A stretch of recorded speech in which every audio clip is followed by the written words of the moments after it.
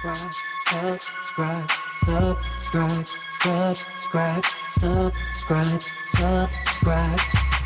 Sa-netta TV, Sa-netta TV, Sa-netta TV, Sa-netta TV, Sa-netta TV, Sa-netta TV, Sa-netta TV, Sa-netta TV. You gon' open your third eye tonight, your third eye tonight. Subscribe to the House of... It seemed like everybody watched the House of Consciousness. Got them tuning in here in the States to every continent. You got your holy book, your references and documents. Then hit your brother's sign, get it cracking if you're confident. Sa-netta TV, it don't get no more reality. It's helping us stay mindful of the struggle in totality. Humble yourself and let the commentary resonate. Living in these times, this here is sure to help you. You're entering a new zone. Hope the dialogue ain't too strong. Y'all know that we've been waiting too long. And ever since I stepped into this paradigm, it's the time all I got is built on my TV is a black throne, where kings and queens come get their facts on.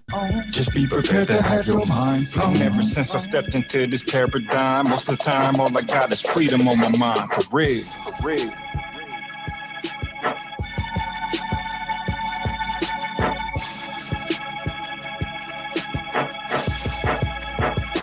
All right, peace and black power family. You already know what it is.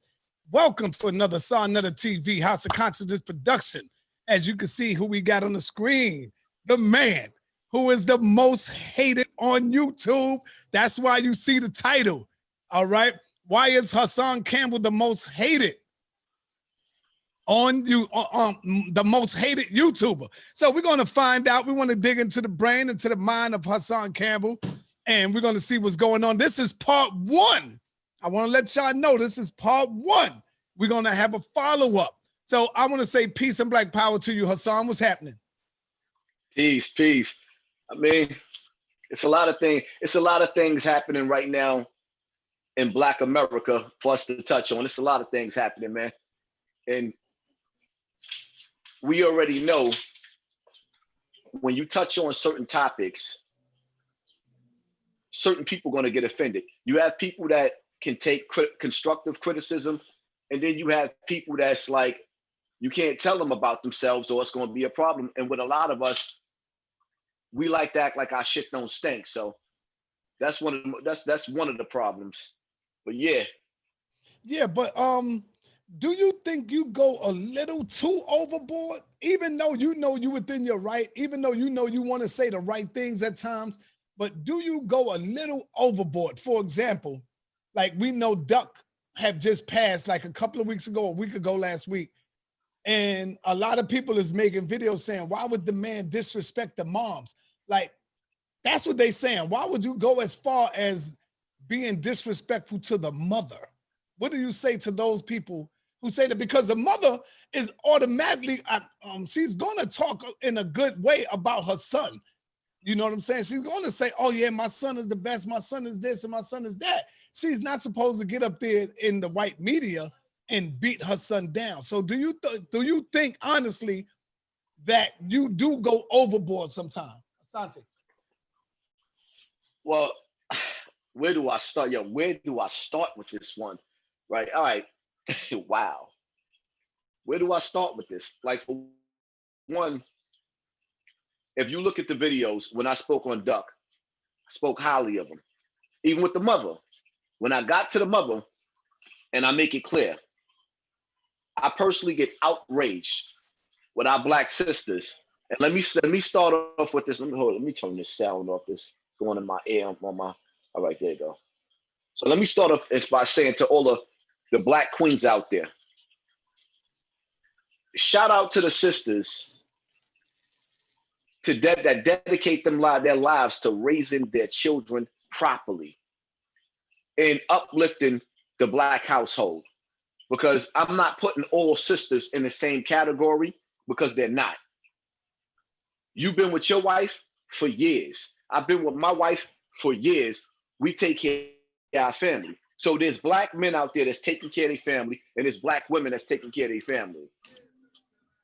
I personally hate it. Coming from Bronx River Projects, I hate women who constantly sit out there, not my baby, not my child.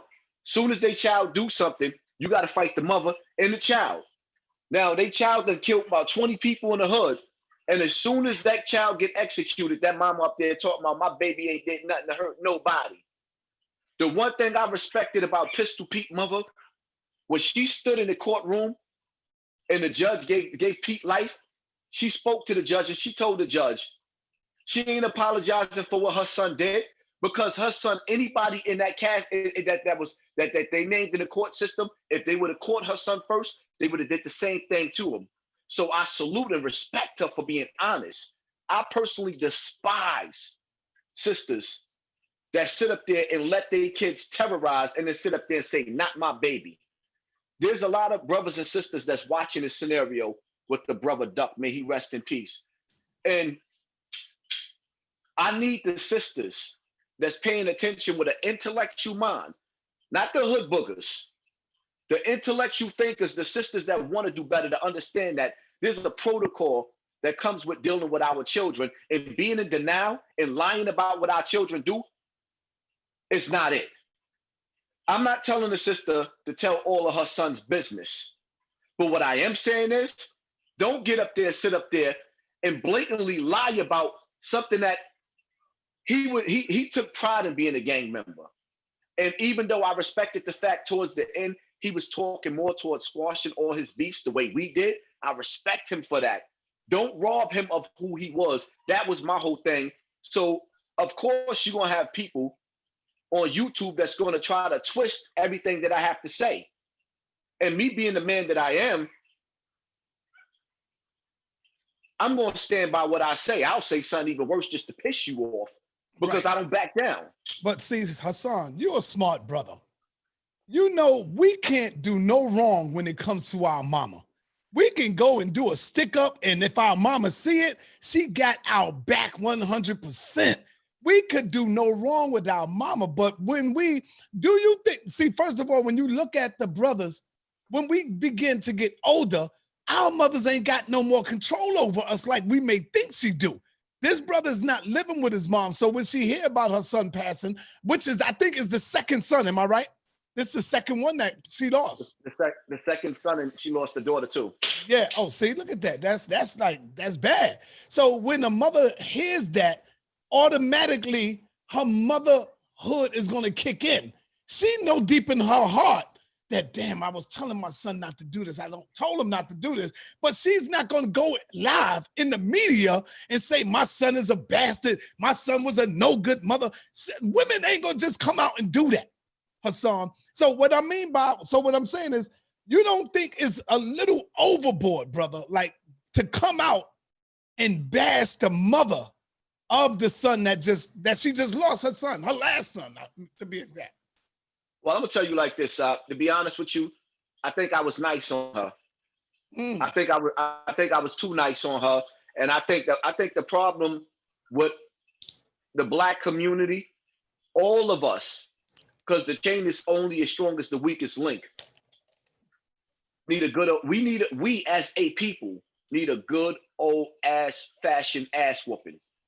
As a community, we need our ass whipped, rawly. We being too passive. We need our ass whipped. Like, let me point something out to you about his mother, and I hate to say it because I don't want to drag her, but I gotta put it out there because it's out there. That brother's mother, he's a gang member. They have sex tapes, allegedly, of her sleeping with his enemy, and the enemies selling the sex tape on the internet, blackmailing this woman. They got audio allegedly with this woman. I heard the audio. Well, her asking him, why would you do this?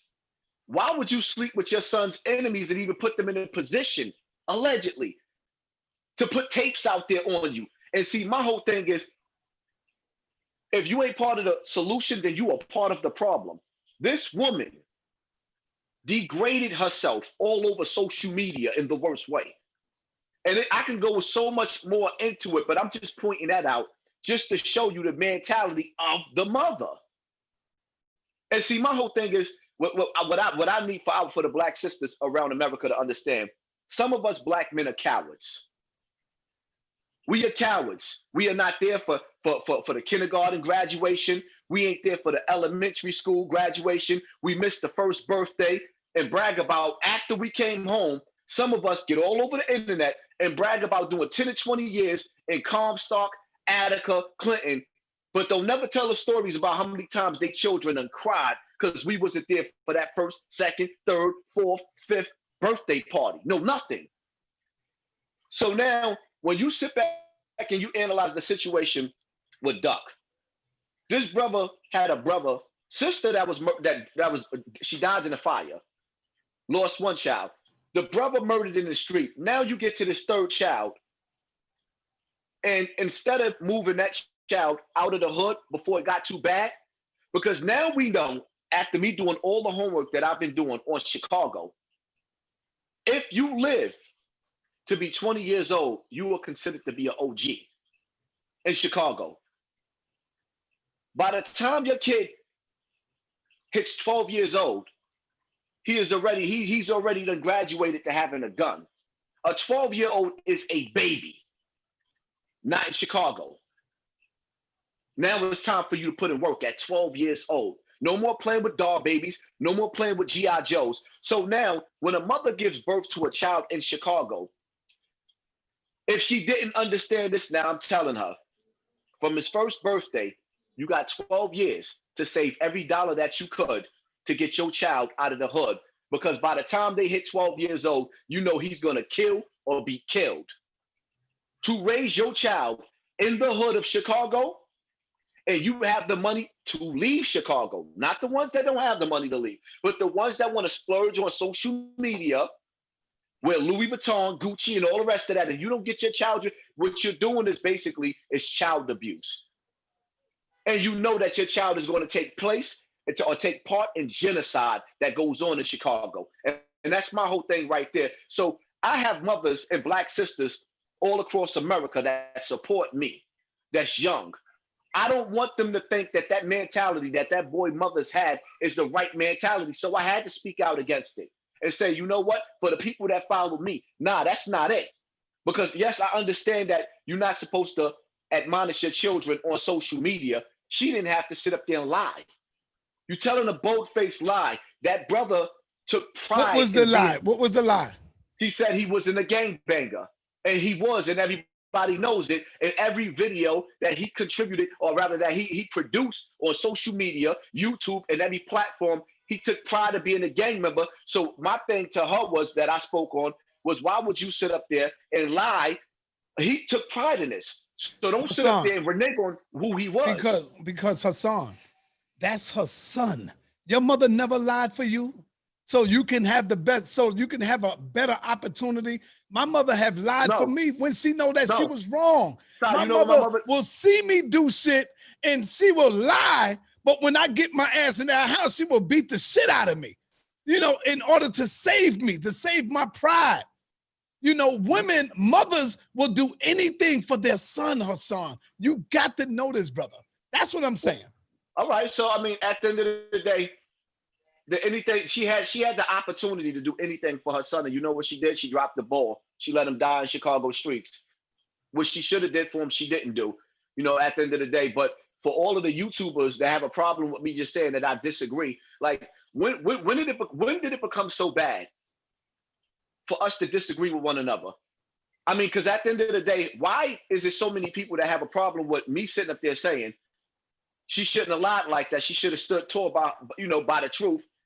So that was so bad, but nobody's fighting them brothers to take the video down with them bragging about gangbanging her and teasing her son and taunting her son all over the internet. So there's what would you do for your children, Hassan? Would you lie? Would you kill? Or would you be willing to die for your children? What would you do? There's nothing you wouldn't do, I suppose. Just like me, there's nothing I wouldn't do to save my son, whether it's through the media, save my daughter, whether it's through the media or whether it's through anything out there.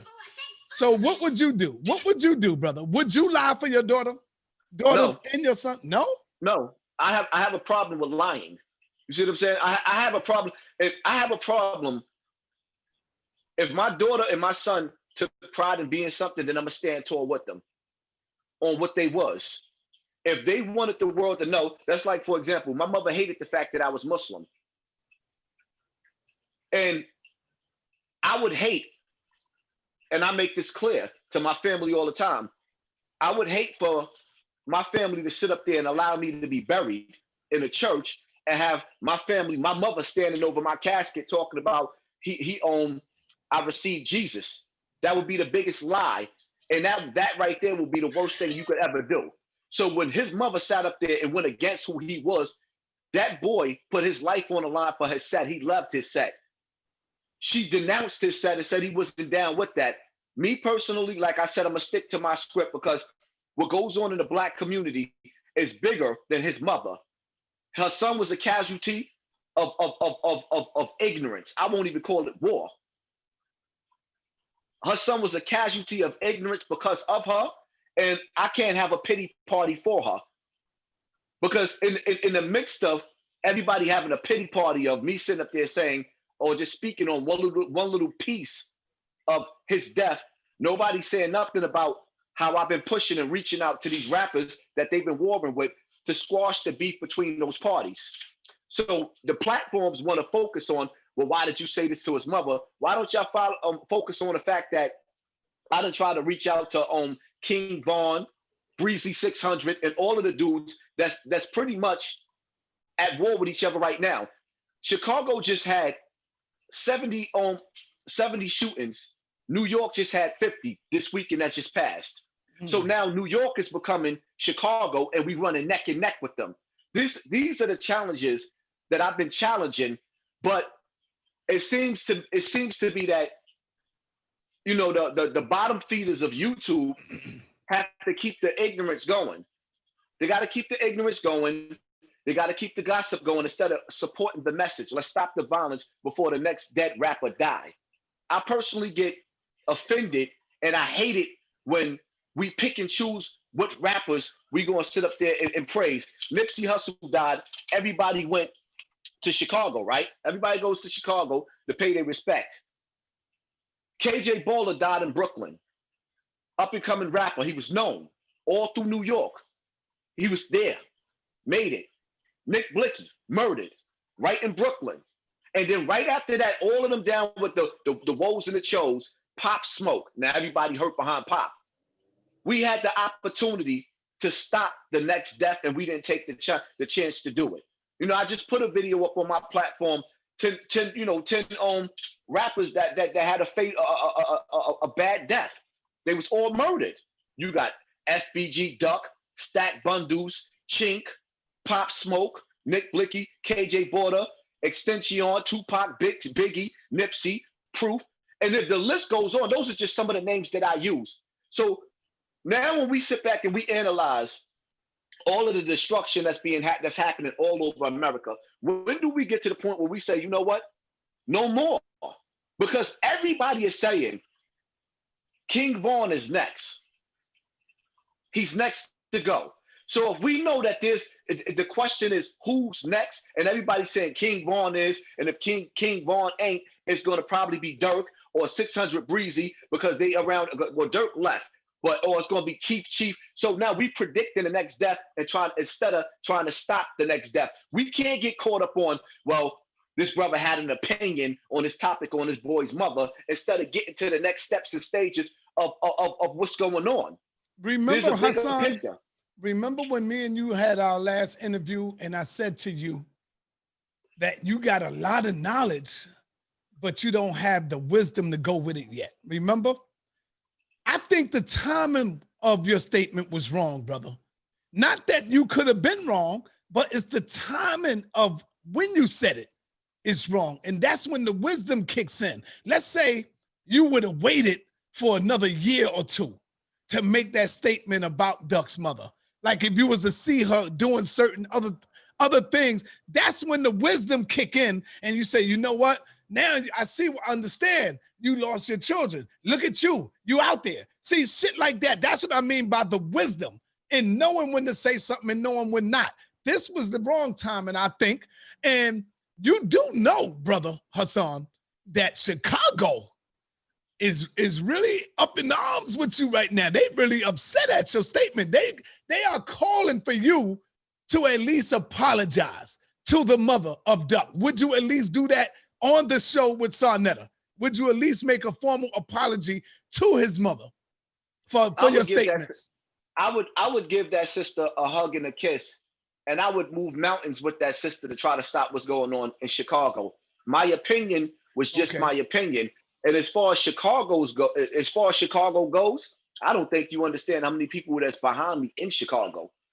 So many people from Chicago is reaching out to me. So many, I need for y'all to understand something. There's people in Chicago. Hold up, real quick, Hassan. Somebody said, Sarnetta, why are you allowing him to say this shit? Number one, because I'm an interviewer. I'm not a debater. I'm not here to debate him. I'm here to interview the brother. See, you keep getting me mixed up with you. Don't get me mixed up with you. I'm here to interview him, to hear his side and to hear his point, not to debate him. So that's what I'm here for. That's why I'm allowing him to talk his side and, break down his piece. Go ahead, Hassan. Well, actually, you just sat up there and got me to actually apologize to the sister what I did. So at the end of the day, the brother shouldn't have had a problem with that because what I just said was positive. You see what I'm saying? It led to positivity. That's for one. For two, like what I'm saying, because you can't let the clowns in the comment section throw you off. There's brothers in Chicago that's reaching out to me that want to stop the violence, but they can't stop. When they go outside, they tired. They want to live. They don't want to leave Chicago. They got a family there and they can't just pick up. They want the violence to stop, but their enemies are claiming to be demons and they still on demon time. So when they go outside, they have no choice to go outside with an extended clip. It's kill or be killed. And the worst part about it is when Duck was murdered, if you watch the video and then you listen to some of the people that reached out to me from Chicago, the police let Duck bleed out in the street. They didn't rush him to the hospital. They let him lay right there on the floor and let him bleed out on the floor and let him die. And when you think about that and you know that's how they're going to do our sons, we have no choice but to stop the madness. The bigger picture is not what I said. I'm going to say more fucked up shit as we go along in life. I'm going to make more mistakes. And I know that. I'm not perfect. Like you said, with age come wisdom. I'm learning as I go along. So if I'm not the wise man yet, I strive to be that. There's going to be more mistakes. But my mistakes is not going to stop me from trying to get to the promised land, which is saving our people. We are a stolen people on stolen land that's sitting up there scoring points against each other. And the reality of it is 600 Breezy dropped a song disrespecting Duck the day after he died. Another brother, I forget his name, made an Instagram live talking about, because when they die in Chicago, it's called We Smoking the Pack Now.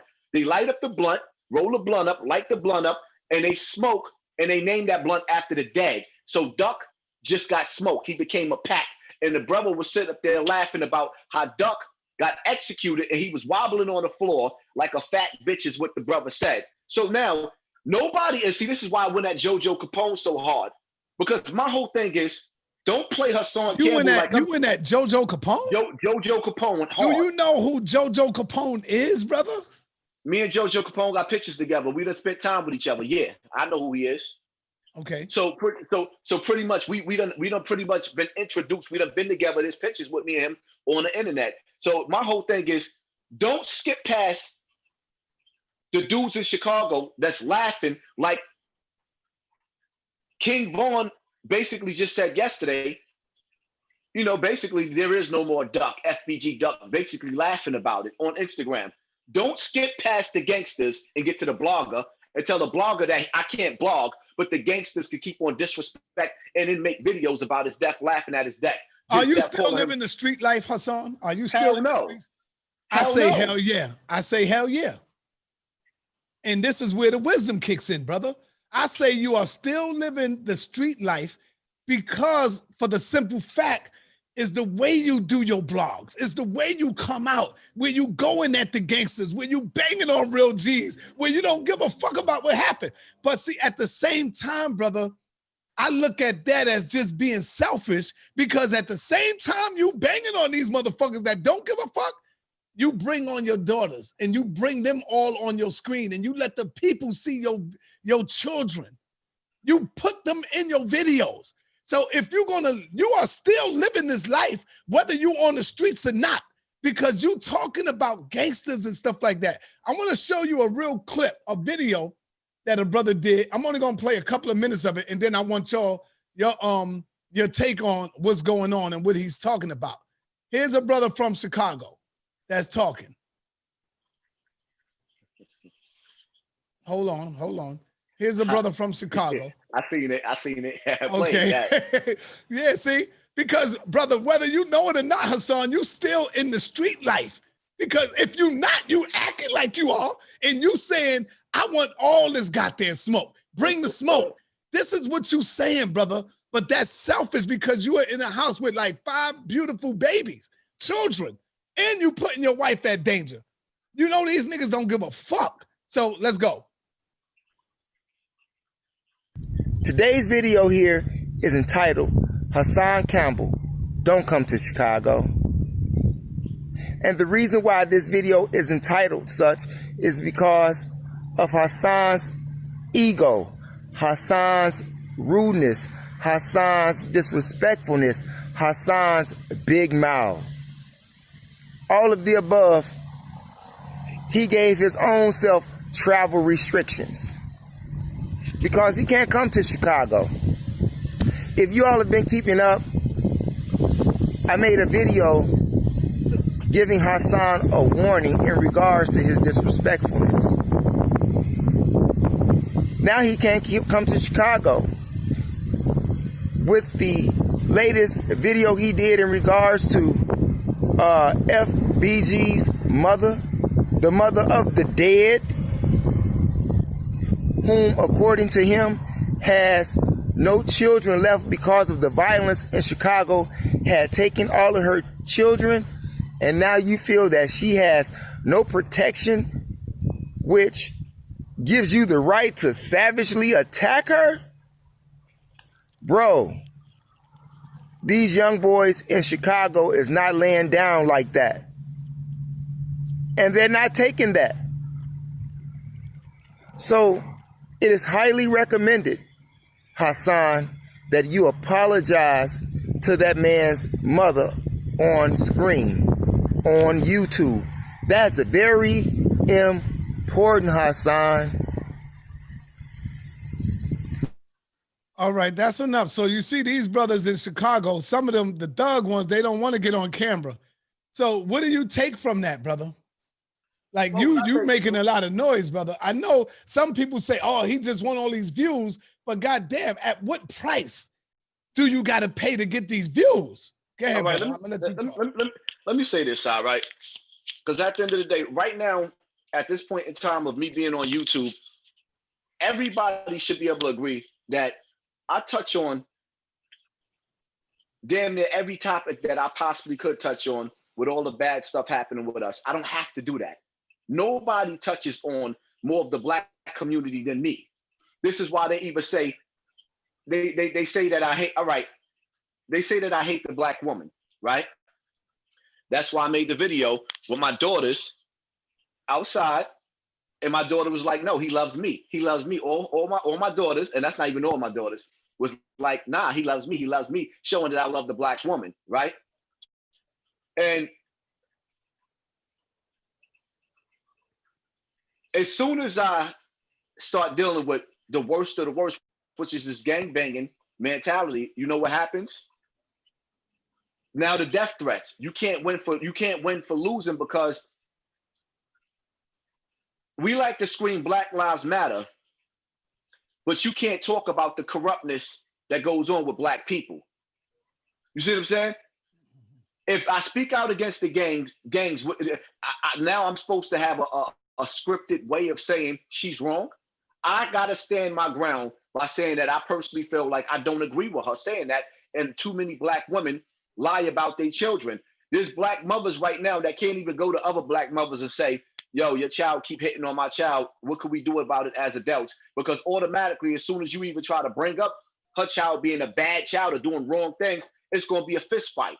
So you have women in the hood that's scared of these type of mothers with this mentality. Duck, may he rest in peace, lived a savage life.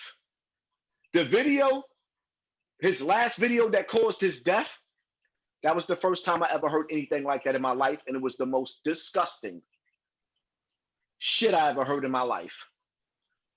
Where you actually, wherever I come from the BOs and the Pistol Pete's. Me and Pete personally knew each other, spent the yard together, broke bread together in jail. I know these dudes, Xavier Williams. I come from an era of dudes where we let the dead rest in peace. These dudes are making songs, disrespecting, like Duck, yo, he sung a song and broke down where the dude died at, how he died, named another one, talked about how she could have, sucked his D before she died, and after he died, he'll do this too. I never heard nothing like that in my life. In Chicago, they shoot funerals up. Where we come from, when we at war, we give people the time to mourn. We never go to funerals and shoot funerals up. That's the era I come from. We never shoot people that have their children. If I got beef with somebody or they got beef with me, we done gave each other passes like, all right, he with his wife and kids, let him go.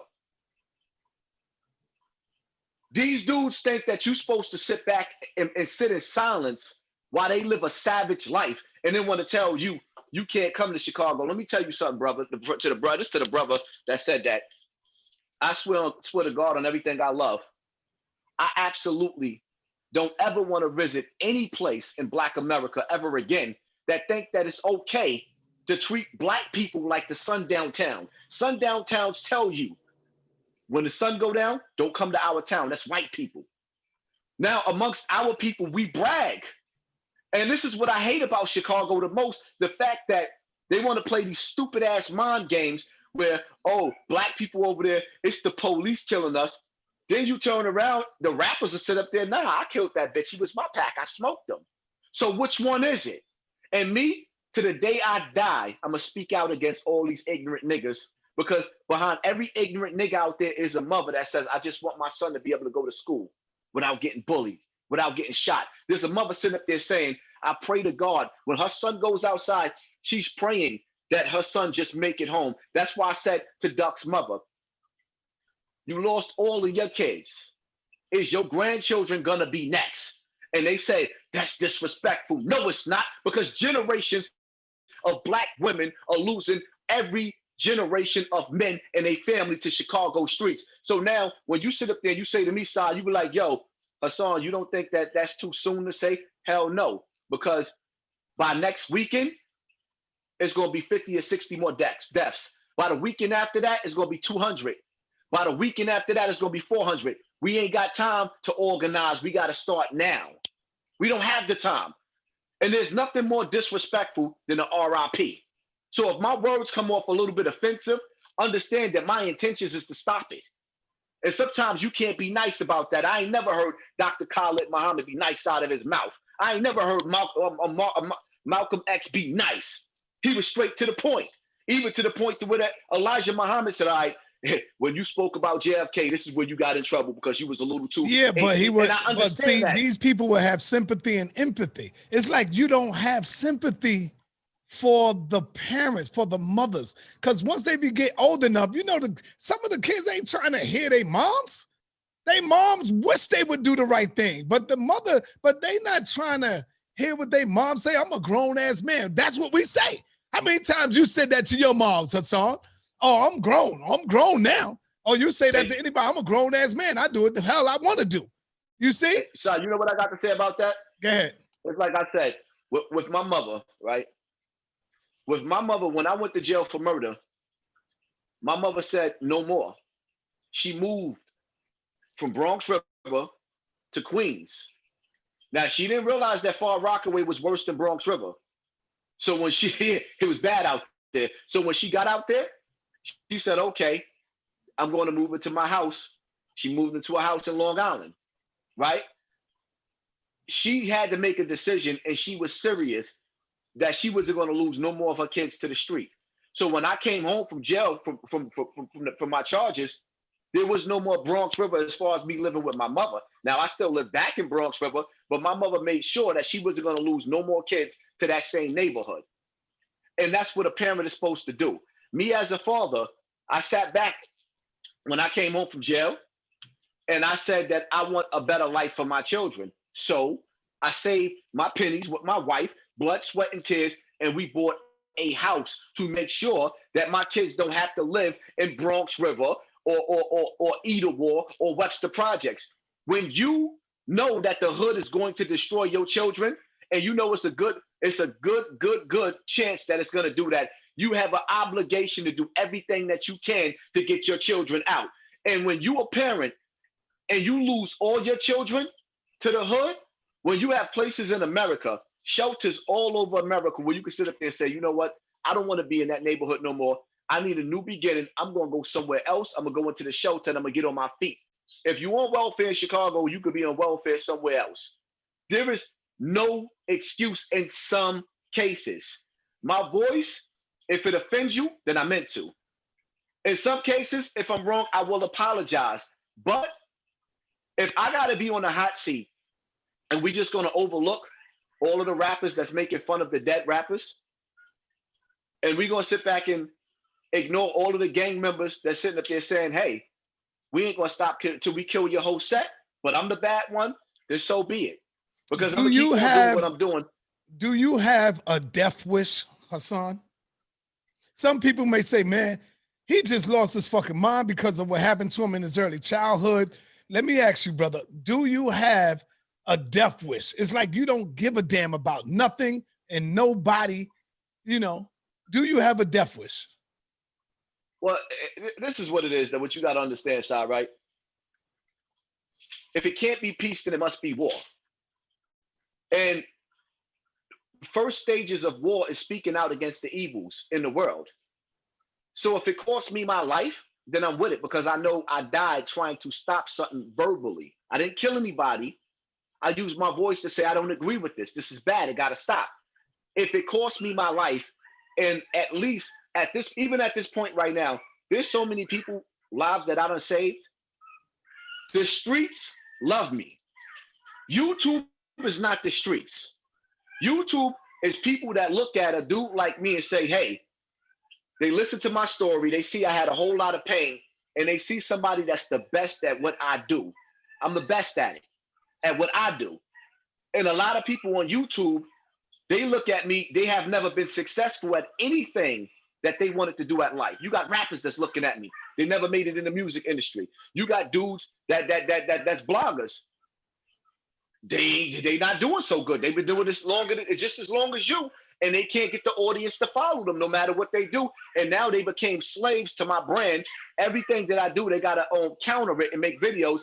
And if they don't make a video about me, they're not gonna get no views. So this is, I mean, it is what it is. The streets love me. I have so many people saying, yo, I took your advice. I'm doing this now. I changed this. If I could save one life, then I did my job, and I've done that already.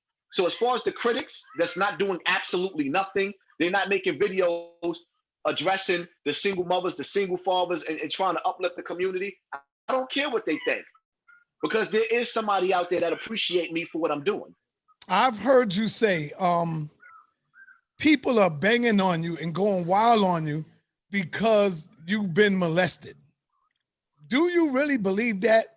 Do you think that Hassan Campbell is being discriminated against because you came out and your claim was allegedly that Bambaataa, Africa Bambaataa, have molested you? Or could it be that you have attacked so many people in their families, Hassan? Because I don't think the people are coming out and attacking you because you've been molested. If that was the case, shit, you'll see people banging on Ron Savage. You'll see people, guess what? I'm gonna tell you something, Hassan. My mom's was raped as a young lady, she was 13 years old, Hassan. You see that?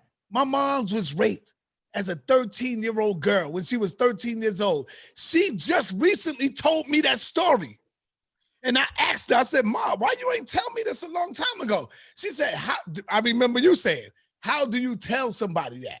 Like she wanted to make sure she tell me that before she move on. You know, she's not moving on, but I'm just saying she just wanted to make sure she get that out to me. And I asked her that over this past weekend. Like, why you ain't been tell us that? You know? And so that's what I'm asking you. Do you really believe that your critics are banging on you because you was molested, brother, or because of your outspokenness about people's mamas, people's families, people's children, stuff like that?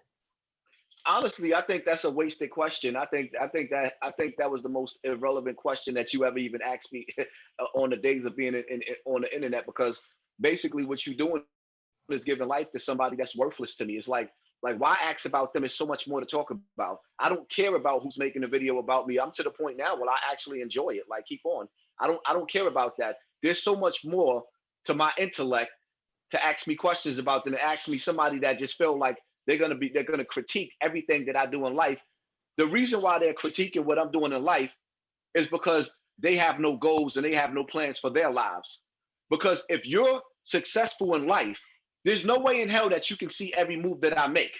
Like right now, I'm pretty much laying out a path, a blueprint to leave a legacy behind for my children. So I can't just be watching nobodies. If I talk about something, I talk about something that's relevant.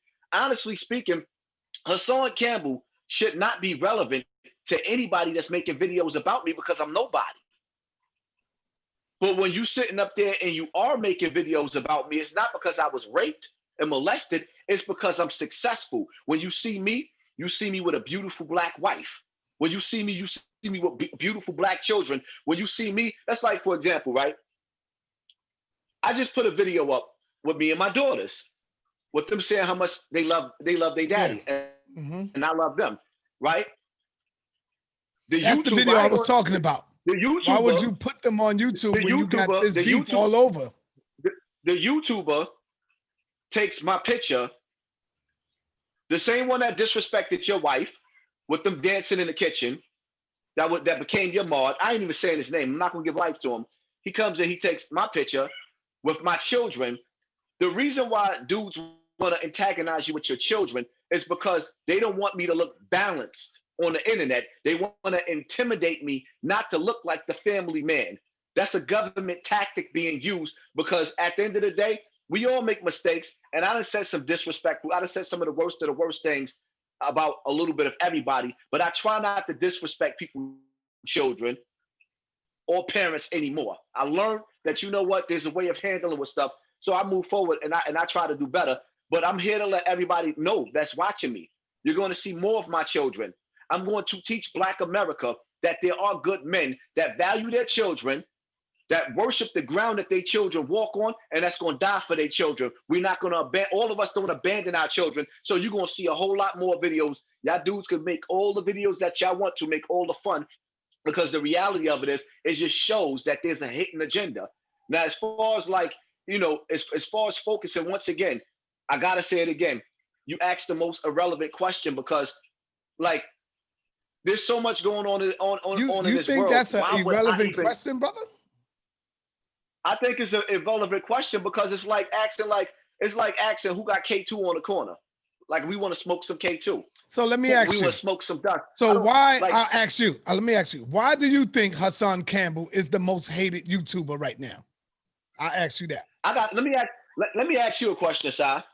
Let me ask you a question. Go ahead, brother.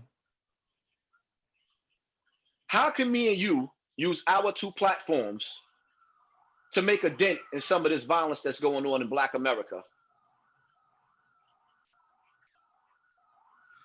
That's my question to you. How can we come together and use our platform not only to make a dent in the crime that's going on, but also put together some gatherings where we can let some of the people make money so that they can feed their family and give out jobs? That's easy. By going out, going deep in the hood, going deep into other barrels, and speaking with them where they got to be able to see us. They got to be able to see you. You see? So if I'm going out and I'm talking to the brothers, I'm not just in my house talking on YouTube. I'm showing them that I'm here with you. I'm right here, brother. You can reach out and talk to me. I'm not none of these pastors that you know, only come out when the shooting has happened looking to see how I can make $1. I'm out here. I'm in the street, boots on the ground. I'm here to get your interview where you can come and tell us the problems that's going on in our community. I think that's the biggest way that we can use our platforms is by going into the hood, speaking to those people, because we come up, Hassan, me and you, nigga, me and you, Hassan, we came up in the fucking trenches. We came up in the gutter. We done did all the shit that we done seen. And that's why I feel that you are speaking out. But I believe that you are speaking out against the people, knowing that you did the same damn thing, Hassan. And you are not showing no sympathy towards that which you come from. See, you come out of the muck. You come out of the gutter. You done seen the dope fiends. You done seen the rapists. You done seen all of this shit. You done seen the murders. In fact, you done fucking murdered. So if you seen it and you did it, and now you talking against it like this shit, I've always been clean in my house. I've always been an angel. I think that's the approach that's why the people will probably look at you and say, damn, this fucking hypocrite, he done did this, he done did that. So I think the best way that we can come together is by going into the streets, taking our cameras and going deep in the hood, which I have been doing, and talking with these brothers, having builds with these brothers, giving them a voice, brother. That's my answer to you. Well, see, here's my thing right here, right?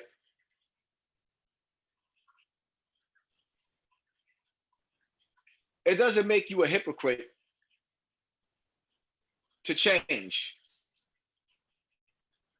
When you know that somebody is going to die and you don't try to at least use your voice to save that person, then you are a coward. I did my time. I don't have to use my voice to speak out against it. I speak out against the evils that go on in the hood because I owe the hood. So I have to repay my debt for the lives that I took and the lives that all my niggas around me took. So if me speaking out and saying no cost me my life because of Blood, a Crip, a Nieta, Latin King, or whatever gang they claim, GDs, BDs, whatever. If it costs me my life, then I'm willing to accept that, because it's not that I'm better than them.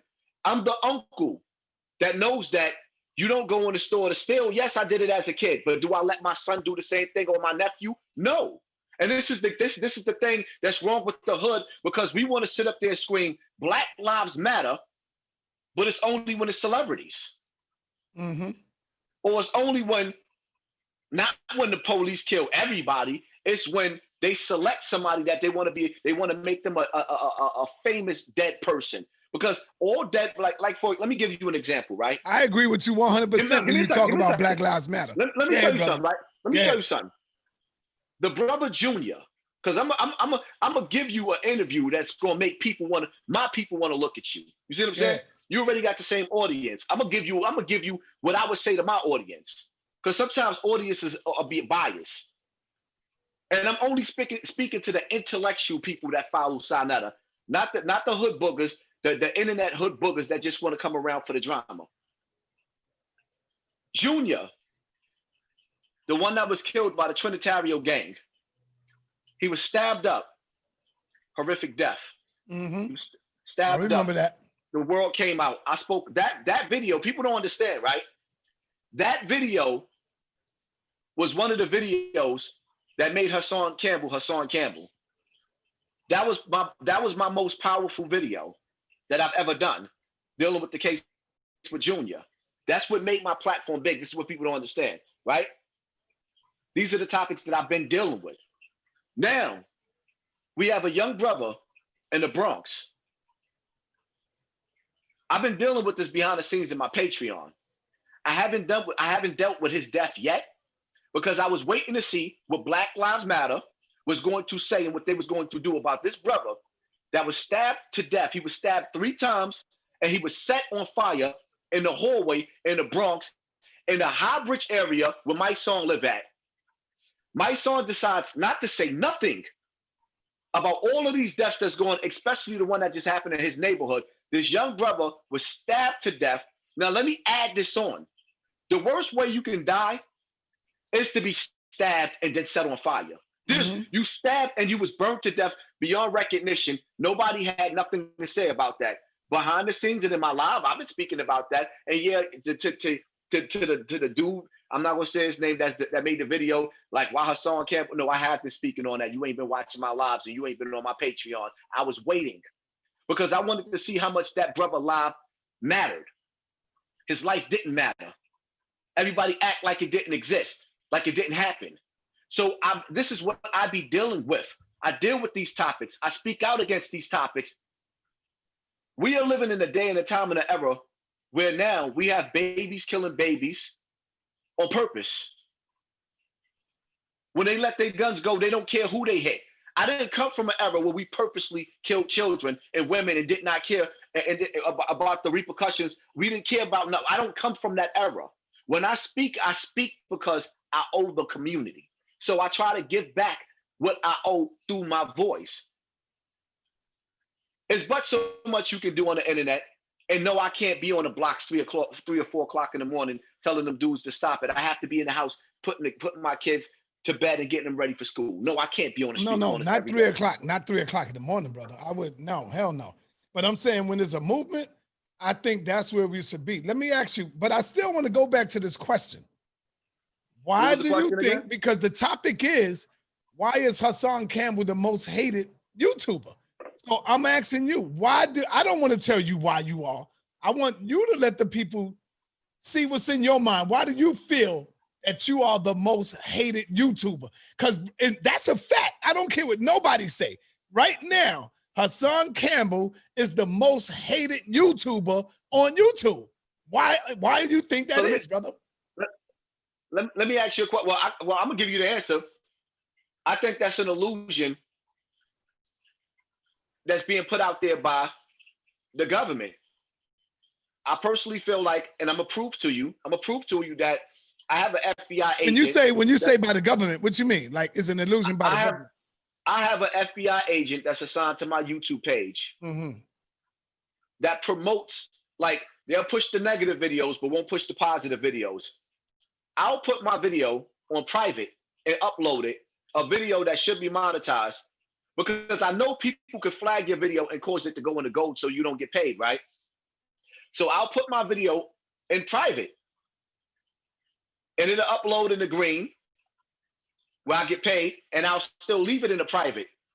And then all of a sudden it'll go to the gold where I don't get paid for my video. I'll appeal the video, and then YouTube will come back after I got all my views and put it in the green so I can lose out on money. That's death by design. It's deliberately being done. So now, when you look up Hassan Campbell, right? They shadow banned some of my videos. The reason why I stopped growing for a long time, for like 6 months, my page ain't had no growth. Now I started growing all over again. Why I start growing? Because I'm controversial. I say things that nobody else has the balls to say. I have the balls to sit up there and tell people about their gang leaders and how they ain't shit. I have the balls to tell the drug dealers it's time for y'all to stop killing the community. I have the balls to tell the gangster rappers like the situation, and shout out to Hocus. I'm not trying to disrespect him, but I'm gonna point the situation out. Like when I told Hocus and I pointed out through the argument, brother, your video looked like you 40 years old looking like you're 16 in the video. Start being mature. So some people are not gonna like me because I'm gonna tell us as a people we need to clean up our act, and some people are not ready to clean up our act. Others, like I said on YouTube, you have an agenda where the government is pushing that, because I'm not really hated like that. That is the government. That is YouTube that's doing that. The people love me. YouTubers don't like me because they're jealous of me, but if they wasn't watching me, they couldn't hate me. I couldn't sit up there and name, now besides the beef that me and you had, I had a reason for me and you to hate each other because we had personal problems. But there is not one YouTuber that I hate outside of the ones that sent the SWAT team in my house and had them pointing guns at my children. Outside of that, I can't hate nobody on YouTube because I can't give you that kind of energy. For you to hate somebody that you don't absolutely know at all, that means your mother raised a bitch. I would disown my child for hating somebody they never even met. Unless it was somebody like George Zimmerman that actually killed the little boy that was eating Skittles and soda for no reason. I ain't killed nobody on YouTube. I'm a blogger. I deal with topics. So you gonna tell me that I became the most hated over Tommy Sotomayor? That's because Yeah,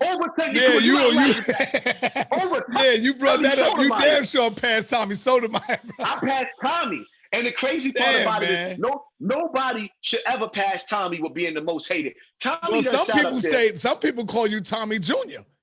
Because you know Tommy Sotomayor disrespected Duck's mother as well. And he did it first. And some people think you got that from Tommy. Some people I did not disrespect. Let me make this clear. I did not disrespect Duck's mother. I spoke my opinion.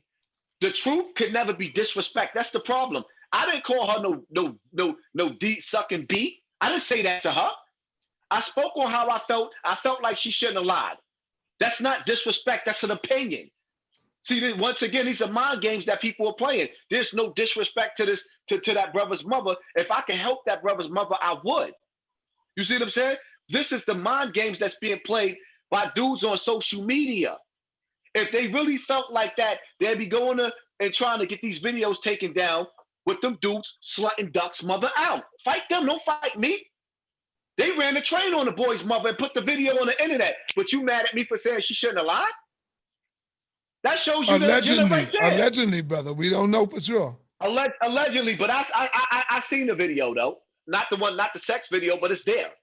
It's there. Allegedly, it's there. Let me ask you this, brother. It's there. Let me ask you this. We never really finished talking about the Bam situation. I don't want to talk about Bam. No, not about Bam. Because the people still want to know about the court situation. Remember when I asked you that question and we got distracted? I'm talking about as far as the court situation is concerned. Are you still taking them to court? We've heard that you're not, something came up. What happened? Let's clear that up. Let's let you go in on that.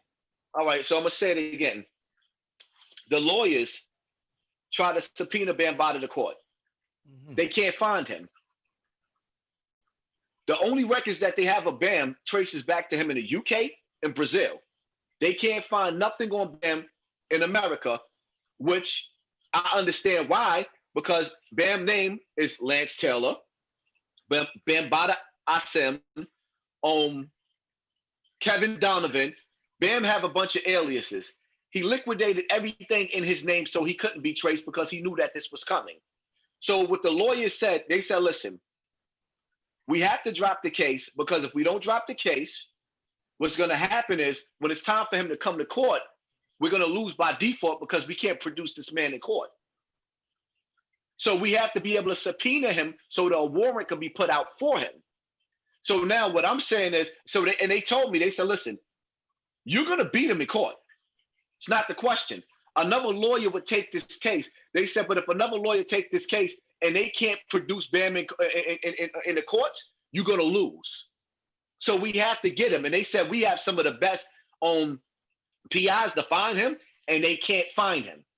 So now, being that we are on your platform, what I am doing, and I'm telling you because I know you can reach out to Ron Savage.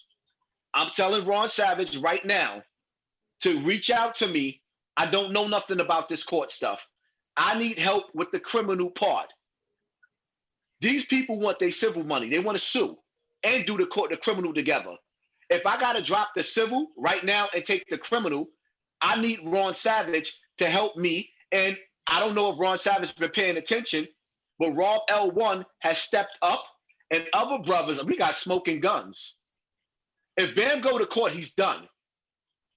He's not going to be able to go to court. He's done because we have smoking guns. Rob L1, who broke off from the Zulu Nation and started the Zulu Union, pretty much is coming forward. We have other brothers that I'm not going to name right now that that's actually victims of Africa Bambaataa. I'm not even going to tell you their story that's willing to come forward. So now on your platform, I'm calling for you, Ron Savage, to help me with the criminal aspect of this, let's go into the district attorney's office together, reach out to me, and let's press the criminal charges. You go to the district attorney. I don't know nothing about this, Savage, so let's get this done. All the crying, all the blood, sweat, and tears that was put out on Africa Bambaataa for us to come this far. In the beginning, I said I would never testify against him. I don't feel that way no more. So no, I'm asking you to get Ron Savage on board so we could go to court and we could deal with Bam. Because I got other witnesses too, but I want Ron Savage to help me with the criminal aspect, because that's not, first and foremost, I could have never in my past years even seen me getting on a stand or even going to court, but I'm willing to do that now. I need Ron's help. So you can pretty much get Ron to help me and let's get this going. Okay. Why? Because some people would say, why have you abandoned the fight? Like, why you no longer fighting for the victims that have been molested? Why have you abandoned the fight? What I would say to them is, if you can't see what I'm actually doing, you can't say I abandoned the fight. I'm still fighting this fight. They don't see my every move to be able to say that I abandoned the fight. You can't say that. I'm still fighting the fight. Fights are in different ways. I mean, the reality of it is, for one, if I took a break off of it, don't you think?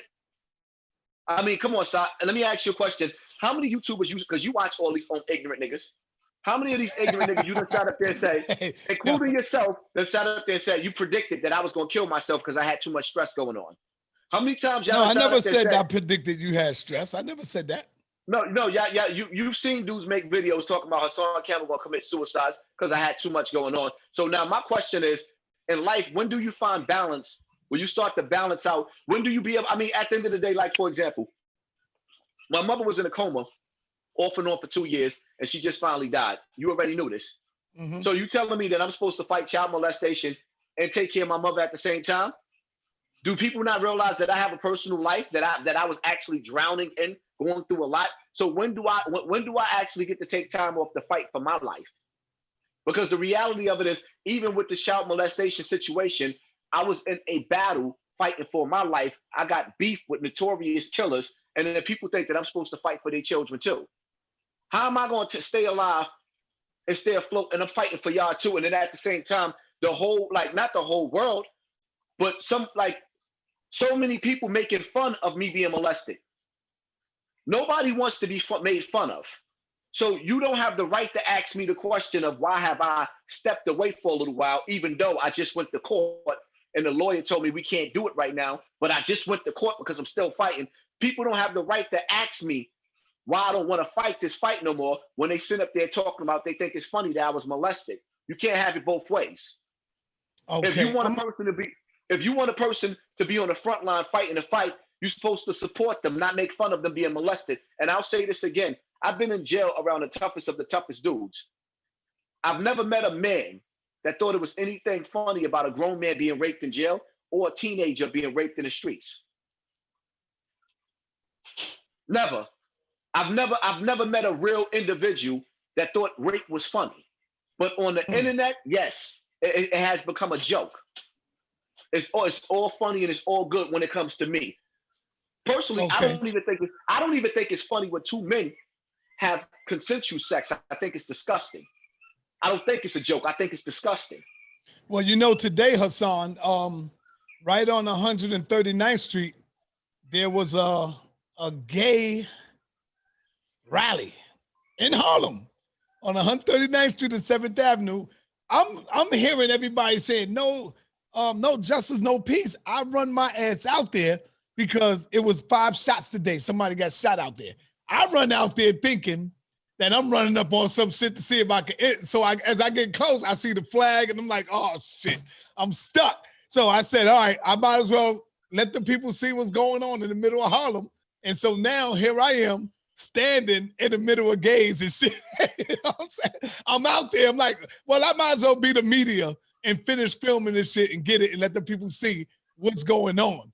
People automatically, oh, Saul, what are you doing? Why are you there? Because I'm the media. This is what I do. I'm letting you see what the hell is going on in the middle of Harlem. This is Harlem. So don't think this shit ain't going down in your community. So let me let's close this out because we do have a part 2 following you. And I want to just ask you, brother, is there anything else you would like to get across to the people? Because I know you got another interview coming up. So is there anything Now, else you know you would what? like to get We across? already arranged that. We already arranged that we're gonna do it tomorrow, so we got a little bit more time. But what I would say to the people is,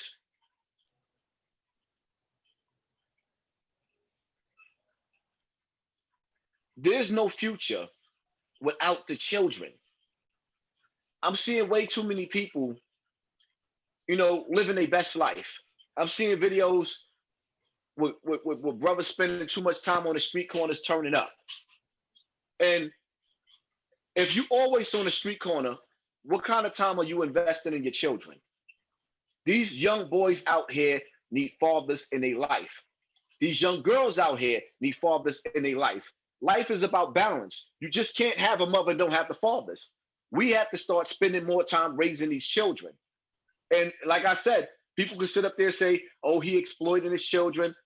If I got to make videos every day showing a man loving on his children, then that's what I'm going to do, because it's going to spark in one of these little gangsters that, you know what? Hassan Campbell came from where I came from. He lived the same life that I lived. I don't have to put my set before my children. A lot of these young boys are putting the set and the OGs before their children, and these OGs are watching these young boys go to an early grave, go to a 20-year bid. And then while they in jail, the kids is getting murdered in the street. Now the fathers is coming home and don't have a kid. That's like, shout out to Bobcat. And I bring this brother name up for a reason. Do you know who Bobcat is? I've heard of him. Bobcat is the brother. Oh, no, you know who he is. Bobcat is the brother that went outside in the Bronx and shot the police van up, shot the police in the neck. Yeah. Then he went to the precinct the next day and shot the precinct up. Right. I know who you're talking about. Bobcat lost his son to gun violence in the street. And part of that played the part with him snapping in the streets. Certain things with the police, the gun violence. He had a lot on his shoulders. Bobcat did decades in jail and came home to losing his son. How many more mothers and fathers are we going to sit back and watch lose their children and then turn the TV as the news play? Breaking news in Chicago, there's been 70 shootings just last weekend, 65 or 75, if I'm not mistaken. In New York this weekend, there's been 50. New York is becoming Chicago. New York, kids of New York is starting to mimic Chicago drill music, which is death music. So you think it's the music? I think it's a combination. It's a combination of gumbo that's just mixed up in the pot. But the music, yes. The music has a spell and it has a frequency. So I need for you to understand, like, they had a show, right, Si? And this is scientific fact. They have a show called 1,000 Ways to Die. The hacker dude hacked the military base and listened to some frequencies, some beats, and it fried his organs. The beats. If you look it up, you're gonna be like, this is crazy. And that's a show, you should do a show on it.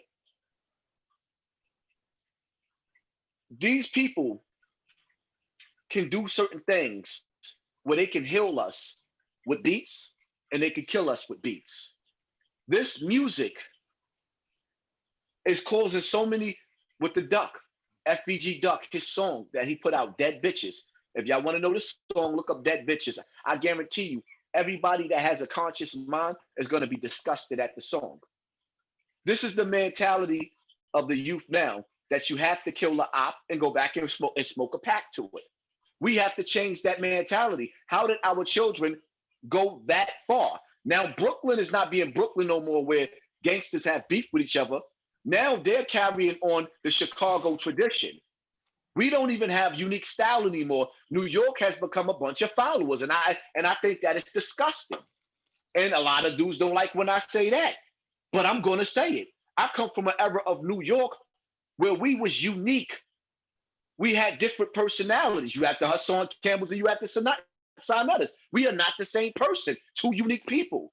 But with our youth, everybody is the same nigga. Everybody's a real nigga or a bad bitch. Look at that song by Cardi B and Megan Thee Stallion. That song right there will never play in my house around my children. Absolutely. That chanting in a song, whore, whore, whore, whore.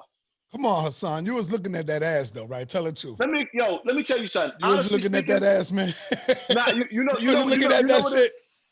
I couldn't enjoy the video because I was too angry because I know the spells that's going to be cast on the little girls from it.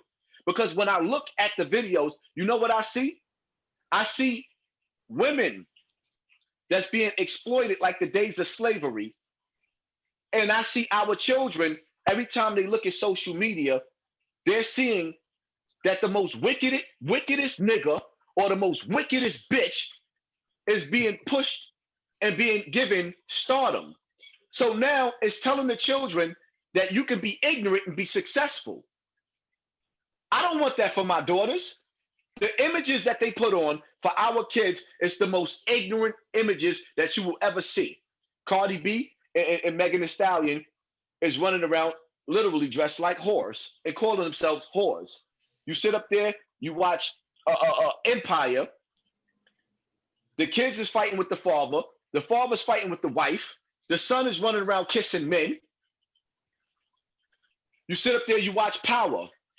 When you watch Power, the mother and father breaks up, the father leaves the home, the son rises up against the father, the son murders the father. Now the mother's in jail. Every image that's being pushed on social media, on television, is something to destroy the black man, woman, and child. When I seen the video, to keep it real, I was just saying to myself, like, what's the difference? The men been saying this type of shit for years. They've been calling women hoes. They've been calling women bitches. Bitches ain't shit but hoes and tricks. Nelly, you see the video with Nelly swiping the card through the chick's ass. You know what I'm saying? All kind of shit. NWA, you know, when they've been making all kind of derogatory terms towards women and you didn't see nobody jump up. Now you got the women stepping up to the plate and now they acting out what you call them already every day, bitches. So they call themselves bitches because who programmed them? Not the white man. We programmed them. We started calling them hoes. We started calling them bitches. And so now they out there and they acting just like what we call them, and now we don't like it. So I'm not going to blame the women because if it's the men, we always say in a minute, oh, I'm the king, I'm the protector, I'm the nourisher. See, they only acting out their reflection. That's all they doing, man. They only acting out their reflection. And so now we see our women and we see the sisters going in, banging. Nobody said the same shit to Little Kim. Little Kim squatted down with her legs open. Little Kim had a foul mouth. They was doing that same shit. You see? So, I mean, to me, I looked at that shit as entertainment. Let me show you real quick. I'm going to pass it on to you. I'm going to pass it on to you. I don't see, you know, people say, oh, nah, man, don't let your children see that. If I have a 13-year-old daughter, I will allow my daughter to see the goddamn video. You know why? Because she's going to see it regardless. When she go outside, she's going to see it. When she go outside, she's going to hear her friends talking about it. So she's going to be curious, oh, what the fuck is going on? Let me see the video. That's where you come in as a man. As she's seeing the video, now you are able to break that shit down to her and say, oh, what do you get out the video? What do you think about the video? Now you educating her on the video. Because if you don't do it, Hassan, them niggas out there in the street is going to educate her on the video. They going to be the goddamn teachers of the video. The more you tell your daughter, the more you tell your sons not to watch the video or don't do this or don't do that, that makes them want to do it. We grew up like this shit. How many times our mother told us, don't do this and don't do that? That shit made me want to do it when my moms would go out the house. Hold on, Hassan. When my moms would go out, you know what I would do? I would go in the living room and put on that goddamn album, Bicentennial Nigga by Richard Pryor. I would go out there and listen to Rudy Ray Moore, the album when the vinyls was out. Because why? My mom's is gone. She went to work. I'm going to the living room. I'm sneaking to listen to this shit because she been telling me all the time, don't ever play this. No, don't play it because the children is not asleep yet. They still up. But when they go, I'm listening. I run right my ass in the living room and play that shit and listen to it. I'm like, whoa, damn. This is Rudy Ray Moore, and I'm telling you, you know how he get it in? So what I'm saying is when you try to hide something from the kids, somebody else is going to be their teacher. Better you than them. Better you watching it with them, and then you question and break it down and ask them, what do you see about that? That's my take on it. I don't know how you might look at it. Go ahead, brother. You got the floor. Nah, see, I broke it down to my daughters. Of course I did that. But see, you answered what I was going to say already. The difference between this generation and my generation and your generation, we had people to say, you shouldn't do what I do or you shouldn't do that. We had people that cared enough to say, no, that's not the right path. This generation today do not have that. When you really, really sit back and you look and you analyze at this generation today, when I was growing up, there was Sunday dinners at grandma's house. All of the cousins was in the living room, eating, playing, singing, celebrating whatever holidays. We knew grandma, we knew grandpa, we knew to respect our elders. In today's time, the adults are competing with the teenagers. So there's nobody to tell these kids no. So now, things that I might have enjoyed, like, listen, I'm no hypocrite. I love NWA. Some of their lyrics was the most disgusting. I loved it during my time, and I still might want to sneak and listen in my car with my kids not around to NWA because I love where I come from. But when you realize that there's nobody to say no to this generation, there's nobody to lead this generation, there is absolutely no leaders for this generation right now. Somebody got to step up and say, all right, I'm going to be the one to speak out against that. I can't no longer enjoy what I used to enjoy because I realize that it's poison now. And I realize the effect that it's going to have on the next generation of children that's coming up. So I have to take a stand and say, you know what? I'm going to speak out against this. I'm going to speak out against that because somebody has to do it. So I'll let the small YouTubers speak out against and critique everything that I do or don't do. But I'll be constantly on the battlefield, wherever it's at, speaking out against the evils. The industry is pushing an agenda to dumb us down. There's billions of dollars being spent to keep us ignorant. Okay, So Hassan, let me tell you this. It's up to you whether you want to do it or not. It's up to you. I totally respect your position on it. Me, I love this type of shit, so it don't bother me. I go into the motherfucking lion's den and hold my position. I've been on the hot seat many times. I got the second part of the show coming up. Or we can stay here and take callers, or you can face the people that come in where you could be able to talk with them and they ask you questions. It's up to you. Me, I like that shit. I remember I text you and even told you that. So if it's all right with you or you say no and you want to close out, it's fine, brother. I still respect your position. I can open up the phone lines or I could allow other people to enter in the room and it won't be no crazy shit. It'll be respectful. They will ask a respectful, ain't no bullshit. It's a respectful panel. It's up to you, brother. You make the call. I leave it with you. First of all, see, everybody, I'm going to tell you like this, right? In life, everybody's not deserving of my energy. Okay. So if you're going to shift my energy and make my energy anything that's going to make me feel anything other than in a happy and a good spirit, then I don't want no parts of it. That's why I said, with all due respect, I'll ask you first. I wouldn't do that. I would ask you. You know what I'm saying? If I got to feel like I'm disgusted, like energy is everything. We are living in a day and a time where, and I hope the people that's listening are really paying attention to intellectual minds. We are living in a day and a time where we suffering from high blood pressure, diabetes, strokes.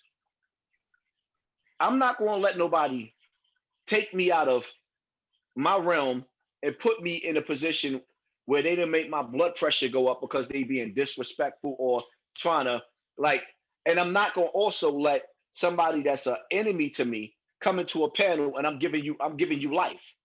I'm not giving you no life. I'm not giving you nothing. Y'all keep making y'all videos on y'all platform. I'm not giving you nothing.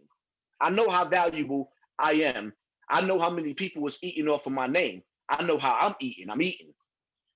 So I'm not going to let somebody that want to come along, instead of saying, brother, I want to help you in this struggle, or we could do this together. Can I be a part of your team and we can move together? If you ain't moving with me, then you against me, and that's it. I don't need no dead weight. If they're not going to sit up there and try to help me to make me better, it's either we building or destroying. We're not building, we destroying. So you don't think it'd be, would you take callers at least or no? I mean, cause if you want to get somebody like, I'm willing to do it with a brother like my son, Gully TV, you know what I mean, Doggy Diamond, Doggy Diamonds. I'm willing to do it with people. Let's do it with people that's on our level. Okay. Or with people that's on our level, or even if it was a Captain Tazariak. You see what I'm saying? I'm willing to kick it with Captain Tazariak and irritated genies and stuff like that. I'm even willing to kick it with a nature boy, because nature boy got a brain. I don't want to kick it with none of these clowns. I don't want to even talk to none of them. Like, no, you can't have my energy. Absolutely not. Not none of my energy. Your energy is the most, your health is your wealth. Your energy is the most important thing that you have. I know they want my energy and my attention so bad, they want to call it. No, I will not give it to you. All right, my brother. So go ahead. I'm gonna allow you to close out, my brother. You know, that's why I asked you first. I don't want to just let nobody in. I'll ask you first as a man and show you that respect. Matter of fact, you know what? I'm gonna do it for you one time. Go ahead. What you want to do? The callers or let them in? Let them in. Because you have an opportunity to face these dudes and to really let them know and to see what they gripe is with you. That's what I would say. Okay, so family, I want to tell y'all, it's no coming in here, it's no clowning. Everything got to be on the up and up. Everything got to be on a serious note. Otherwise, I will kick you out. So you have an opportunity. There it is. They go to the link. They click the link. You can come in and you can ask the brother a real serious question. No playing, no games. This is the serious shit. So if Hassan say get rid of him, I'm going to have to get rid of you because he is the guest. So I want y'all to know this is how I always run it. So come in, be respectful, and ask a respectable question, and maybe you can get your questions answered. Okay, so I'll say that. There's the link for y'all. All right, we got one brother coming in real quick.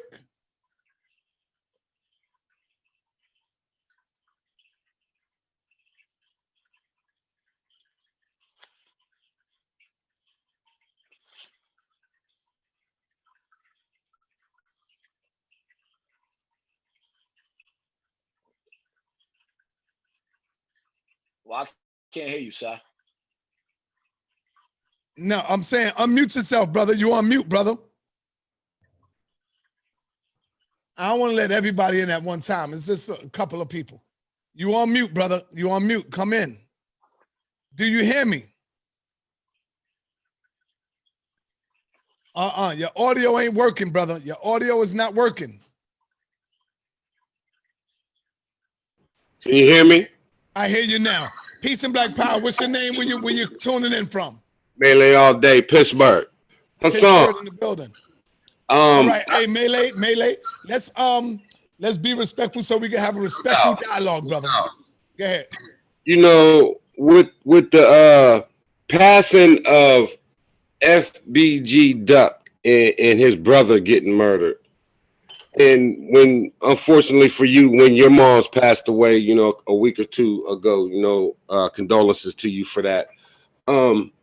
I can't understand how you could bring your mouth to say what you said about his mother, when even if you felt that way, when you talk about people disrespecting you and coming at you about what was said about you and your mother and your relationship, as someone who says the things you say, how dare you come at their family like that in their time of grieving?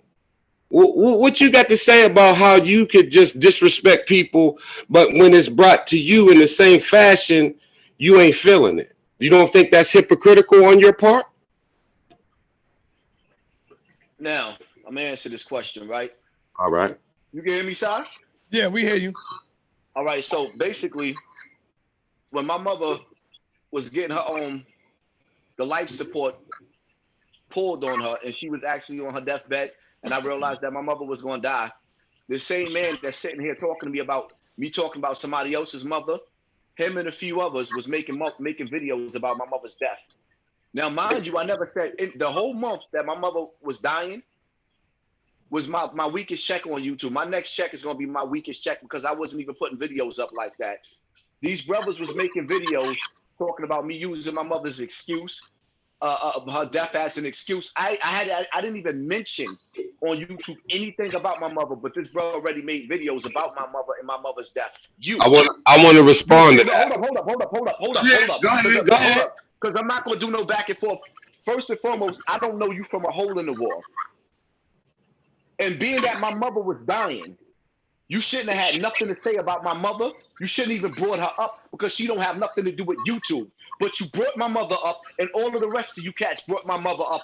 And now you want to sit up there and talk to me about my opinion on somebody else's mother making a topic. I don't have nothing else to say to you, and I'm not answering your question because the fact that if you was a grown man with integrity, if you had first of all, you don't have a problem with me because I've never seen you before a day in my life.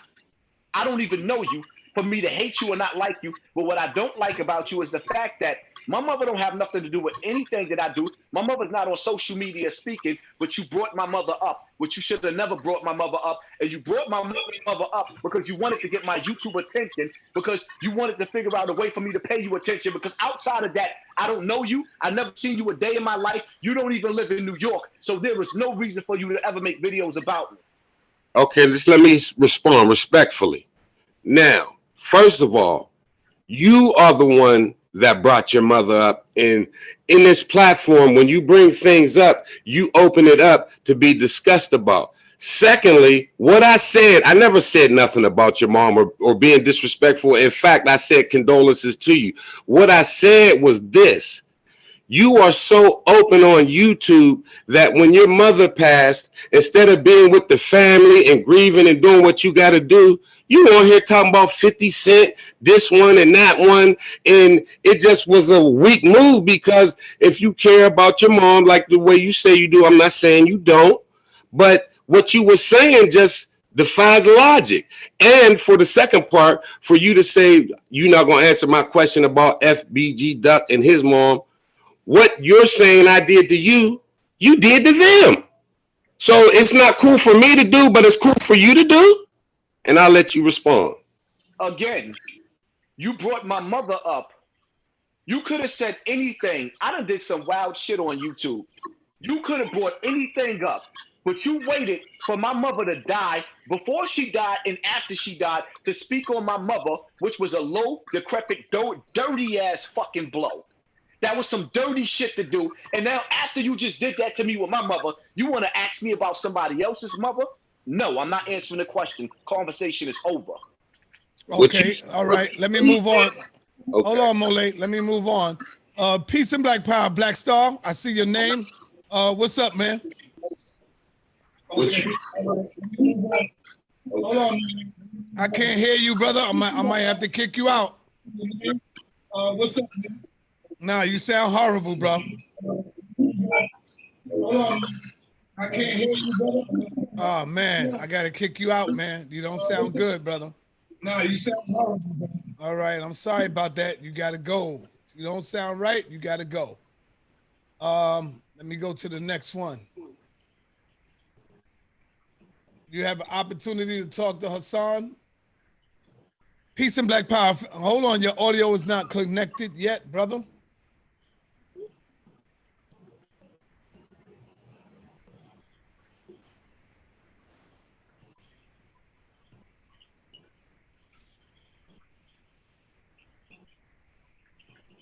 No, your audio ain't connect. I'm seeing it. It's trying to connect. All right. Hey, Hassan, you could. All right. Peace, brother. You there? What's your name? Where you calling from? Peace, peace.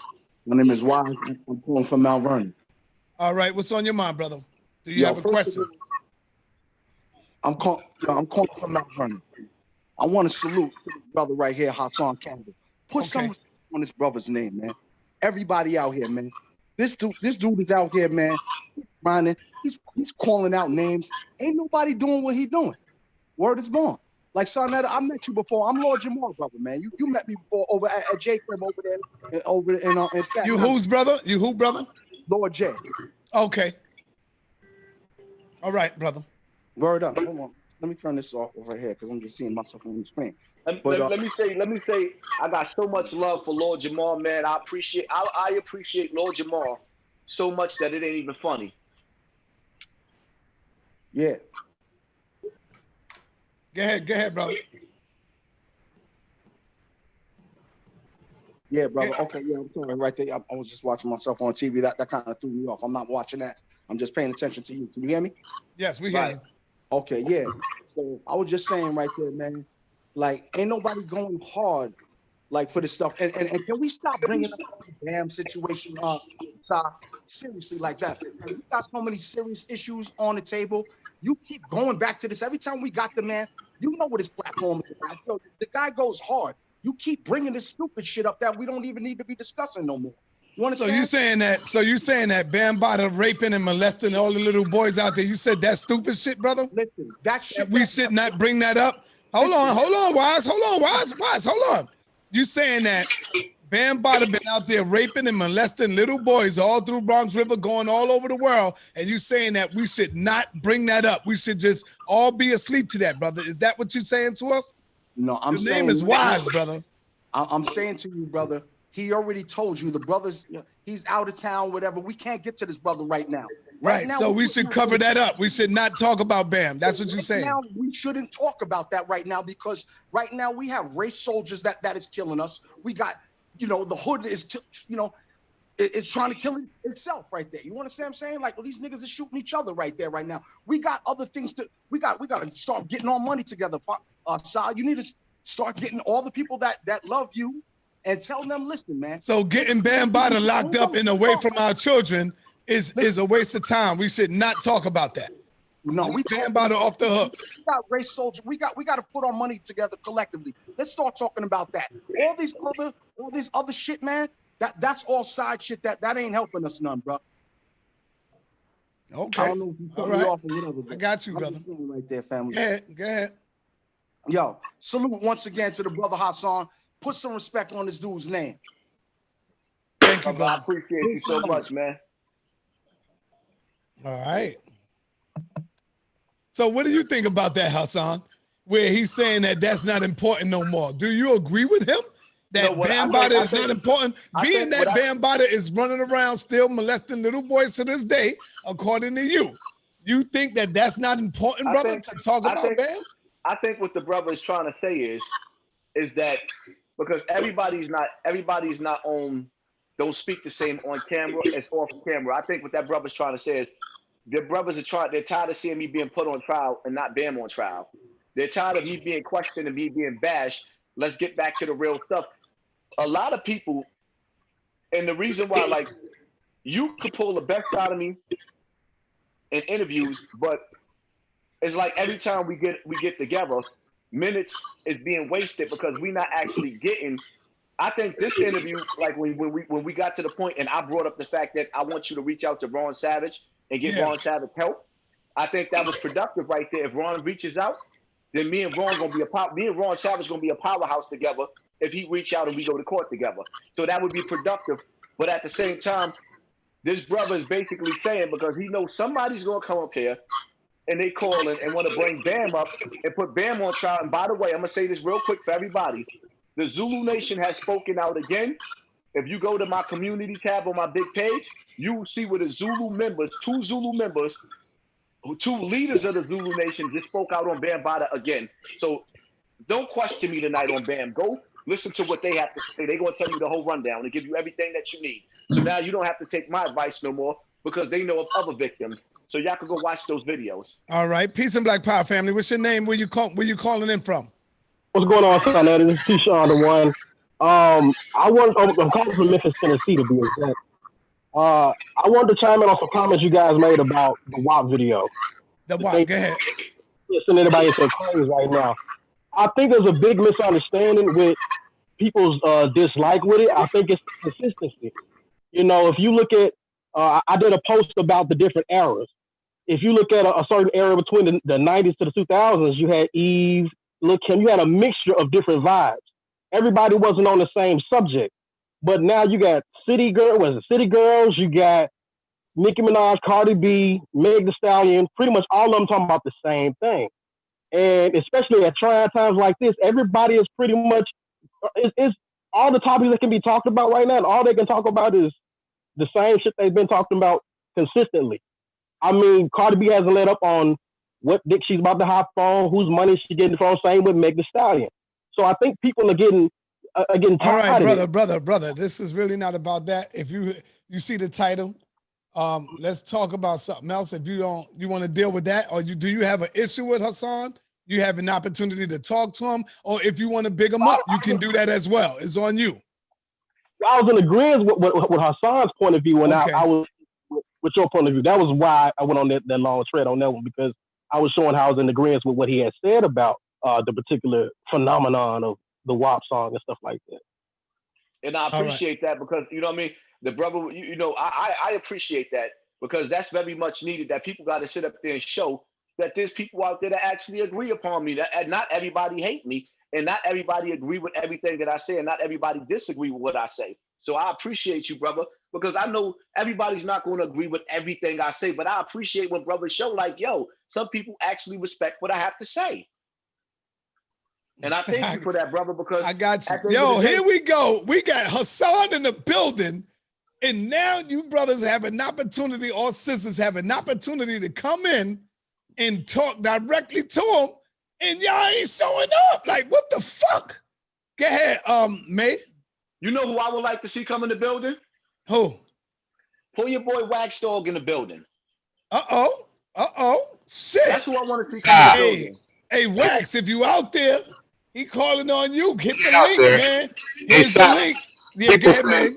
They said drop the link in the chat because there's so many comments that they can't click onto the link. That's why people ain't clicking in. All right, they go right there. All right, we got somebody, Lisa's phone. She ain't connected yet. Okay, Wax Dog, if you out there, come on in the building.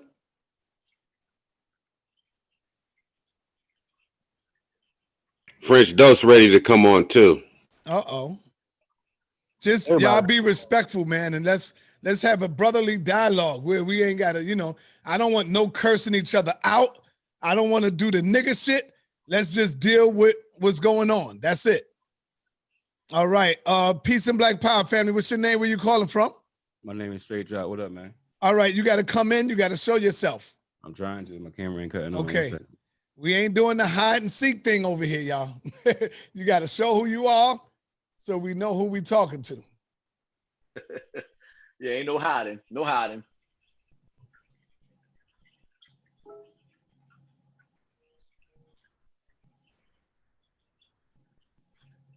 Hey, Lisa's phone, what you need to do is go out and come back in to see if your joint click. Yeah, I definitely want you to get some sisters up there. Yeah.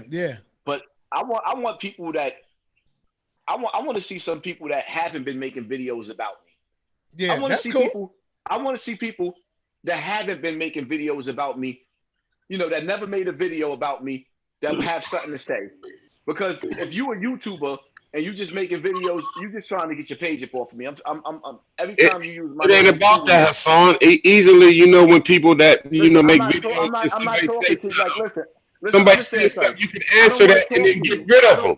I don't want to talk to you because you violated me while I was grieving over my mother. Man, you full of shit, man. I don't want to talk to you. I'm about Southside because this nigga's a pussy. Listen, I don't want to talk to you. Go back to making videos about me. All right. Yo, what's up, man? Peace and Black Power. What's your name, brother? You went back out.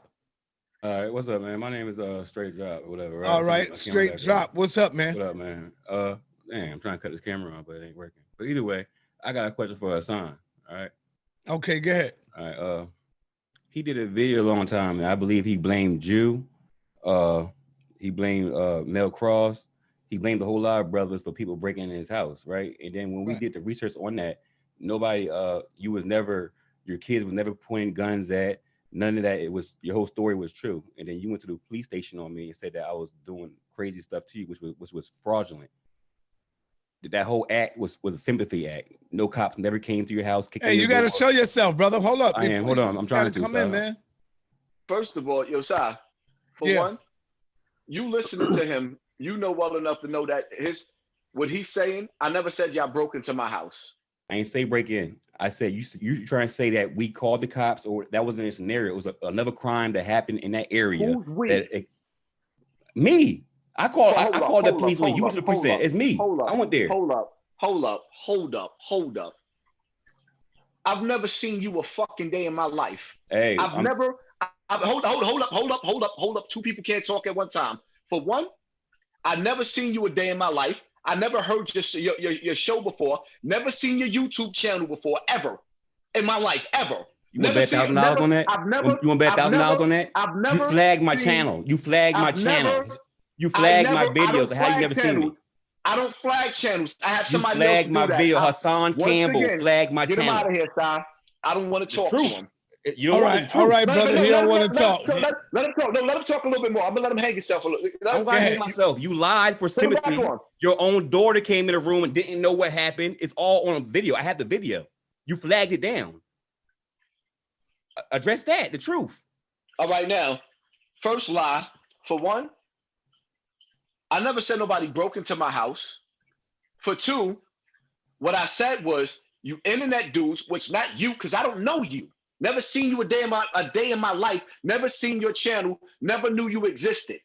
Never seen you. Never spoke on you. So you're lying. Who I said and I addressed, the first ones I addressed was Sinetta and Bell Cross, because the day it happened, while it was happening, I was talking about them too, and we was beefing with each other.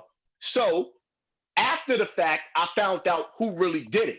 You, my brother, I don't know. Never seen you a day in my life. Never mentioned your name. Never seen you. I don't know you. You are a liar. Three, you flagged my channel. I am not done. You flagged it. Hassan Campbell. Hold on, let him finish. Let Hassan finish. Let him finish. Done. I'm not done. But you're lying. I don't flag channels. Everybody that knows and watch me on YouTube, they know exactly who do the flagging and who runs my channels behind the scenes. So if your channel was flagged, that means that you took one of my videos, which is copyright infringement, and you used it and you got flagged for it. The end. Don't take my videos and you won't get flagged. Now, it's for Sinetta, it's the same video you played over here. He flagged mine. But Sinetta didn't go down. Listen, this is turning into nigga shit now. Get him out of here, Si. We don't do nigga shit over here. All right. It's the real shit. You deflecting. That's all you doing. All right, brother. He don't want to talk no more. We want to keep it going. Nah, because we're not going to sit up there. Yeah, you can see yourself out, brother. You can see yourself out. I don't want to kick you out. No problem. We're not going to sit up here and play no games. I've never seen this dude a day in my life. Si knows for a fact and can vouch that my house got raided by SWAT. He knows that, and the internet knows that because the videos is there. My daughter never said it was a lie. What y'all did was y'all tried to turn my autistic daughter into a liar. When you ask an autistic child a question, do you understand what autism means? She was autistic. So she didn't know how to respond at that point in that time to the question that I was asking her. So what they did was you took a surprise kid and try to dissect what the kid was saying, which wasn't really much. But nevertheless, the videos of my house being raided is on the internet. You can't dispute that. You can't dispute the police at my house. You can't even dispute all of the different police that I put up on the internet coming to my house. I don't know him. That's why I said the one person that I told you to let go, that let come in here, that I would have had this conversation with would have been Wax Dog. I don't want the Front Street nigga in here. It would have been Wax Dog. Why? Because you tried to warn me, Sinetta. You told me Wax Dog was a piece of shit. Don't trust him. Don't fuck with him. And I didn't listen to you. And I took the nigga in and I started fucking with him. He started disrespecting your wife, put videos of your wife and him having fun dancing and put some funky music on it, disrespected them for no reason. And then when he felt like he wasn't getting nowhere, being in my shadow, he did the same thing to me.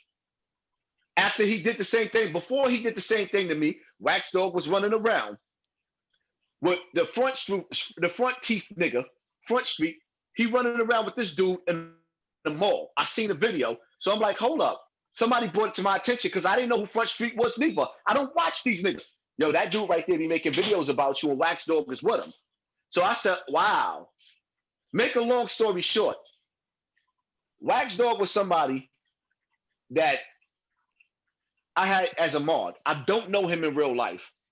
The dude that he was messing with sent the police in my house.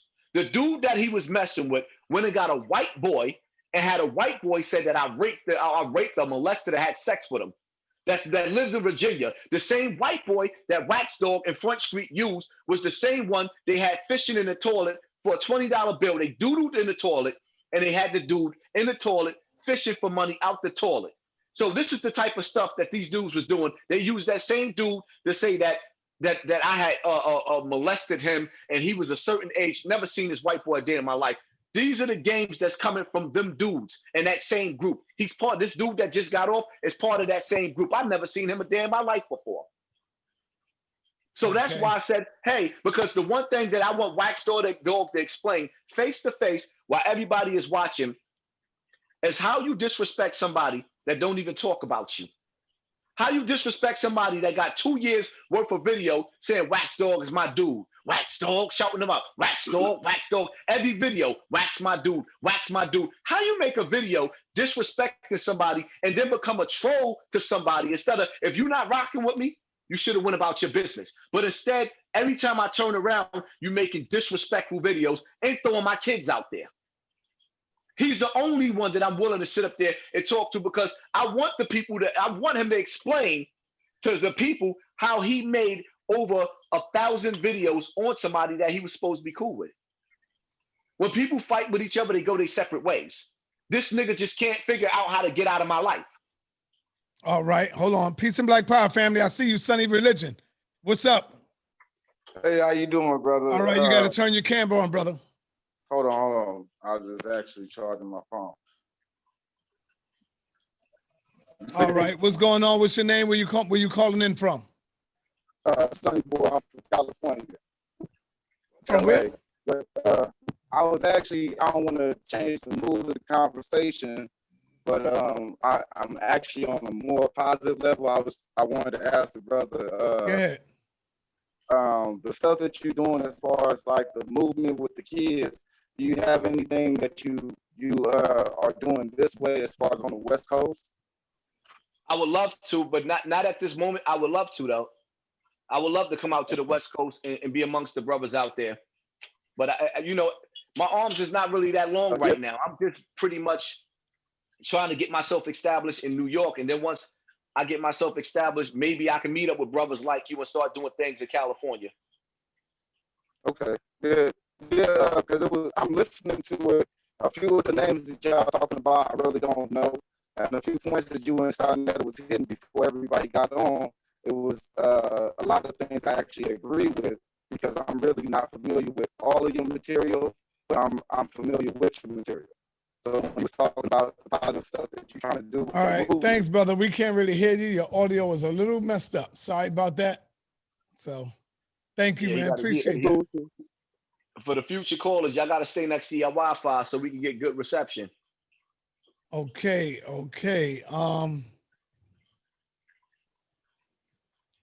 All right, you coming in. Peace and Black Power, family. What's your name? Where you calling from? Yo, what's happening? This your brother, Mr. X. What's going on?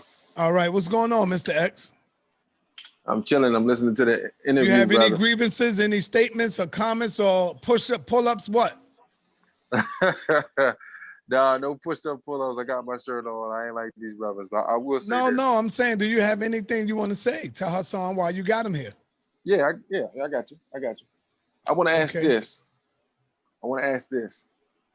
Because it was a long feud between the two of y'all, and I'm sitting here listening to the conversation, and it seems like there's been some form of a transformation from the heated arguments and the beefs and the videos into now. And I want to ask, was this something that was strategic? Did you start in the way that you started, very aggressive, disrespectful, whatever you want to call it, and ultimately go through that process so that you can build up your platform so that you can ultimately help with the liberation struggle we're really fighting, because I appreciate you putting that to the forefront of the conversation, dealing with the things that are hurting Black people in this community, and that we shouldn't get away from that and we should attack it head on. All right, to make it clear, what are you saying? To make your joint clear.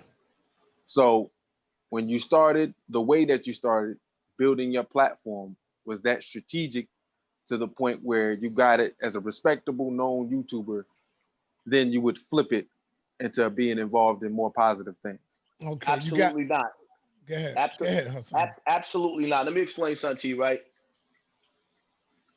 Whatever me and Sai went through in the beginning was real emotions and real anger that we had towards each other. Facts. That's real. None of this was strategic. None of it was staged. Because we have a mutual family member that I didn't even know that was Sai's family that reached out to me. This is how we bridged the gap. And we, you know, I say it was just God's plan, and that's the bottom line to that. So we here now. You see what I'm saying? One thing I would never do, absolutely never. And I know it's the art of war with other people, but me personally, I can't lie on nobody. I've never in my life lied on anybody, and I won't. And I take that to the grave. I will never, even my worst enemy, I can't lie on you. I won't. That's just me. I won't. That's something that I can't do. I won't lie on my worst enemy. So at the end of the day, me and the brother went through some ugly things, and people don't want to see people come to a truce and come to peace. In order for me to preach and for Sai to preach, yo, we got to come together as a people. We had to learn to come together. I can't sit up there and say, I want peace and I want to do things. And it was, I feel like it was God's work anyway, because I promised myself when my mother passed away that I was going to pretty much take my anger out on certain people. And certain people I got a problem with. I'm not letting go. Me and Sai put our piece to the side. Other niggas that did certain shit to me, I'm never going to let it go. And I mean that from the bottom of my heart. Like certain things that was done to me, like, nah, I'm not letting go. So we at peace with each other, but other people, I don't know. All right. Peace and Black Power. Where's the other dude that was just in here? French. It looked like it's French. He's no longer here. We gotta come together as a people. We had to learn to come together. I can't sit up there. All right. Peace and Black Power family. What's your name? Where you calling from? I feel like it was. Yeah, you got to put that stuff on mute, brother. You got a lot of stuff playing in the background.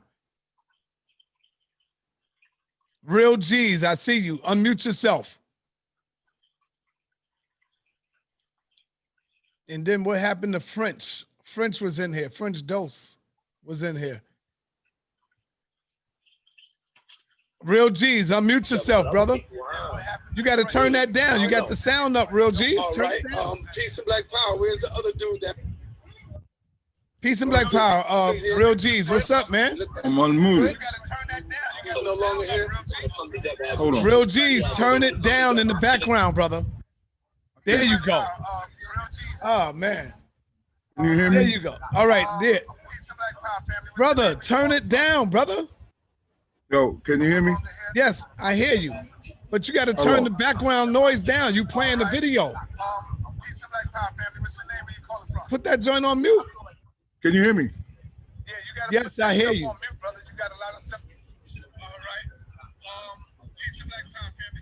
Oh, man, I'm going to have to go to someone else, brother. Now, you know what? You know, it's crazy, Sai, because I got one question I want to ask him.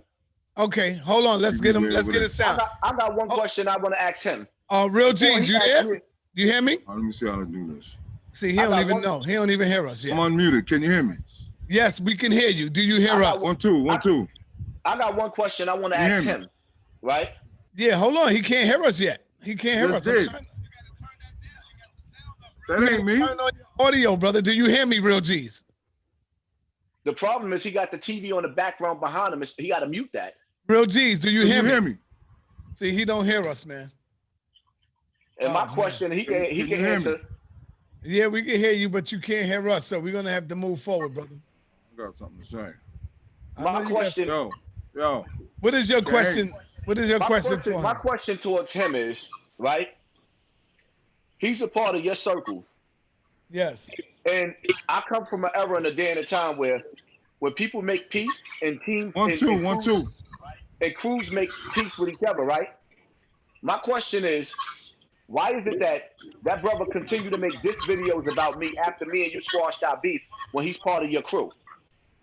Now he makes you look like you a disloyal person by him doing that, because if he runs with your pack, he was supposed to respect the treaty that you made. I've never made one video about that dude a day in my life. Let me answer that. Can you hear me? I don't even watch his videos. I don't even watch his videos. So my question would be to him.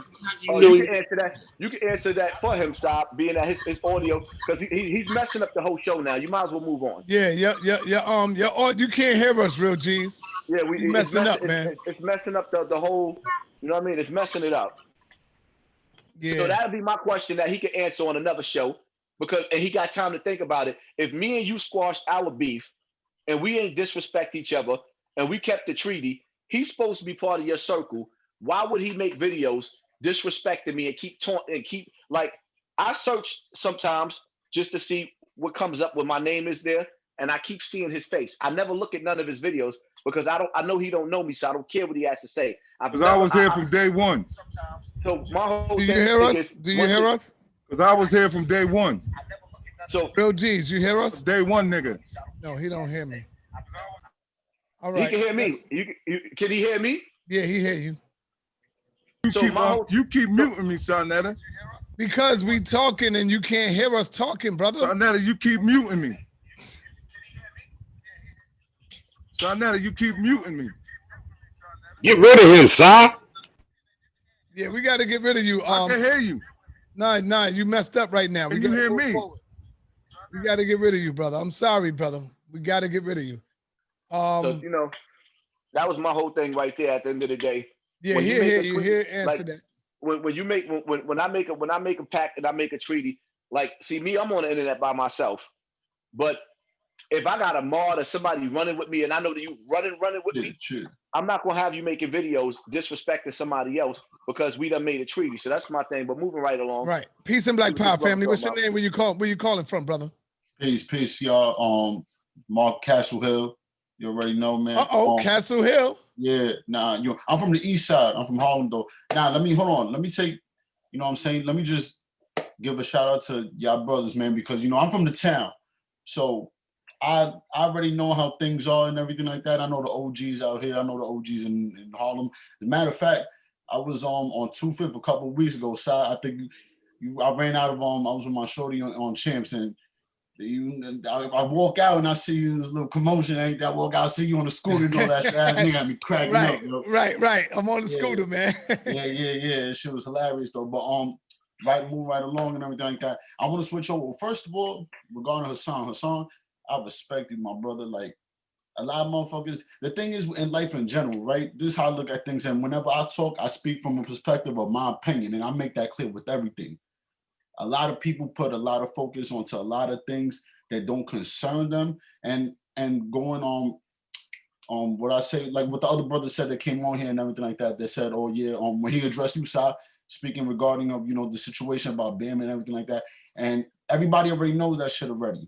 You know what I'm saying? The information been put out there and all that shit. It's good to reflect on the situation, everything like that, but everybody already knows the situation. And I understand what the brother was saying, right? That's number one. Number two, a lot of motherfuckers think that certain shit concerns them. And I don't understand what is the point of getting pissed off at motherfuckers or coming at this brother right here that he's a righteous brother, and all of us are righteous. We all kings at the end of the day. We sit at the throne and everything. We try to build ourselves to be better, especially in the times we're going through right now. So what is the big concern? A motherfucker's trying to knock you down, Hassan. You know what I'm saying? That's my only thing. You feel me? Like, do niggas be acting like they really get paid over here trying to worry about somebody else's issues, making blogs and all that shit? And I understand everybody do their thing for their own thing and all that shit. They got their own platform. But that shit that don't really concern you, that shit should not have a dent in your life and cause you to be negative and go against brothers. Yo, we in the time right now where black and brown got to unify. I'm Boricua, but all my friends are black. I'm black. I know I'm black. Nigga, at the end of the day, we all gotta come and unify together. All this bullshit coming at each other and everything like that, that shit need to be shut down real quick. I'm 28 years old, but I always moved with the OGs coming up. I'm from Harlem originally. I'm from the east side, 108th and 1st Ave. I'm from 1199 Plaza, but I grew up out here in the hill too. You know what I'm saying? So I got the best of both worlds. I'll be out in the BQ and all that shit. I grew up with the OGs. I grew up with the older guards. They always put me down and brought me the knowledge and enlightened me and showed me the origins of where we all come from. Now is the time in society where we all gotta unite and stop fucking killing. Look what the fuck is going on in Brooklyn with the woos and the chokes and all that shit. You know what I'm saying? Son, all that shit is dead when you hit the island. That woo and choke shit is dead. So now, what happens from there on? Everybody got to start being conscious and know what's going on today. Hey, yo, I want to switch over real quick, right? So I don't know if y'all peeped when the whole riots was going on, when they got when they killed George Zimmerman, God bless him, in Fordham, when they started looting on Fordham, right? There's videos of officers cutting for the, I think it was the jewelry store, cutting the jewelry store with the fucking chainsaw to let the brothers and sisters go in. You feel me? And look, son, right here, I mean, like, I don't know what's your problem, my God. Like, you over here huffing and puffing or anything like that, but it's all good. We talking about Hassan, bro, and you going somewhere else, man. You're not from the town. You wouldn't understand, my brother. So at the end of the day, brother, I appreciate you calling in because everybody try to push the narrative that Hassan Campbell got beef with Soundview and Castle Hill, when in all actuality, I don't have beef with nobody from Castle Hill, not even Hocus. We just had a misunderstanding, and that's it, man. But the internet, and see, the crazy part about it is you are proof that there is no beef. It's just a misunderstanding. But the internet will keep feuding and try to interview dudes and put dudes together. So, you know, I appreciate you calling in from Castle Hill and representing Castle Hill. Oh yeah, I think that's dope. Yeah, that's a fact, man. Even I'll be building with the older blazers out here and everything too. That shit ain't about Franks. You feel me? Like I know, son, that was in Hocus video and everything like that, and in the video where you was talking about and everything like that. And listen, I understand your message. You know what I'm saying? I'm always a person that have always looked at both sides to everything. You know what I'm saying? I'll air out my own dirty laundry before anybody else can. You feel me? So now what the fuck you guys say about me? You know what I'm saying? Niggas be all worried about irrelevant shit these days. You know what I'm saying? And regarding my man right here, you know what I'm saying? The issue is about Hassan, but you only want to focus on my man Hassan. You know what I'm saying? You don't want to scrutinize all the positivity that I just said. You know what I'm saying? You're not from the town, so you wouldn't understand, son. I'm not saying that you have to be negative towards Hassan, or you know what I mean, you can big him up, shout him out, whatever you're saying, but the discussion is for people to call in and say what they want to say to Hassan about what's going on with the YouTube beef, you know what I mean, or you know they support him or whatever, and you coming in saying something else, man. There's people want to get in, bro. I'm not trying to be disrespectful, but you know what I mean. I'm just saying, man. We've been wanting to talk to Hassan for a long time, bro. You know what I mean? So listen, brother from Castle Hill, what he's saying is he wants you to hurry up and get the fuck up out of here so the negative people can ask me some negative I ain't shit. saying that, man. And put some negative energy there. Hassan, I'm not saying that, man. I just said whether you know they're gonna big you up, give you props, but I mean the title is up there, what it is, man. You know what I mean? I'm not disparaging the brother. He can say what he want, but we've been waiting a long time to get at you, Hassan, to say whatever, you know what I mean, to hear your side of shit and you hear our side of shit, and maybe some shit wouldn't be said no more. But that's all I'm saying. Actually, you haven't been waiting a long time to get at me. As a matter of fact, I should go get my other device. Right? I should go get my other device and actually count how many videos you made about me already. You've been getting at me every day, damn near. And I can because you won't say nothing. Like, I don't hate you, man. I don't hate you. Like you said, I don't know you. I was a supporter, bro. I was rocking with you for a minute. And then the fraudulent shit just kept coming up. And me as a man that loved my people could not sit back anymore and let you 1 minute say we doing this, and then the next minute you say something else, man. Like the lady that's told you the other day, bro. Check me out. She said, Hassan, I've been rocking with you for 3 years. I cash app you. I love you. And what you saying about FBG Duck's mom is wrong. And you went off on the woman, man. You disrespect women. As a man, we don't even supposed to argue with women, bro. And you do that. And then when somebody says, I seen the video. Hold up. So you telling me I argue with my wife damn near every day about what we gonna cook, what we ain't gonna cook? That's different though, bro. I ain't saying that. Hold up. I believe everybody has a right to argue. An argument is just an argument. So everybody has a right to have an argument, debate, whatever. That sister said more than that. She went on my platform to basically tell me how she's divorcing me. And my whole thing is, listen, first and foremost, you killed her. Listen. Yeah, I verbally killed her. Now I'm moving right along. Let her move right along and go live her life with her new YouTuber. We're divorced, bitch. Don't come back. That's it. I'm a raw nigga. I'm from the streets. Ain't nobody gonna turn me into a house nigga. Listen, boo-boo. You ain't getting no more YouTube, no love, no more. You keep your donations, get the fuck up out of my super chat, and go about your motherfucking business. I didn't kill her, but the reality of it is, there is people dying in the street, and you ain't knocking on JoJo Capone and all the rest of these niggas' door, talk about, yo, y'all niggas created this gang shit.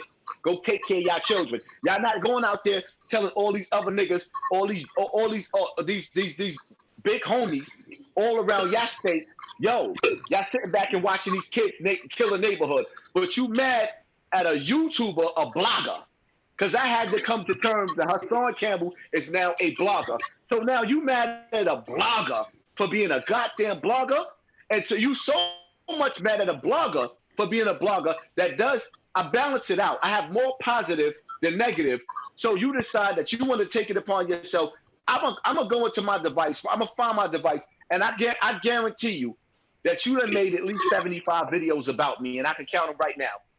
All right. Sister, look up. There you go. Peace and Black Power. What's your name? Where you calling in from? Yes, this is the Oracle. Peace and Black Power to you. Thank you for having me on, Sonnet. I really appreciate it. I want to talk to Hassan. Go ahead. I've been watching you for some years, brother, and it's very interesting the struggle that you have brought up. A lot of children, a lot of adults can relate connectively in the sense that your plight with the sexual abuse. I think that a host of what you've been through and what you're going through now is a stem from that. And my curiosity is what not only therapeutic research or help that you're receiving, what is it that you're doing in a holistic sense to recover from this horrific act that you said that happened to you? Let's just start with that. Talking to me? Are you talking to me? No, hold on, French Dose. Not you yet. Oh, not on yet. Hold on. Speaking to her. I'm out here in the hood, man. Like we out here, like I'm trying to hurry up. Hold on, French Dose. Hold on. I'm not addressing that gentleman. I'm talking I'm about to jump off. Go ahead, sister. They're about to let me on now. Yes, this is for Hassan Campbell. This is not for anybody else. Go ahead, sister. Continue. Sister, I couldn't really hear too much of what you were saying because Sodom let the devil into the platform and all you heard was negative energy. But go ahead, sister. I couldn't like all you heard was negativity. From somebody that don't know me from a hole in the wall. The energy is so angry, you would have thought I fucked his wife. You would have thought, listen, I want y'all to understand something. I never met this dude, but he has 100 videos, and the way he's coming in, the energy, you would think that I slept with his wife. I don't know him. But go ahead, All right, go ahead, sister. Yes. Okay. Again, thank you so much, Sonnet. I appreciate it. Love and Black Power. Hassan, I've watched you for a number of years. As you know, I am a sociologist. You may have seen me from time or two, just hitting you up a little bit here and there, and I kind of slacked off. But just know that you are in my foreground, my background, because your story is so touching. I believe that a host of what you're going through, and from my point of view, my standpoint, stemming from the horrific events that you said that had happened to you as a direct relationship for you being taken advantage of as a kid. And my inquiry is related to how are you in a holistic sense, not just with therapy with immediate family members and friends, but how are you in a holistic sense charging yourself to overcome and rebound from that horrific event? Are you receiving therapy is my question. Well, actually, sis, that's a good question, and I'm gonna be honest with you. It's like through all, and you can see in my eyes sometimes, like certain videos, you can see my energy. That's why you don't see me doing a lot of lives anymore. I haven't recharged yet. I've been draining my battery and draining my battery and draining my battery. So now I'm at a point right now where I promised myself that I have to recharge, because if I don't recharge right now, I have nothing left to give my children and my family. You know, so I have a whole complete package, wife, kids, everything. And it's like, you can't give brothers, sisters, you know, aunts and uncles. It's like everybody needs me. And I have to learn now to be a little bit selfish, cut back on social media, which I have, cut back on the things that's going on, and charge myself up, more fasting, more praying, more exercise, more eating right, less drinking alcohol, and really, really take the time out to recharge. I haven't been doing anything, sis. And it's draining me. And every time I turn around, there's somebody on the internet calculating my downfall or my demise, because this is what they want to see. There's nobody on the internet that I want to see bad happen to or I wish bad towards. I just want us to uplift each other as a people and move forward positively. I'm not telling people, go ahead. I'm sorry, I didn't mean to cut you off. That's very interesting and encouraging to hear that you are making strides. I was really concerned for that. A good way you might want to consider, besides actual professional assistance, is actually to what they call in a political arena, drain a swamp. And that's what I'm taking from all that you're trying to do, is drain that swamp. And unfortunately, people can't see the bigger picture, because I have to say, Hassan, that you're a two-edged sword. You're one of these type of people that you fight the good fight, and you go in and you give it all you got, and you're up for recovering, you're up for the community, you're up for your children, your family, you try to push that agenda. But on the other hand, I start seeing this whole other kind of character. I'm not going to even address that. There's no need for me to. You know the character that lives in you. So why would I confront you? A grown man. You know what it is. You know what, sis? When you come to a certain, let me say this one more thing before you respond. Hold that thought. When you come to a certain stage in your wealth, of not only just knowledge, of maturity and growth, when you come to a stage as a human being, I'm not even calling out your manhood right here, because that's what it look like. All these panelists, yes, I'm calling y'all out, look like y'all want to attack this man on his manhood. At the end of the day, that's what you're doing on a subliminal level as a female. That's what I see. You're coming at this man about his manhood, okay? Don't shake your head, no. Don't shake your head, no. I don't comment on nothing he do about as a man. I don't do that. I don't do that. I'm not homophobic. I don't do none of that. Now, go ahead, sis. I want to hear what you got to say. Go ahead, sis. A big dog bark, a big dog bark. As I was saying, okay, let's get back to the subject. In your spiritual growth, Hassan, you have to come to the demons within. The first way you drain a swamp, I don't even need to finish that. You right, too. I hear you. Finish that. I hear you, Chris. You right, and you absolutely right. You are absolutely right. I am a double-edged sword, and it's crazy because I'm in the process. You know, I had a conversation. There's a video that I did with the brother Giacana, and I didn't put a lot of the video up. I only been putting pieces up for right now. And the brother dropped it on me so hard, and it made me look at him. I was like, yo, you know what? This brother is deep on the low. He's a rapper. And I liked his music. He did some songs and he put my voice in his songs, and I thought it was beautiful. And I listened to the brother as we spoke, and he was talking, he was saying what you're saying in different words, and he was also saying and telling me to protect my energy, because good for your family if you can't protect your own energy. So I started promising myself that I was gonna start protecting my energy, because when I was sitting with him at the time when we was doing an interview, you could see in the video I just look so run down. And at the end of the day, it's like I just lost my mother, and there's no easy way of dealing with that. And I've not just lost my mother, but like day after day after day and week after week, it's been just a lot of deaths. And he was breaking down to me. He was like, even through the deaths, you gotta start being selfish, because you gotta have something left to give your children. So what you're saying is absolutely right, and I agree with you 110%. You're right. You gotta be able to, as a man, I gotta be able to admit when I'm wrong, and I respect the way you coming, because you're coming with the truth. Okay, all right, hold on, sister. Oh, go ahead, Hassan. Go ahead. As a people, you got to admit when you're wrong. I can do that. That's easy for me. All right, put your joints on mute, y'all. Everybody. French Dose, you up next. All I'm gonna ask you, brother, is be respectful. Come in and have a dialogue, so that brother could go back and forth with you. Unmute yourself, French Dose. French. French, unmute yourself. Yo, condolences. I'm in here.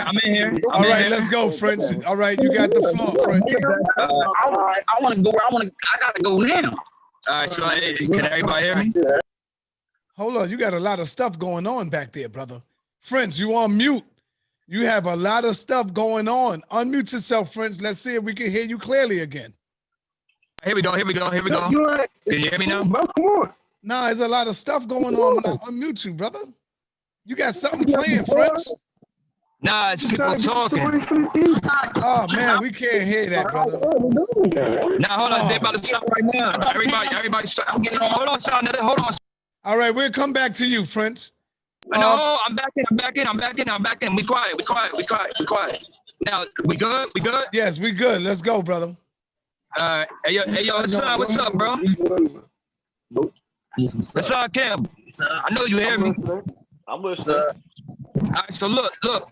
You know who French Dose is, man. You've been to my channel. You've been watching and all that. Brother, you got a lot of stuff going on, brother. Brother, I'm gonna come back to you, French. I'll come back to you, brother. Hold on. I'll come back to you, brother. Control your hands, my dude. Nah, see, that's too much. Nah, I can't do that, brother. I'll come back to you. We're gonna go to we are the fifth. Let's go, brother. Peace to you, my brother. How you? Peace. How are you, man? I'm good, man. Let's go. Well, I'm from Connecticut. You know what I mean?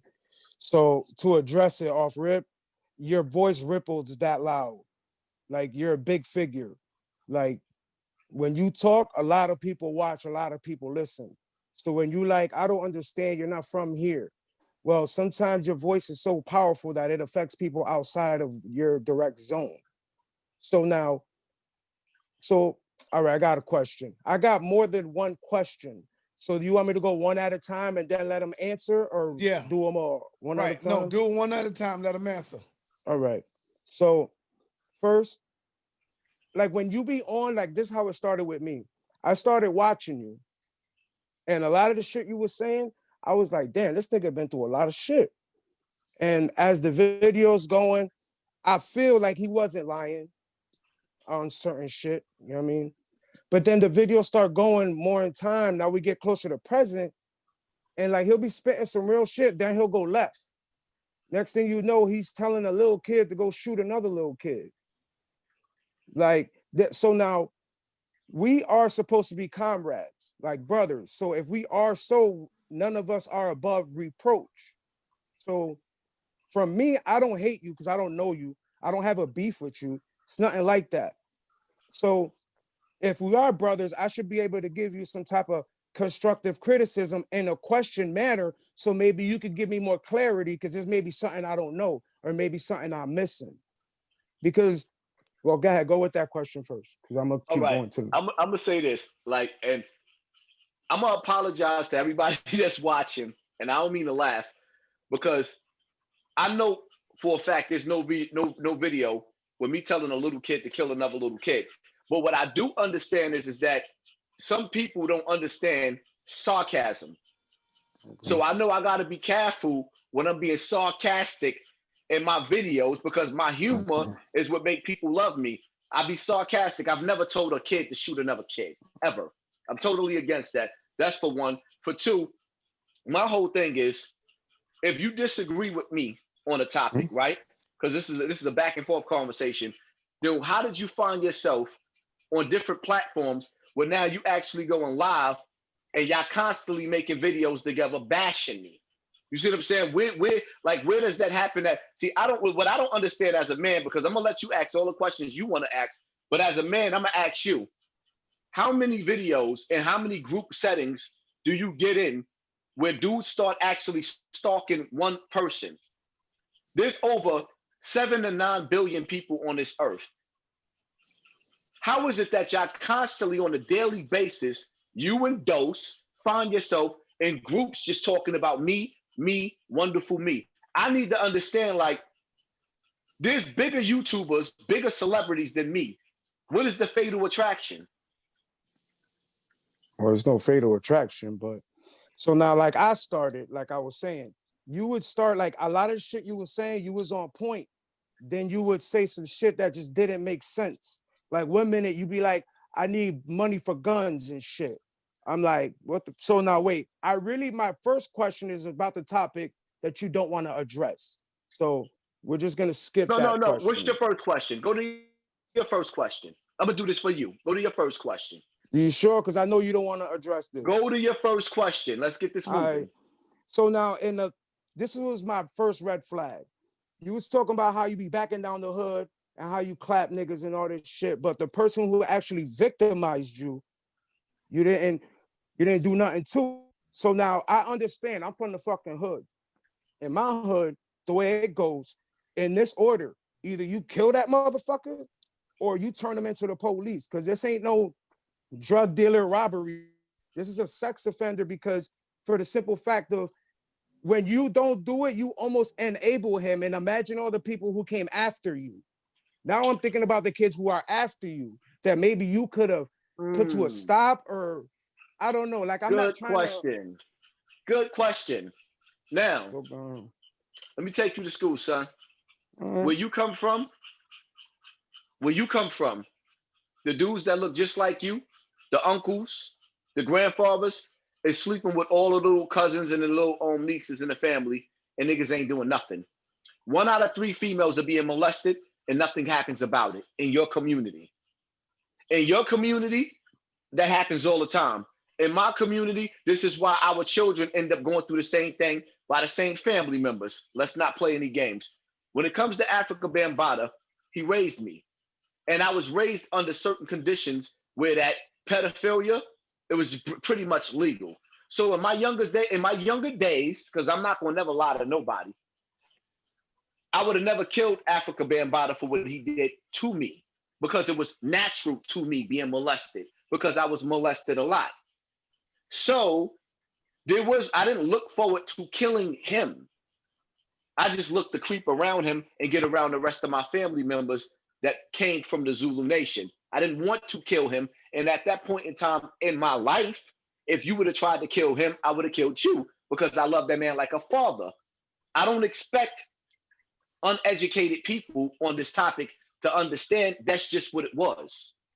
So understand, at this age and at this time, me exposing Africa Bambaataa as a pedophile was the hardest thing I ever did, because I loved that man similar to the way I loved my mother and my father. He raised me, not in a sexual way. I was being molested before he came along. Some people are never going to understand this. You do have people that hate their molester. You have people that love them. I don't love him in a sexual way. I think he's icky. I think he's disgusting. I loved him because outside of him being a molester, he was a provider for me that protected me when I was growing up in the hood where people was trying to kill me. I couldn't even walk to the store or go get me to go get Similac for my mother without having dudes like him say, leave him alone. So what he did was he used his strength in Bronx River to Excuse me, can violate. everybody put your joint on mute? Because I hear a lot of noise coming from somebody. I don't know who it is, but everybody go on mute. Go ahead, Hassan. He used his power in the hood to provide and protect people that lived in poverty. In exchange, he would befriend you like he's the big brother, and he would molest you. And being that I was already being molested before Bam came along, it made it easy for him. But being that he was a grown man that could see the pain of the hood, he knew how to pick through the fruit, which was the children. You know, you see the molded one, you see this one. He knew how to pick his victims. So this is what he did. So as far as me killing him, there came an opportunity where I faced him and I had 2 guns on my waist and I had a bunch of my brothers sitting around in a room, and I chose to forgive him because even still after what he did to me and he did to other people, I still loved that man. And I really, really loved that man to where I would have never let nothing happen to him. But me knowing that he got stabbed by one of his victims, after a while, I just couldn't hold it in no more. So I became a sacrifice to my people where I'm being picked on right now. Does that answer your question? What about today, Hassan? I appreciate you dropping it on here right now. What about today? How are your feelings? Let him ask his question. Oh, go ahead, brother. Let him finish his question. All right, go ahead. Nah, go ahead. You the host, man. Go ahead. Do your thing. No, you ask your question. You here because finish asking. Go ahead, brother. See, the one thing that I love about this is that you dudes y'all make videos about me every day, and you be with Dose making videos about me every day. So now my whole question is, after you done face me as a man, how many times are y'all gonna try to drown my name out in the algorithm? And when people come, because I don't watch y'all videos. I never watched Dope's video. I might have had somebody send me his video once or twice, and then when I hear what he's talking about, I cut it off because I'm not like I'm first and foremost, I'm too busy and I got too much going on to watch somebody that's saying the same thing everybody else is saying. If you saying something that has sustenance and you saying something of importance to me, then I'm gonna make a video and I'm gonna respond to it. If not, I just leave it where it's at. So now that you addressing me, I shouldn't see you making videos and being a part of these dudes cheerleader fans that keep trying to drown me out in the algorithm. So when I search my name, their name is coming up. My brand is my brand, and y'all trying to water my brand down. And that's why I have a problem with, because the reality of it is, for you to sit up there, any of y'all to sit up there and say, y'all got a problem with Hassan Campbell. I don't sell dope no more. I don't sell coke no more. I don't sell crack no more. I don't do stick-ups no more. I provide for my family. And y'all not trying to stop the drug dealers on the street corner for selling drugs. Y'all not trying to stop the OGs from putting the guns in the little kids' hands. Y'all trying to stop me from having conversation and dialogues on YouTube. Let me say one thing. Go ahead, son. All right, hold on, man. No, I'm talking to him, the one that just asked me the question. All right. We're gonna move on. Hold on. Let me go to my shalom to my Israelite brother, Ruger the Lion in the building. What's up, Ruger? Hey, yo, son, let me go after him, please. You still got a lot of background, Dose. Let me see. Go ahead, Ruger the Lion. Shalom, brother. Shalom, panel. What's going on, Hassan? Peace, family. It's like a bunch of nigga shit to me, bro. Like, I ain't even know you was linked to the Ben Bada shit or whatever. Like, that's your own personal shit. Know what I mean? I just wanted to ask you what you planned on doing the next, know what I mean, 6 to 12 months. You got any events coming up? So I hopped out the car. It sound the same? All right, hold on, Dose. All right, I got you. All right, go ahead. Yeah, now I just wanted to know like what you planned on doing for the hood for like the next 6 months to a year. Like you got anything coming up? Know what I mean? Shit like that. Cause this shit right here gonna drain you, my boy. And you keep paying this shit any attention, it's gonna drain you. It is. It's your brother. It's very very draining. Let me also tell you this too at the same time, man. Like you already know this. At the end of the day, you don't choose to be a role model. You elected to be one, and you got people listening to you. So you gotta watch what you say, how you move, all that. You know what I'm saying? Because as much as you sharing with your peers, most of this shit is for the children. You know what I mean? We gotta make sure they get it right and exact. You know what I mean? So we gotta be upright men. You know what I mean? At the end of the day, that's on every level. And you know what? I appreciate that.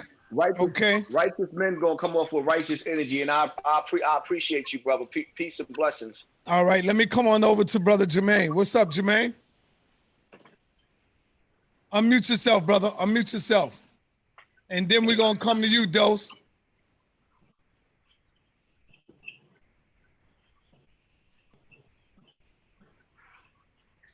What happened?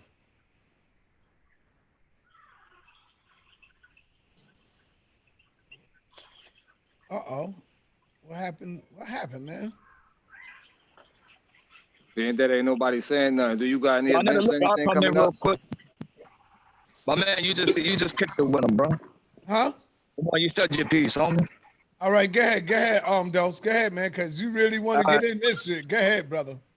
All right, look, hey, yo, look, Hassan, at the end of the day, you for the black community, right? Can I just get an answer? Yes or no? Am I for the black community? Yeah. You're for the black community, right? All right, so let me start off with this. What did I say about your moderator? What did I say about the dual citizen man? Hold up. You played the video. Nah, don't do the sucker shit. You played the video. Hold up. Hold up, Dose. Yo, listen. Let me hear what you got to say. Rule number one with me. If you talking to me, don't ask me about another nigga.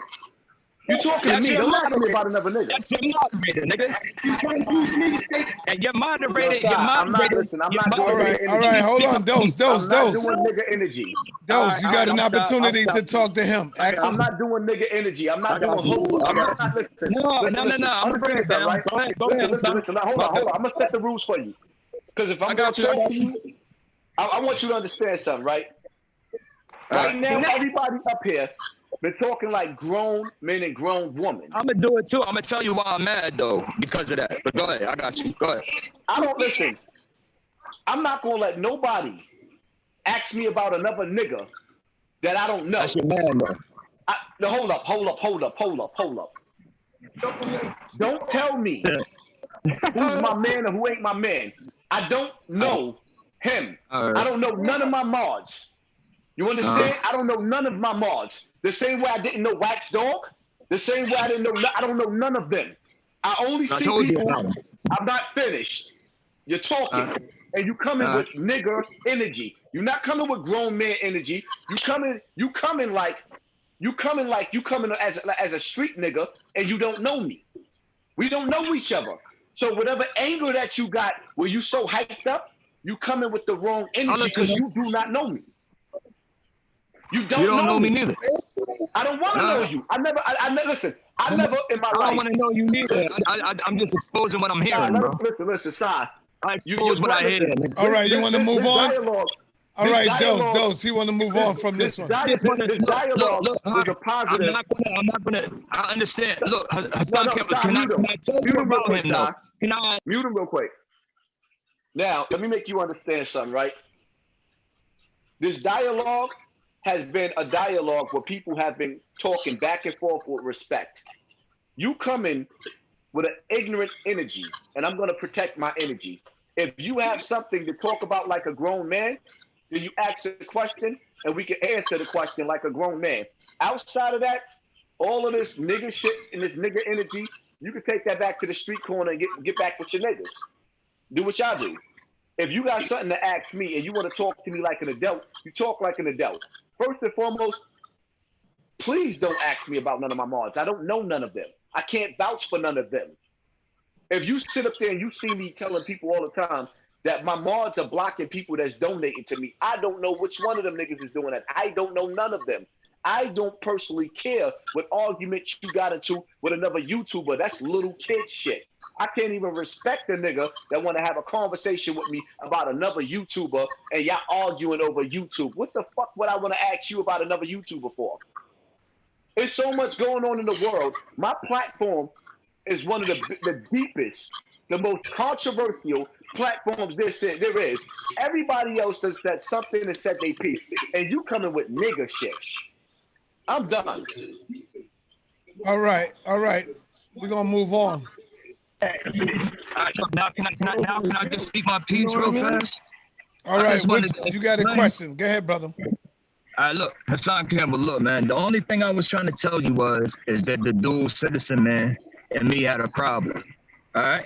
So he fucks with some dude named JB Gunner, and he's a racist on YouTube. He told Tommy Sotomayor that he was gonna hang him. Damn, bro. Yeah, sound. Man. You gotta roll your window up, Dose. Man. And look, and your man fuck with he fucks with JB Gunner and makes videos with him. You understand? So if he's doing shit like that, why is he one of your moderators? Especially. All right, hey Dose. Man. So, Sai, let me ask you a question. So, Sai, hold up. And Melee spoke, and Melee, I'm gonna let you get in on this, right? So you mean to tell me that this dude making all these videos, he got over 100 videos. Every day he's making 3 videos a day about me. And his beef with me is because he arguing with a nigga that I don't even know? Are you kidding me? So all of y'all niggas went on this nigga platform to support him against me. And he's not even beefing with me. He's beefing with a mod. And shout out to Citizen Man, because I don't have no bad intentions to him. I don't know what Citizen Man do on this platform because I don't absolutely watch nobody on YouTube. Of course you're gonna lie about that when you get in your butthole. I'm not finished. I am not finished. You had the opportunity to ask Hassan Campbell, the quote unquote being sarcastic, the big YouTuber, mute the nigga, Si. Get him up out of here. His audio sound crazy. His energy is disgusting. You gave him all the opportunity to ask a question about me, and he wants to talk about another nigga. Yeah, that's come on, Dose, yo, man. like, damn. come on, like you got him in here, Dose. You have an opportunity. Go ahead, Hassan. Another one thing I'm gonna say about Black News 102. This shit was the shit, and this is why some of the most beautiful people that support this platform leave, because when they see niggas like that, he can't even articulate himself. He riding around with a group of niggas instead of going home and say, you know what? Let me take this time to build my platform because I'm dealing with 2 giants. I'm dealing with Sarnetta and Hassan Campbell. He wants to talk about Citizen Man. He had the opportunity to bless his platform and deal with 2 giants of YouTube and 2 people that's pillars of the Black community where people love us. And he wants to talk about Citizen Man. He don't have no gripe with me. He has gripe with another nigga. So because he got I agree. I gotta say, I agree with you on that one though, man. So because I agree with you on that. So because he got a gripe with another nigga, he makes videos about me 3 times a day. Let's move on to somebody else that got an intellectual mind that deserves the energy of this room. Please let me say one thing, man. All right, Melee, you want to say something? Okay, this is how I went, Hassan. Like you said, I don't know you. You know what I mean? So I'm just on YouTube and I'm just watching. You know what I mean? So you're on there. You're on your platform. You might as well be a Hollywood actor or an athlete. You know what I mean? You just somebody that's on my screen talking. So the way this shit is engaged is like I could respond, I could leave a comment, I could say things. So as a personal dude behind the camera, I don't know you. I don't hate you. Where my shit lie with you is just that you're on-screen persona. Like I said, bro, I was following you. I was feeling you. And then, you know, whatever I fell out with you a bit about, I made videos, you know what I mean? But at the end of the day, bro, you have a major voice, and one day you'll do something bomb. And if you see my last video, what did I say? Man, I don't like Hassan, the persona. I don't know him personally.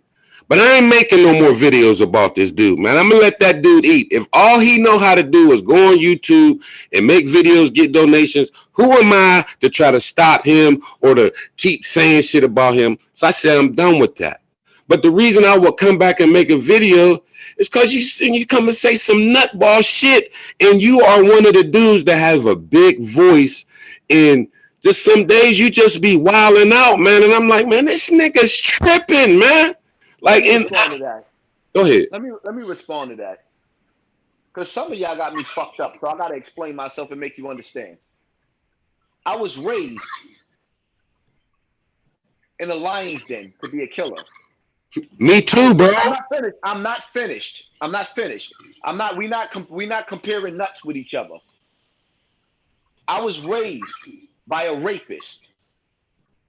I was raised in the most fucked up conditions. I've been to jail for murder quite a few times. So if I'm sitting up there being the best version of who I taught myself to be, because I wasn't taught by shit, but a fucked up system that taught the father to walk away from the child and choose dope, and raised by a crippled mother that was also raped, her and her sisters and brothers, by her stepfather. And you niggas expect me to get up on YouTube and be motherfucking All right, yo, hold up. Everybody, hold on. Everybody, hold on, Hassan. Hold on, Hassan. Everybody, shut the fuck up right now. I got the motherfucking man up in the building, and I speak of none other than the fucking legend, JoJo Capone in the building, man. What's up, JoJo? We got to hear from JoJo in the building, man. What up, Peace. Yeah, what's going on, Joe? Man, I hate to have to get on the JoJo circumstances, man. All right. But you know, now that I'm on here with this brother, I want him to know that if the shoe was on the other foot, I would have done the same thing for him. So therefore, he don't have to think it was a negative attack on him by me. If the shoe was on the other foot, anybody that know me can contest to I would have done the same and said the same thing. So with that being said, Hassan, the 10, 20, however many videos that you would want to make with my name in the title, brother, that ain't gonna float my boat at all. You know what I'm saying? I don't allow no man to bully no woman. I don't allow no, in my presence, or allow no man to disrespect the dead. That ain't what I do. That ain't what I stand for. So when I spoke, wasn't about no interviewer baiting me in. I don't watch people channels. I'm not on people pages. I don't do that. So at the end of the day, that I could have called 2, 3 people to get your number and all that, it wasn't that serious to me because I didn't even know what was being said until it was spoke on. So for me, of what I knew of you is what you put out there about yourself. Exactly. So my thing was, how would he feel if people were saying that something like that about him? Now we just lost Mama Love, your mother, right? Rest her soul. Right. If somebody, one of them bloggers or whatever that dislike you and got on there and said something about your mother, anybody that know me or contest that, I would have got on their heels. That's the type of person I am. You're not going to disrespect nobody's mother under no circumstances, man. Y'all not out here in these streets in Chicago. Y'all welcome to come. And you're going to see it's not that easy. We the only state and the only city that had the last 4 to 5 governors in a federal penitentiary, bro. Big fact. I'm working right now to try to get my governor pardoned. I ain't got time to be arguing with nobody on no internet, man. I'm not gonna tell you how many ignorant, gang-related murders that I have under my belt. I'm not proud of that. So I'm not gonna do the shouting match. I'm not gonna make that braggadocious. I lost. You see this little boy? I lost a son, bro. So I'm speaking on my son got shot 8 times. I sent him from Chicago to Minnesota and he still got murdered. So I'm not talking about no clickbaiting. You know that. Y'all know that. You don't see me on here doing nothing clickbait worthy. I've been put up a post when Duck passed away that I would appreciate any media platforms to stop using us for clickbait, bro. Like this, I don't understand if people lost people before, but we doing it yesterday. Right now on my Zoom, I get to see all the reports. 14-year-old just got shot in the head. Rest in peace to that family. 12-year-old just got shot. Bro, it's going on all day, every day. So it's like we attacking the wrong people. We can't attack a grieving mother, Hassan. That's not right, bro. So I'm speaking from that. I don't know if that dude had an issue with you or not, to say he begged me in, because I don't know. I don't watch his show. That was the first time I looked at it as a young brother that had a platform from Miami, bro. And he'll tell you that, and he can show you the DMs or whatever.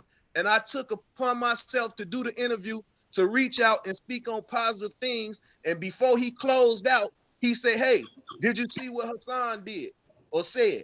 Huh? What'd he say? Play it back if you want to. Anybody can test to that. I'm not known for being a liar. So when you said that, I salute that, because I'm the same way. I don't lie on nobody. But I'm going to speak up for a grieving mother, bro, because I was in that same situation as a grieving father. I just talked to his father yesterday. His father just did 26 years, bro. So to come home, to lose his son, not even being able to hug his son, and then somebody on here going in on his child mother, like that is distasteful, bro. I don't know what to say or how to make you understand that, but I'm not on here for the braggadocious. I'm not into all that. Like whatever y'all do, anybody that blog and do any media, I salute y'all. I'm not in y'all way. But if you called me, Hassan, to do an interview and you asked me about something you heard of or know of about me, I'm doing an interview. So I'm gonna speak on what you asking me about. I'm not ducking nothing from nobody. Can I respond to that? Yes, sir. Now let me start off. The first thing I'm gonna say to you is, right, you like it's crazy, and I'm an honest dude. When I met you in the club that night, like I really that was an honor to me. You were somebody that I really like. That's JoJo Capone. I don't do that to niggas. That was all the way an honor. And when you look at the picture, I done had people say like, yo, you look like a fan, son. I was a fan. Absolutely. So when I listened to the dialogue between you and that scumbag, because that cat he been making so many videos about me that it ain't been funny. And when I heard you say, you know, I gotta question you. This is a weapon that's been used against me so many times on social media. My age, when I was molested by Africa Bambaataa. That's why I said I was 8. When I turned 18, I was in jail for murder. I knew Bambaataa my whole life. Why people keep trying to make me an adult like it was consensual sex? The man molested me. The Zulu Nation spoke out. So when you said that, that shit broke. Yo, Ja tell you, if you speak to Ja will tell you. So I was crying on the phone. The shit hurt a brother bad. And I told Ja to reach out to Sharpnet and call you on the phone so we can have a dialogue behind that. I was emotional. I was angry. Now, as far as the brother mother go, the only thing I stated as a blogger was that I hate when mothers say that their kids is not down with something that their kids is claiming. I never disrespected that woman. I actually started getting hyped up afterwards when people started threatening me, talking about I better not say this and I better not say that. So I started getting a little more into the topic on my live, but I never disrespected that woman. I just disagreed with the fact that she said he wasn't down with a gang. He claimed his set. We all know what he was down with. Let him claim that. There was no disrespect to that woman. And as far as Duck, after his death, I became a fan. Now, when it comes to Chicago, Jojo, if you look at my blogs, all I talk about is the crime rate in Chicago and New York. I never in my life knew any of the rappers' names That's how you could tell I was never using none of them as clickbait. The only one that I really started using was Duck, because he was the first one I learned. I stopped listening to rap music. I never knew about none of these brothers' music. That's why people was making videos criticizing, saying Hassan Campbell didn't do his homework. I didn't. I didn't know nobody's name, but I cared about the fact that these children was dying. So when I responded and I lashed out, and I'm gonna tell you right now, I really appreciate the fact that I actually got the opportunity to speak and hear your voice, because I was like, I'm not gonna lie, I was hurt behind what you said. I was really hurt. Okay, now, by you being hurt as a man, I apologize for hurting you in any kind of way, because that's not my intention.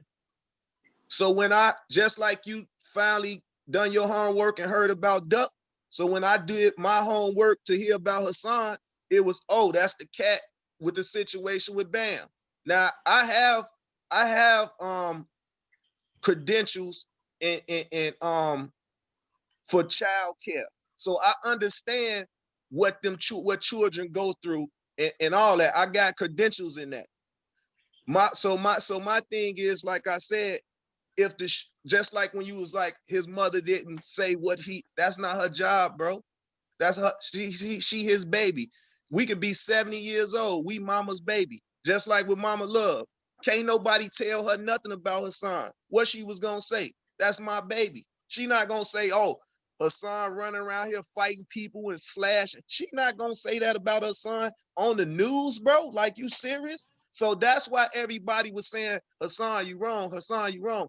We just needed you to understand it's an open wound. This young boy just lost his life in the downtown of Chicago, and not only Duck, it's constantly happened, and hurt people hurt people. So just like when Duck got murdered, man, it's thousands that's would be murdered behind that. I'm in a position to try to prevent that, but that's just like with me, and I'm not gonna lie into y'all. When my brother got killed, I wanted to kill everybody that I thought had anything to do with him. You know what I'm saying? So I was the one that everybody shut the blinds on. Don't let him know what happened, because he gonna wild out. You see what I'm saying? So I just wanted you to put yourself in Duck mother, father, and Duck shoes. That's how I approach any situation. So that's why I told you, if somebody, an interviewer was interviewing me and said something about Hassan, I would have took up for you the same way I done for Duck and his mother. It's no different, and anybody can tell you that. And like I said, and I'll say on record, the brother Ja, I don't personally know him. That's my brother's brother-in-law. I don't personally know him. I met him the same night I met you, so I don't know him. You see what I'm saying? So at the end of the day, I couldn't call nobody or nothing. It was on the spot. That's just like if Sonetta asked me something and y'all wasn't on the phone, I can only go off what I just heard or know about the person, or I don't say nothing. No comment. You know what I'm saying? I don't get on here, and you would never find me doing nothing slanderous about nobody. And I'm born in Chicago, raised in New York, lived in every borough except Staten Island. I got seeds in Brooklyn, Jersey City, raised, Newark. So I'm that's why my movement is Global Gangsters. But I turned the Global Gangsters into a mind frame, bro. We don't give up on nothing. We go for what we know. Now, I don't know, shoot them up, bang, bang. That's why these kids do listen to me. I'm one of the guys that they looked up to. They seen me like banging out with the police. Not on no street tough guy. They seen me going against the real oppressors, bro. They witnessed this with their eyes. I don't know if we need to do an interview and I can get 100 people in here and tell you, Hassan, if the police run up on you, JoJo gonna be the first one swinging, shooting, stabbing, or whatever. That's JoJo. So to know me, that's who you dealing with. I'm gonna fight for I've been a fan of JoJo. I've been a fan of JoJo before I met JoJo. I was always a fan, and I always appreciated you. But when I heard you say, and I understand where you're coming from now because of, you know what I mean, how it happened on the dude's platform. But let me say it, because I'm a real dude, man. I've been a fan. And like I said, that night and even now, so I'm teary-eyed because you were one of the dudes that I respect, because I know your work. So it hurted me. And I can promise you right now, out of respect, because I'm a real nigga, I will apologize to the brother's mother, even the brother's father, if I came off the wrong way. That's just who I am. But I can Respect tell you that. right now, like Respect that. I respect that. I'm a total. I've been a total like. Before I even met you, I followed you back to the early days before you were True Life. Like I've been a follower of JoJo. I know who JoJo Capone was. So when I met you and I took that picture with you when we was together, yo, I was like a happy, I'm like, yo, I'm a fan of this brother. Like, yo, this is a legend right here, and I admit that. So I want, And let me even tell when you this: if you would have told me that night, JoJo, I do blogs or whatever, you know what I would have told you? Get my number. I'm gonna get you one of these streaming services information where you could make money off what you do. And I wouldn't even knew if you be on there bashing people or nothing like that because I haven't looked into it. Now I would have felt bad about it after the fact. Like, man, I gave this brother a platform. I'm thinking he gonna do something positive, and he on here bashing people and making money from it. We already getting scrutinized by the media as it is. Fox News and all them with the fake news. Bro, I met the mayor got on there and said something out of line up to his mother about him, like, oh, the type of music he make. Hold on. And see, that's why I'm trying to say she's from Cleveland. She's not even from here. So she don't gotta care about us. People don't know the inner beings it is in this city and in this state. They don't know. Nobody that's in charge of nothing around here basically from here. So they not on our side. They don't come from no gang culture. They don't come from no organized crime culture. So they won't understand how we grew up. And just for the record, when I hear like when you'll say gang bangers, this gang bang, bro, I'm gonna keep it 100 with you. Our knowledge, our laws and policies is no different from what Elijah Muhammad passed down to us, bro. Like the mosque is in my neighborhood. I can look out my door and see Mosque Marion, bro. I'm raised on both sides of the street. So I'm just wasn't out here wilding out, going crazy. But the minister was sending me buses to my projects to bring young brothers since I was a kid. And I'm packing out buses, bringing them to the mosque to get the message. So I could never get on no platform and demeanor none of my brothers. So it ain't even to say I'm a fan. No, you a supporter, you my brother, and that's something we supposed to do, acknowledge each other. We need more of that, acknowledge each other. We ain't got to call each other fans and all that. That's my brother, period, point blank. We shouldn't have to argue about that. We Brother come JoJo. Yes, sir. Take my number down right quick, brother, because I got to call you, man. You got to do a one-on-one interview. Okay. This is my Google number. I'm going to give you my real number when we make contact so you can have it. 347. Hold on, let me say something. Now let JoJo finish. This is All much right. needed. 347 This is much needed. 670. Hold on, you say 6 what? 347. Oh shit. That's the area code. 347 670 0017. Yeah, hit me up and text it. Text me or something so I know it's you. Then I could save your number. Is you on Instagram, sir? Yes, I'm on Instagram. Send me the number because I'm trying to put it in an iPod, man. I don't want to cut y'all out of here if I click off. All right, got you. JoJo Capone, the number one. And Got just send me the DM and I'll call you like that. But I'm gonna say it again. I'm gonna say it again for Hassan. Hey, brother, the first feelings you ever had about me, bro, it can remain like that. You know what I'm saying? I'm not never gonna get on here and disrespect no man or no woman or no child. That's not what I do. So, like I say, to hear you say you had to tear up and cry, that hurt me. You see what I'm saying? Because that ain't my intentions. So, you know, even for the young brother, he'll tell you like, man, I couldn't get no interviews from nobody because either they wasn't gonna keep it real and all this and that. And I'm like, well, I don't know about, like, thanks for responding to me and this and that. And it's like, cool, like I got a platform, code of conduct with myself, Willie D, and Steph Belafonte. So we will get y'all on there and you will see I'm not asking you about nothing harmful to you. Like I told them, when we do an interview, let's get the people to tell what they want people to know about them, because that never get a chance to happen. Everybody talk about meaningless stuff. The person don't even get a chance to say who they are. Right. Correct. Now, So you you know know what I'm what, man? saying? So it's just I it's appreciate, a I warm appreciate you climate, so bro, because much. we dealing with it every day. Like the police, like I can show you bullet holes and grazes from shootouts with the police, bro, trying to murder us. The same way they've been when they did to Fred Hampton Jr., bro. This ain't nothing new. Anytime you got a guy like me on the front line, I got bigger issues. They CIA, FBI trying to put the drug. We see what they do. We all know what they do. For So real. this is a distraction when me and you, we shouldn't be going at each other about nothing. So my thing would be, how could we help Hassan? Like, are you willing to go to just say, Ayanla fix my life or something? I could have called Saigon and say, hey man, I need that link. Get that link to the brother Hassan and see if the sister can help. That is a tough pill to swallow. Somebody, man, I despise the dude. You know what I'm saying? And even anybody that harm any child, period. Like that ain't. I got children, so I'm gonna feel like a parent would feel. I wish it was somebody there to protect you. Here you are thinking this dude looking at him like a father, and he being a predator. So I don't want to open up them wounds. I don't even want to talk about it because that just, my mind is on a whole nother level with that thought right now. So I don't even want you to relive that or nothing. I hate I even had to just speak on that, bro. But however you felt about me in the beginning, let it maintain that way, man.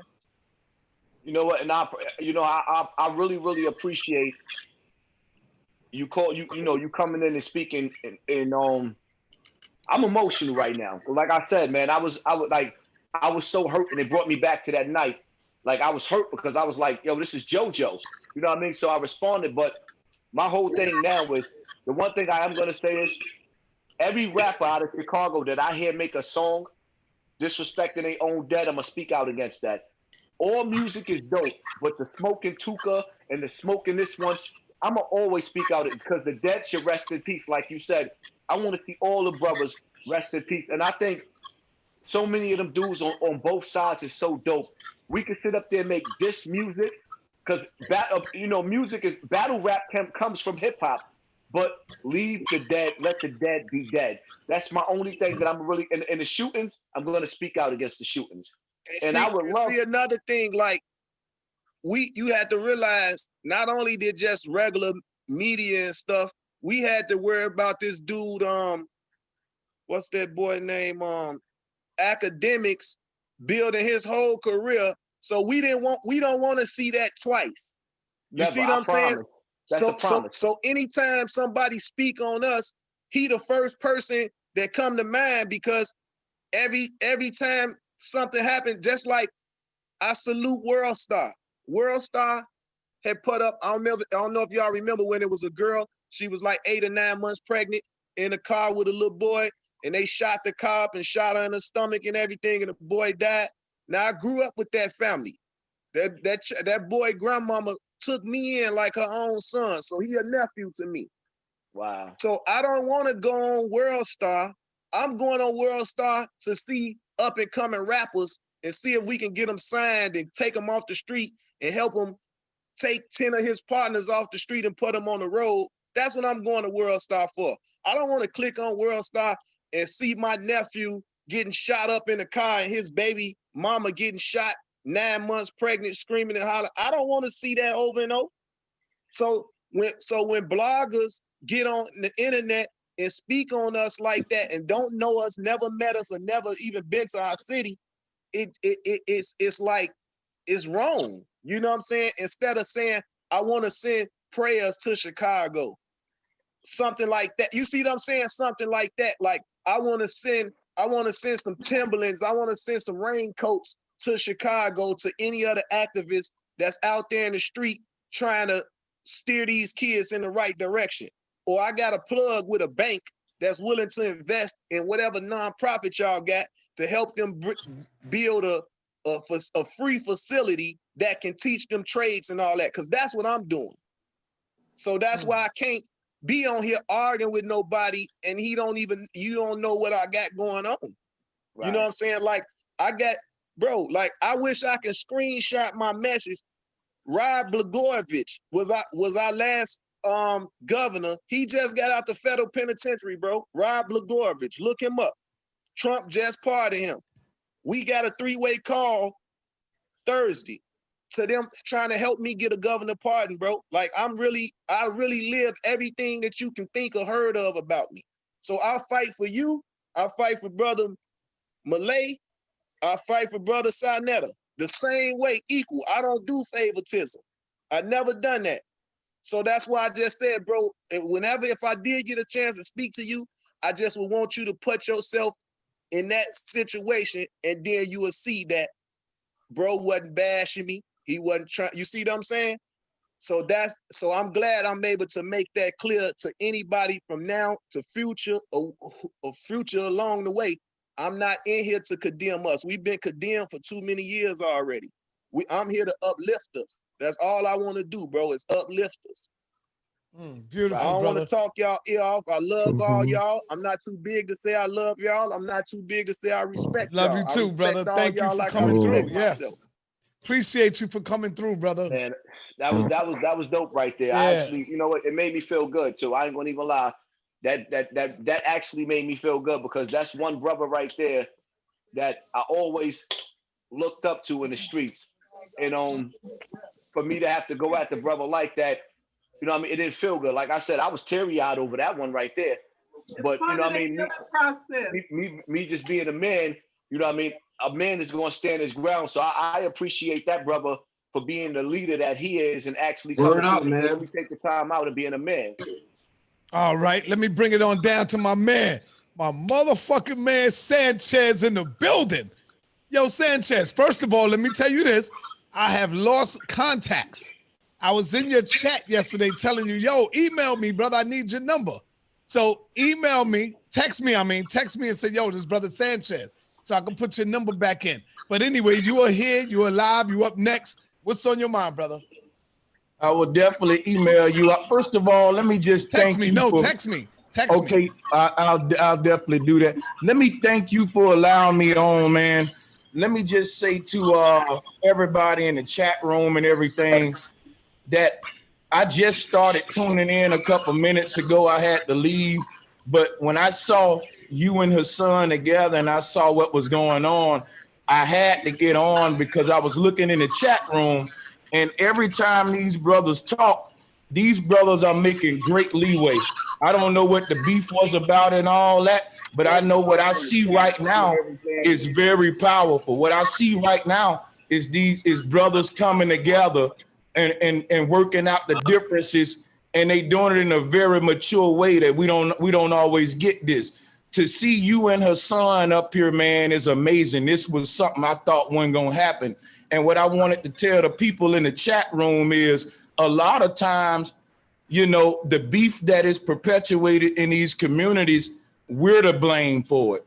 It's not even the brothers that's beefing a lot of time. Because what I see now is these brothers patching it up, doing the right thing. But in the chat room, a lot of people is still heavily critical of these brothers.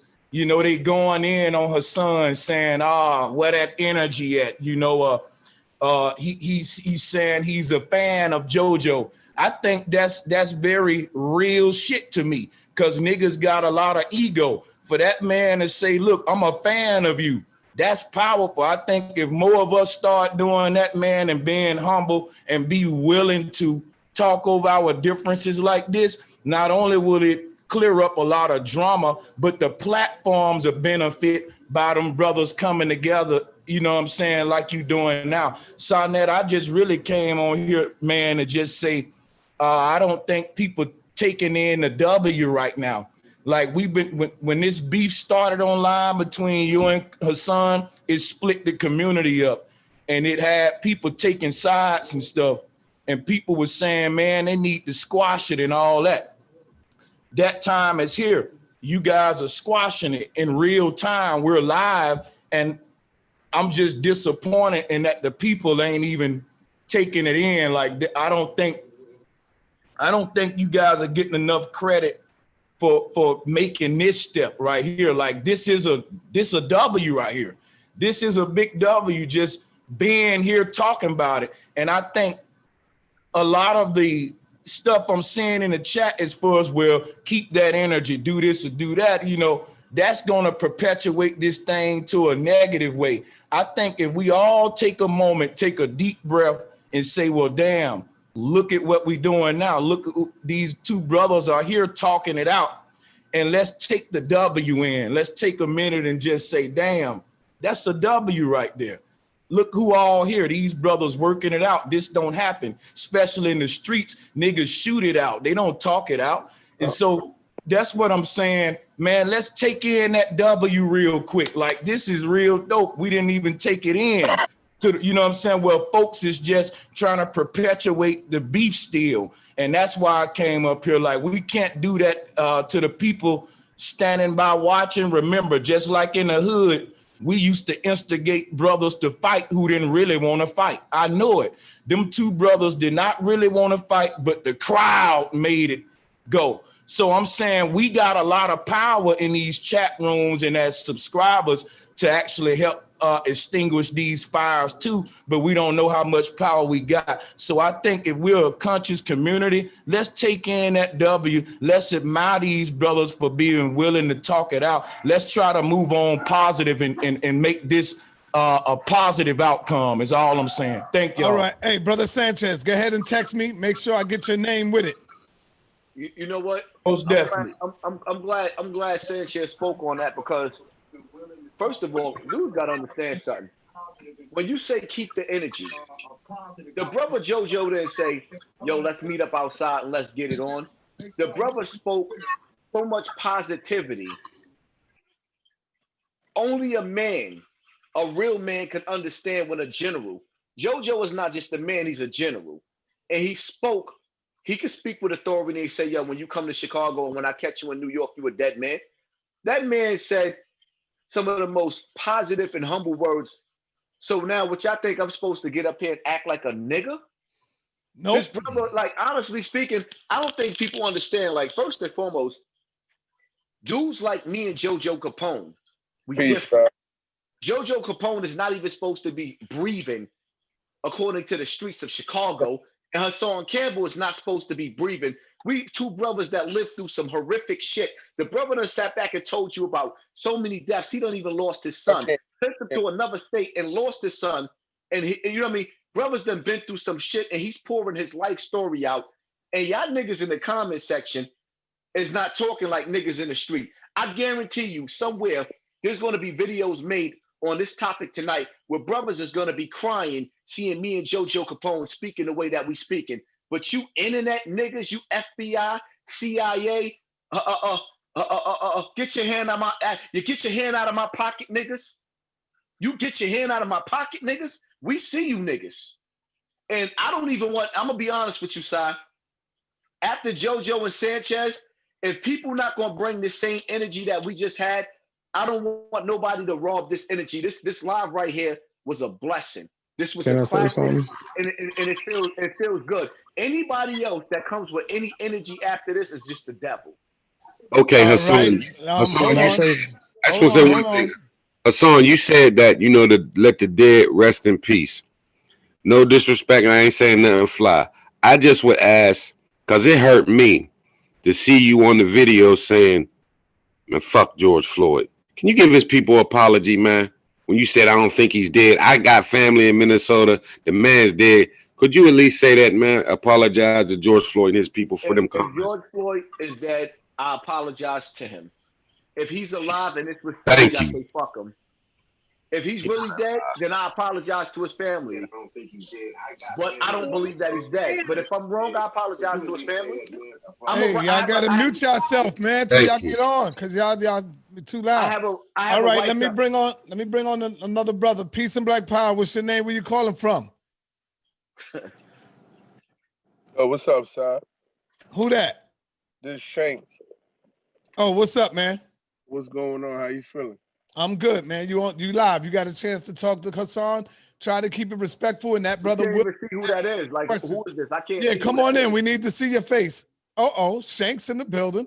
Yeah. You know. Oh, no. Cut him out. Get him out of here. Get him out of here. Get him out of here.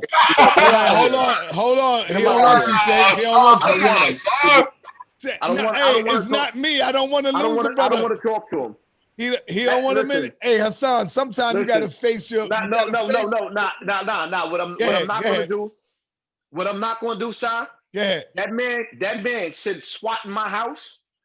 That man hired a white. Question him on that shit, Hassan, before the people. No. Listen, I swear, and I say this on the internet, Anybody that's watching this video that love me, if I die today or tomorrow, never forgive him what he did to my family. And I swear, never forgive him. I went through some of my worst pain that I've ever been through on this internet. What'd he do? That man sent the FBI in my house, told them I had a gun to my head, which was a lie, and I blamed Sinetta. Listen to me. And listen to me. No, cut his voice. Mute him. Hold on, Here. hold on, Shanks. Get him out of here. Get him out of here. I don't want to talk to him ever. I don't want to see him ever. I swear to God, I wish the earth swallow up and suck him dry. Him and everybody that created that nigga. Nah, he is see, the worst Hassan, nigga. see, that's what we. Hassan, brother. if you let that dude talk, I'm never coming on your platform again. If you put that bum ass nigga up here, while I'm up here, I'm gone. I told you I wanted positive energy. All right. I don't never want to speak. Let me just say this, Hassan. I got you. Let me just say this. Hear me out first before you cut me off. This is a perfect opportunity. No, hear me. Let me finish. Let me just finish, brother. Go ahead. Hear me when I'm talking to you. Go ahead. I promise. If I ever see that man in real life, one of us gotta go. Leave him, let him go. I don't want to change the energy. I will never forgive him for what he did because he had no reason to do that to me. I don't know him. Nah, he done called. He done said I said. All right. Come on, man. I'm going. All right, yo, Shanks, we gotta let you go, man. We'll probably catch you on another one, brother. All right. No, we would never catch him. We would never catch him. Sign the hear me? I'm outside. I'm out. If he speak, I'm out. He just said All right, hold on. I'm out.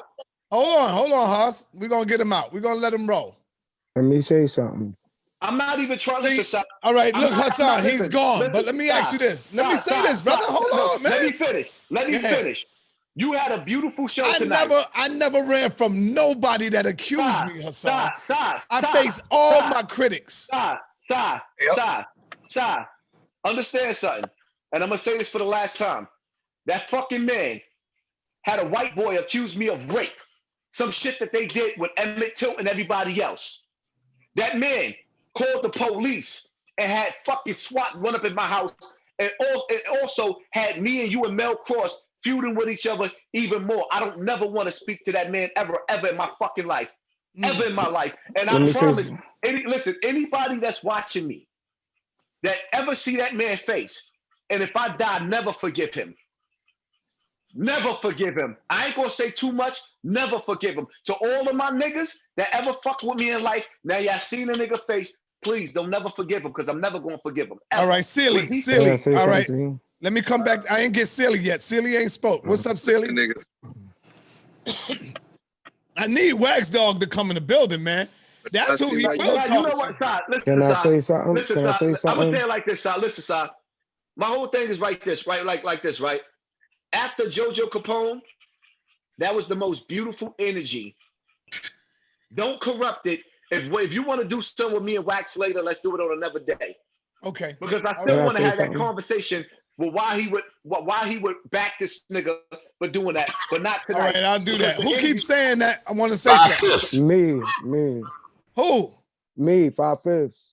Oh, hold on. Let me get to Silly first. Silly, what's up? Unmute yourself. Yes, go ahead. All right. So here's my thing, man. I don't know none of y'all conscious people. I just come for the information, and that's all that matters to me. So when it comes to Hassan, I don't know the brother. I've never met the brother in my life, but I listen to him. I listen to all of y'all folks, man. Are y'all right all the time? From my research and knowledge, no. But when y'all are right, I give you, props. And that's what really matters, man. Like, I'm 20 years old, right? And I'm already on a wave of being mature and not being with all this beef shit. To me, all this beef shit is just fucking stupid, man. I really don't give a fuck about it. I've been off social media for a few months, and there's still grown ass niggas and some niggas my age talking shit about me, and I don't even talk to those niggas. You know what I'm saying? So the thing with me, man, is I'm all that shit is fucking stupid, man. I've been on the pro black shit since 2015. I don't even really consider myself pro black.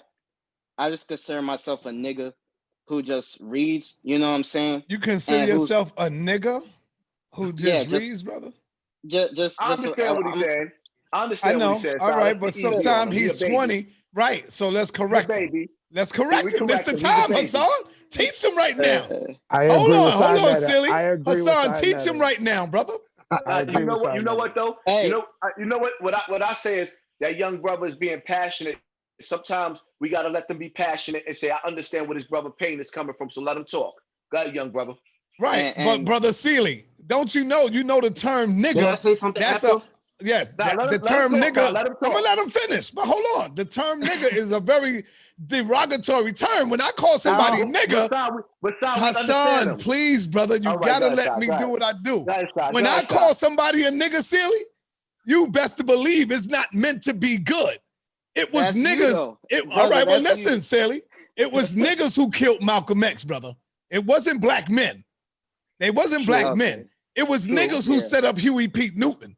It True, was niggas yeah. who turned in Nat Turner. You don't want to be calling yourself that. Nat Turner turned himself in, brother. No, He that turned is a himself lie, in. brother. That's not true. All right, Niggas, all right. no, brother. You're 20. This is what I've been doing. Nat Turner That did doesn't not mean anything. He did not. It don't mean anything. It mean a lot, brother. Bro, there's older What niggas is he who are talking fucking about? weirdos, who fucking white bitches and all this shit. You See, gonna say that's the that? problem Come with you on, young brother. brothers is you think you know everything, and now when you got somebody here to tell you this is what I've been doing, damn near more than half of my life. As my That's what I've been on the grandmother said, historical shit more than half of my life. You see only what a I'm saying? fool, only a I'm fool trying to knows tell you, everything, Sealy. there Only were a fool knows everything. There were niggas who turned Nat Turner in. There were niggas who were snitching on black people, brother. So It's do you always- want to fit on that category? It's always us. We are our worst enemy. I was talking about that the other day. All right, so go ahead, Silly. I'm gonna let you talk. Go ahead, brother. All right. So I here's my thing, man. Like as I was saying, like I just see myself because man, I don't be on this whole black. I used to be that type of nigga. I would go around being like, yo, what's good, black guy, peace guy. But I stopped because I saw how many of these conscious people would turn on me for the slightest things and act like the same dudes on the corner or people that I went to school with. And when it comes to the N-word, bro, listen to me, man. I used to be that type of dude. Back when I was 14, 15, I see the Latinos, young black kids saying the N-word. I'd be like, nah, man, because my dad would instill in me, be like, yo, don't use that word. That's a bad word. Where you from, Silly? I'm from Connecticut. I'm from Connecticut. Guess what? Change nigga into king. That's what we do out here. That's when you see people, like when you get ready to say nigga, say, yo, king, what up, king? Or peace, king, No, or something like that. Try it. I guarantee you, you're going to have everybody on that wave. No disrespect to people from Connecticut. Let him be a nigga, Si. He want to be a nigga. Let him be a nigga. Look, man, look. Here's the thing, man. I love black people. May I say something after? Yes, sir. You got it. Go ahead, Terrell. Go ahead. Of course, brother. So here's my thing, man. I feel like the title of king, queen, and all this is earned. And when many of black people I've come across, not only just in person, online, there's only a few I feel I could really call king or queen, to be honest, man. So you know, saying that you'd rather be seen as a nigga than a king? Yeah, that's retarded, man. Nah, man. People can call me whatever they want. With someone, because here's the thing, I'm a rapper. You said you won't. You said you won't want to call people king or queen, but you rather call them nigga. Come on. You super loud. No. Y'all get it fucked up. Y'all get it fucked up. All right, let him finish. Y'all let him finish. So I can move on to Terrell. No, look. All right. There's a few people I would call king or queen, but for most black people I've come across in my life, you know what I'm saying, and online, I'll just call out. And here's the thing. You. Let him speak, Oracle. Oracle, let him go. Let him finish. Sister. He spoke enough. Sister. Right now. Let him speak. All right, let me go to Terrell. Let me ask this man this question right quick. Go ahead, I've been doing a whole lot of this, and I've been sitting back taking it in. Go ahead, Queen. Go ahead, Queen. Go ahead. Sir, you do have a future, right?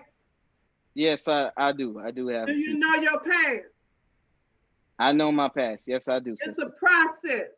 Eventually, you will exclude yourself from that word on your own. I don't know. I don't know about that because here's the thing. Here's the thing with the whole N word. Like I said, I used to be a dude who was against it, but it came to a point where it was like, you know what? A bunch of these people use it, and motherfuckers is saying I talk white, all this shit. I'm just gonna join in. I can't be them. So might as well join in. And yeah, peer pressure, and not only that, I'm a rapper. Like I said, I'm a rapper, and I use it in my. You a lyrics. rapper? Yes, I am a rapper. I already know you done killed 1 million niggas. Oh yes, I have. Yeah, I already know that. You done killed 1 million niggas, boy. Wow. Chicago rappers. Damn. I got a song with one of the drill rappers out of Chicago. See? So yeah, I do that. But here's the thing when it comes to my music. I'm not just saying anything. Because my music, I'm talking about Malcolm X. I'm talking about Huey P. Newton. All the people that inspire me. People to this day say I look like Huey P. Newton. They say I look like Malcolm X. And to me, that is a dope compliment. And if you look in my closet, I got nothing but. I would say more Huey P. Newton as I'm looking at you. Yeah, I'm looking at you right now. Yeah, I get the Huey P. Newton more. I get the Yeah. Huey P. Newton more. But Buckwheat with alopecia. Yeah, you ain't if y'all shit look with at, that I got you know some of the white owned brands. I got some of the Nikes. You know what I'm saying? Hilfiger. I got some of that shit. You know what I'm saying? But I got a lot of my clothes are black owned. You know what I'm saying? I got shirts representing Marcus Garvey. I just bought some for Kanika Jenkins at Chicago, who was mysteriously killed. You know what I'm saying? Like the rapper G Money at Louisiana. Rappers at Chicago, Lil Mister, Young Pappy. And Young Pappy, he's like the biggest rapper out of there who influenced my whole, like, you know, flows and shit. He's one of the biggest inspirations to me. So I pay respect to black men and women all the time. I got a shirt of Lauryn Hill that's on the way. You know what I'm saying? I'm always showing love to black people. So when it comes to N-word, I get what y'all saying, but to me, it's not necessarily a bad thing to me. To a certain degree. You embraced it. To a certain degree. So can a white man call you a nigga? Hell no, that white boy. See, so you know it's something wrong with it then, bro. You Nah, know it's just deep down in your certain heart, shit- it's something wrong with it. Brother. don't like that Certain word shit white before, people man. can't do. Hey, Shaw, let me speak Brother. on that when you get a chance. Who that? Who said that? Yeah, let me touch on that. Yeah, I'm still trying to Hold on, Sanchez. Let me go to Terrell first because he ain't speak yet at all. No, go ahead, let him speak. Go ahead, let him speak. I've been trying to talk for a minute. All right, go ahead, Sanchez. He said, go ahead. And The I'll come brother, back. I'll go last. The brother said he trying to talk for a minute. He can go first. All right, let me let the brother up here go. Five, it's on you, brother. All right, so now, Hassan, you can hear me, word? Yeah. I'm here. All right, so now, earlier you said something that I don't recall you ever said in a video, which gave me more clarity. You was like, you forgave him. You know what I mean? So now my page, if you notice, I know you haven't gone on my page because I only got about probably 50-something videos in total. You know, out of them 50-something, maybe like 7 or 8 of them are on you. More or less, my name on my page, that's my topic. I be trying to address that 13th Amendment where we ain't whole. My oppressor is the government.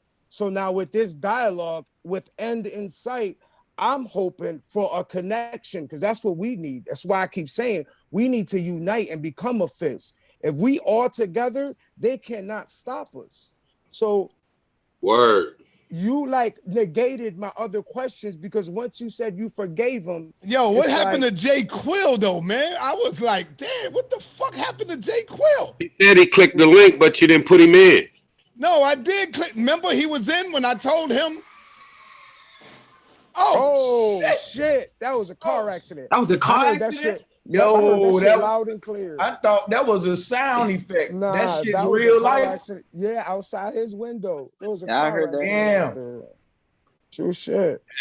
That was Yeah, loud. but all I was trying to do is constructive criticism. Nah, we ain't see it. We heard it. Oh, he talking over there. Oh fuck. This Yeah. was huge tonight, Hassan. I'm a reevaluate, man. Cause like I said, you just a figure on the screen that be saying shit. You go in, everybody go in. But let me give you something, man. I'm gonna take a different stand with you, man. We ain't buddies. I ain't with the fake shit at all. But you know what I mean. I'm hearing some things come out, man. You know, and I can see why maybe sometimes you go off. You're dealing with a lot of shit, bro. You're dealing with a lot of shit, man. And when you don't get help or go talk about it, we deal with it the best way we can. And sometimes when we wild out, I ain't above asking for forgiveness, and I ain't above forgiving nobody. Like how you say you won't forgive Shank, that's a personal thing. But you know what I mean? Some people did some horrible shit to me, man. And you know, for me, the only way to get past it, I don't really love, and I ain't really forgiving them. I guess that's kind of a lie, but you say that shit so you could just not think about them no more. But all right, so check it out, yo. So this is what I was saying, right? I got 3 nieces. I only got 1 child. I got 1 son. I got 3 nieces, all right? I ain't never knew how many girls get touched like that until I heard him talk about it.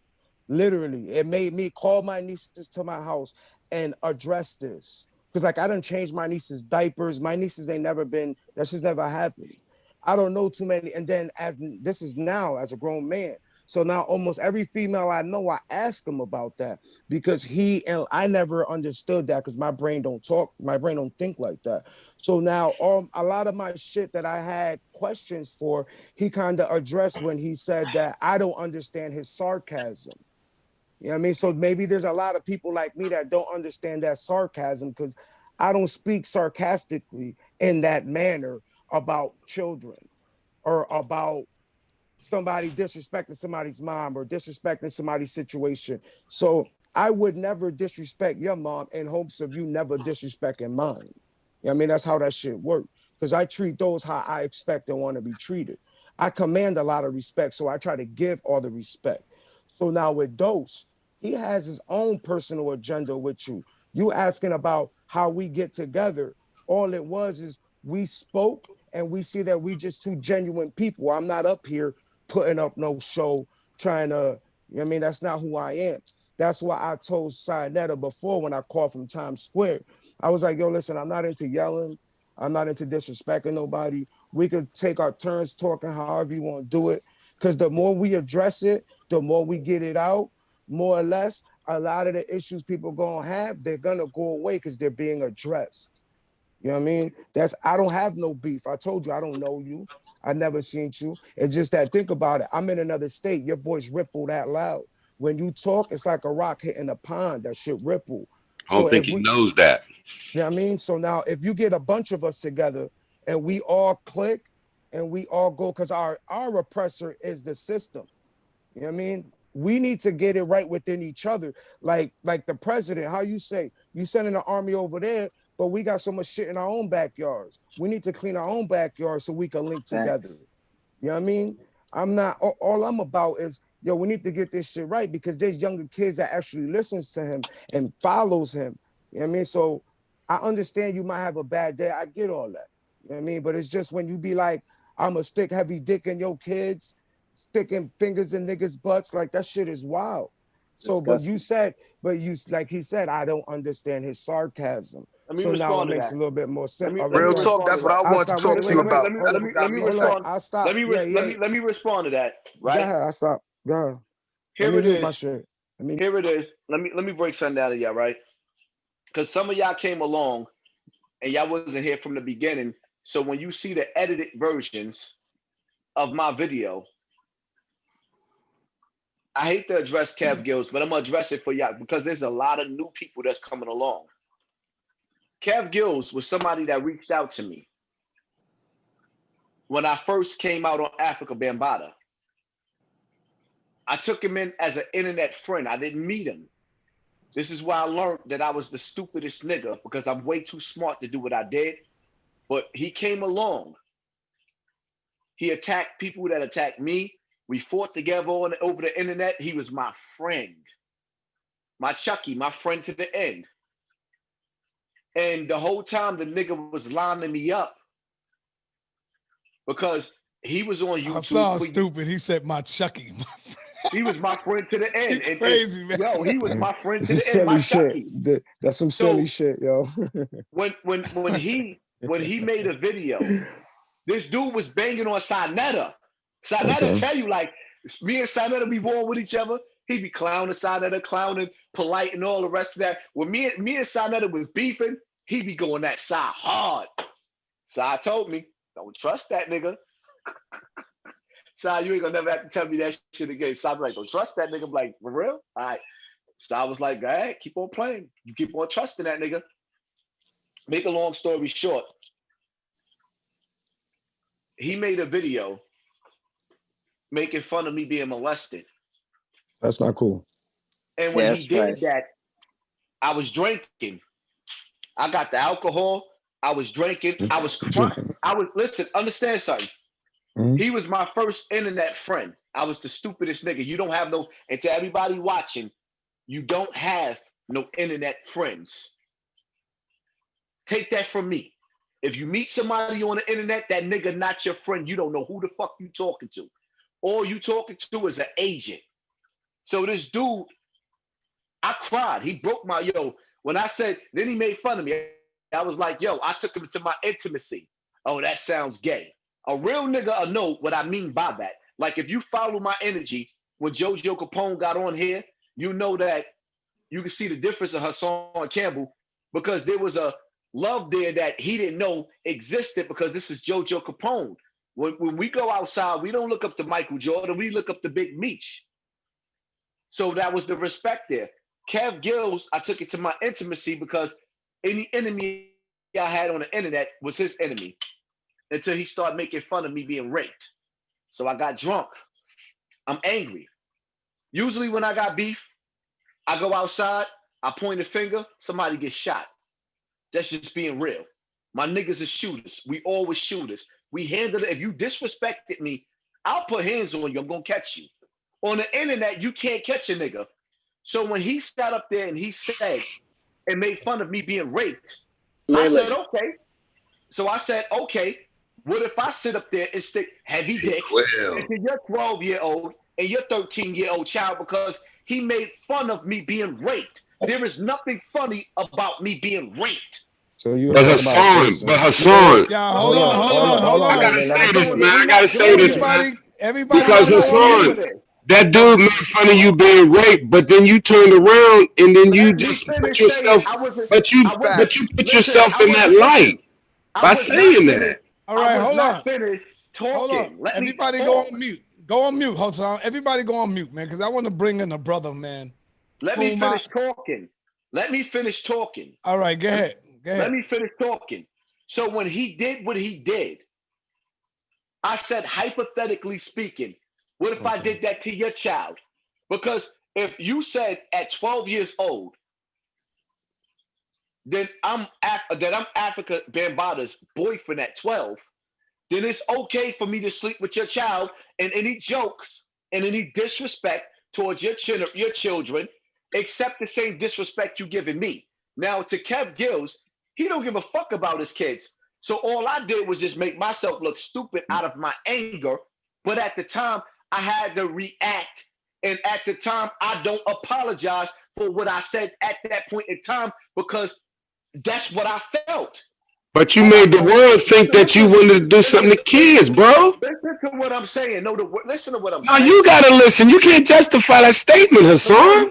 Now you're arguing. I'm not arguing. I'm not arguing. Melee, hold on, Sinetta, he's trying to dominate the conversation by just justifying it, man. Hold on, y'all. You can't let him do that. Hold up. Hassan, let me go to somewhere else. No, let me finish. First and foremost, what you niggas gotta understand, what Sam made clear in the beginning, y'all guessed on this shit. So if I'm giving you the opportunity to talk to me without arguing, you should respect that. I'm not arguing, but you don't want to let the back and forth go, man. No, listen. Again, I'm gonna say it again. Again, when I'm done, whoever else talk is gonna talk. You're not gonna talk while I'm talking. That's nigga shit. And on top of the fact that the reality of it is, personally, I'm giving y'all the opportunity to talk and you're being disrespectful. All right, I'm not being Hassan, disrespectful. hold on, Hassan, you ain't no. Melee, brother, you gotta stop, man. Let me bring it. Hold on, Hassan. No, let me finish, Sai. Let me finish. All I was right, go telling ahead. the I'm gonna story. give you 2 minutes. Go ahead. You don't bring in new people while niggas talking. First and foremost, Sai, let me say something. I'm not a new person, bro. First of all, I wasn't talking to you. I don't even know who the fuck you I'm is. not Let me I don't know who the fuck you mute the is. nigga. Hold on, hold on. Everybody, hold on. Stop, you can't let this nigga keep doing this shit, man. Straight up, man. You disrespecting. Bruh, if y'all want an opportunity to talk to him, you gotta let him stay here to talk to him. Conversation, I'm out. All right, go ahead, Hassan. Yeah, peace, nigga. Nah, be out, nigga, be out. You ain't gonna say shit and be out. You don't let nobody else talk. Be out. Be out, Hassan. You can't vibe with us and be on an equal level and let everybody talk. Then be out, nigga. You ain't no fucking king. You ain't better than nobody, nigga. Stop that shit. All right, Si, that's how you feel him out, because you had the opportunity to work with me and JoJo together in the future, and you got these niggas up here that ain't got no platform. We ain't niggas. We ain't. Hassan, hold on. All right, What I'm saying is, all right, go ahead. You keep rocking with Melee. Go ahead with him, because like I said, I was speaking, and this was in a conversation between me and him, but yet he's continuously jumping in. And once again, you invited him with rules and regulations that he's not respecting. I never talked over anybody. So now first and foremost, why are you allowing them? You just had the perfect lie. All right, but hold on, Hassan. Let me finish. There you go with that bullshit again, man. I'm out. Good, nigga, get missing, bitch ass nigga. You a bitch ass nigga anyway. Real talk, motherfucker. Mute that, son. Mute that. That's negative energy. Mute that. Yeah. Damn, man. Damn. Hey, let me say something real quick. Now, hold on, George. I wanted to bring on Jay Quill because I wanted Jay Quill to have an opportunity to ask questions, because I think Jay Quill, to me, is one of the most real, authentic brothers that have been critical of Hassan, and also he have been critical of me. I wanted to see that. Brother speak, but goddamn, I'm still, see, I never ran from my people that came in and attacked me. I ran to the shit. You know, I wanted to see him and J. Quill too. I wanted to see. Yeah, there go Hassan is back. I wanted to see there we go. a real brother address and talk with Hassan, man, because the brother don't get up there making jokes. He get up there dealing with real shit and some real shit. He ain't trying to make people laugh or be funny. Me express myself on a topic and I don't get a chance to finish it. I was all right. I want you to go ahead and finish it, Hassan. Go ahead and finish it. He was answering my question. That's what he was doing. I was in the middle of answering my question. This brother. So if anybody should have butted in, it should have been this brother. You see what I'm saying? But at the same time, this brother asked me the question and he was respectable. Nobody else should have been cutting me off while I was talking, because the reality of it is, this is a question that needs to be answered without nigga shit or nigga mentality. I want you to go in and answer it now, Hassan. Everybody go on mute. Let Hassan answer it. And I'm coming with Jay. Again,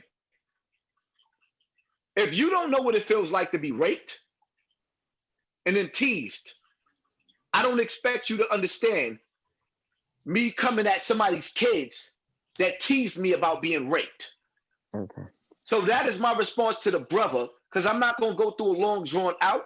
But another thing that I'm going to say too is, what I'm not going to do is, and what I don't want to be part of, is changing the one thing, Si, I'm going to say to you right now, that was a blessing. Anybody from the streets that vibe with my energy, that see the dialogue between me and JoJo Capone, anybody that loved Khalid Muhammad, Malcolm X, and ever fought for something that's a revolutionary with a revolutionary spirit, anybody that's a real gangbanger that represent on a righteous side and is trying to overcome, they're gonna love what you did with me and JoJo Capone. Do not mess the energy up with jealous niggas that don't know how to act. Melee had the opportunity to speak like an adult when I finished, but for some reason, he's conjuring up negative energy to tell me that I'm speaking too long about me speaking about something that affected my life. That's devastating. If you do not know what it's like to be raped and picked all over the internet, you will never understand what it's like to have everybody in America criticizing you and not the person that raped you, and they're going to tell you what you're not supposed to say. All right. So we're going to move on now to Jay Quill. Jay Quill, do you have anything that you would like to say, my brother? You got the floor, Jay Quill. Unmute yourself. Unmute yourself. What's going on, son? Peace, son. All right, peace to you, brother. It's an echo going on. He's still talking. Everybody put your joint on mute. We don't hear no echo. You probably just hear it, but go ahead.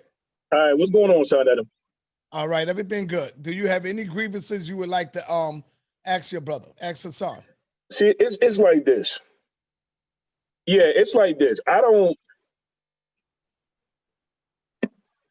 muted already. Take your headphones off. We can hear you. You good. We don't. Yeah, we hear you. Go ahead. Yeah, you can hear me? Yes. See, it's like this. It's like this. Hassan is not the only one that came from the streets.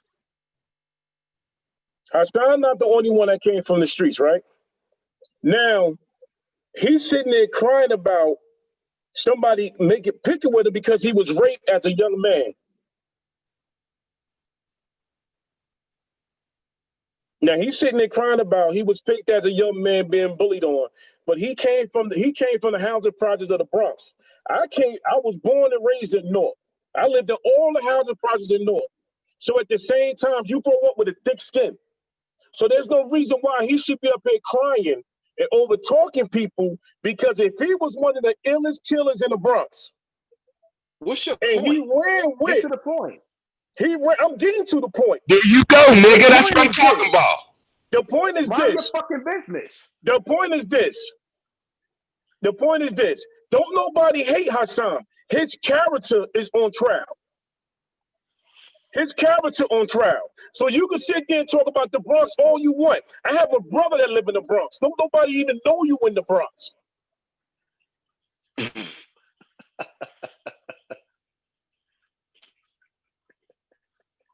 I'm not buying nothing he's talking about. I'm not buying nothing he's talking about, man. Because all that tough persona he shouldn't have been doing, that man is weak. I'm not buying it, bro. All right, thank you. I appreciate that. So now, being that you're not buying my tough persona, that's cool. Move on, and we ain't got nothing else to talk about. I'm not moving on.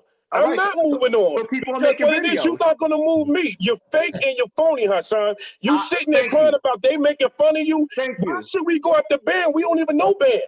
That's your job. That's your job to go after Ben. It's not my job. Facts. Okay, what you gonna do? That's facts. Thank you. What you gonna do with JoJo Capone is you want to come back next week and make another follow-up video. This is everybody on this platform saying that Sarnetta set you up. I know how you move, bro. And I don't even know you. Hold up. I'm gonna do you a favor, right, J. Quill? You ain't gotta do me no favor, bro. No, hold up. You ain't no. You ain't got to do me no favor because at the end of the day, you said you get the young boys together. Show me some receipts that you get these young boys together. Show me some receipts because you don't do nothing. All you do is sit in the house. Show me some receipts, bro. Are you finished? No, I'm not finished because you had your time to talk. You had your time to talk, brother. Okay, go ahead. You had your time to talk. So all that you sitting there talking about, you got 3 bodies and all this garbage. Your job is to handle your situation. You have personal problems because the way you was raised. Now,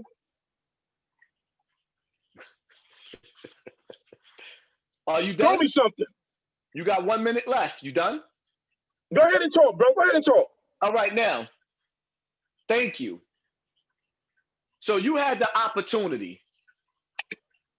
And yo, please, people, forgive me for laughing. There ain't no opportunity. No, I'm talking. This nigga think he's Barack Obama, man.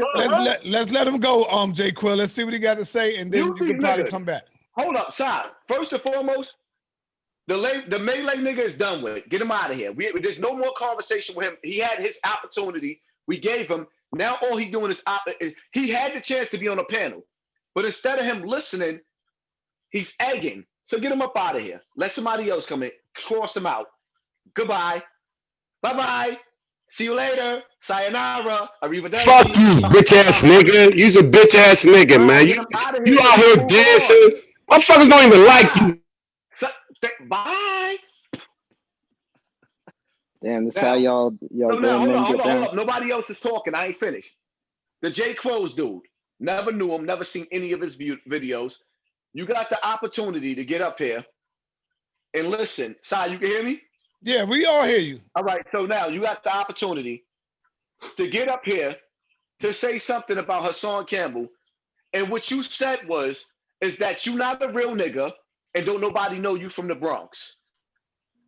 You had the opportunity to speak to me, and out of all the shit to say on an intellectual platform where you dealing with the scholars, with the mastermind. You're not an intellect. Yo, come on. Sonetta, get this nigga the fuck out of here already. With his fucked up curtain in the background. This nigga look like he done snatched somebody's sheet off. He done went to the Blood's house and snatched their sheet and put it up over the wall like, get him out of here. Don't put his mic back on no more. He's done already. We not doing nigga shit after Yo, Melee. Come on, brother Melee. Come on, no, brother. He's tripping. Sai, all right, I'm going, Sai. I'm out. Sai, I'm out. And if I leave with this nigga shit, I'm not coming back. Sai, let him go. Sai, nobody wants to see this bum ass nigga. You playing with welfare when you can sit up here and you go to the bank. Sonetta, let me say something. No, I'm not done. Nobody. Hold on, man. Y'all see, I'm gonna have to start letting people go. I'm gonna let a lot of people go, man. I wasn't done. All right, go ahead, Hassan. Go ahead, I Hassan. want to answer the J. Crow dude, and you turning this into a nigga platform where JoJo Capone turned this into some real shit. Now it's starting to turn nigga. All right. The J. Crow dude's got an opportunity to come up here to talk and say what his gripe was, and all he had to say on a conscious platform. This is your platform. So what I was doing, what Melee dumbass couldn't respect, was giving you props for having conscious brains. You have the gladiator of thinkers on your platform is what I was trying to say. And then this nigga comes up on an intellectual platform and decide that he want to talk about you're not tough, you're not gangster, and nobody knows you from the Bronx. That kind of shit, that nigger shit, I don't want nothing to do with. Because not one time did I sit up here and say, I'm the toughest nigga. What I did was acknowledge everybody and give them the answers that they want. If Jay Quills feel like he want to figure out if I'm the toughest nigga, what you do is, Sonetta, you set it up in one of those parks in Harlem, and we go out to Harlem and he come out, no more videos. And one of us leave, one of us don't. Hold on. No. Yo, you inviting them to a fight? Unmute yourself, J. Quill. Unmute yourself. No, don't have him say nothing. No more talking on the internet. We meet behind the scenes. No more dialogue between brother, me and him. We talking right here. We ain't doing that. Listen. If his problem is he want to show me that he's more of a man, we do this behind the scenes. So now his only gripe was he had his opportunity. Hassan Campbell's not tough. Nobody don't know you. J. Quill, unmute yourself. No. I'm not listening to him. He had the opportunity. Hey, it's like this. If you want me to come to the city, I'll come to the city. I don't have a problem with that. But see what it is, you shitting him. I'm not done. I was not done. He hurting right now, brother. Melee, I'll come to the Bronx. J. Quill, hold on, J. Quill. Let him finish so you can speak, J. Quill. The one thing that I told you that I'm going to do is protect my energy. Yeah, brother. But Hassan, don't call nobody out to fight, brother. Yeah, don't do that. I'm not finished. And right now, I feel like you letting niggas bait me. We had an intellectual conversation with JoJo Capone and everybody else, and now it's becoming a nigga platform. Come to North, brother. I'm not finished talking. Come to North. I'm not finished talking, and I'm not, you know what, so I'm out. So I'm not here to do the nigga shit. I'm doing you a favor. Can I say something to Hassan before you leave? I'm doing you a favor. Hassan, listen. No, listen to me, Sai. Listen. Hassan, man. Damn, man. Yo, it's like you are afraid, Hassan, to let these brothers speak, man. They gotta tell you what their grievances are, and you're not letting them do it. it's like you're afraid to let them get that shit out. Let them get it out, and then you can address it. Let these brothers tell you why they mad. Let them tell you why they upset. It ain't no nigga shit, man. Address it, brother.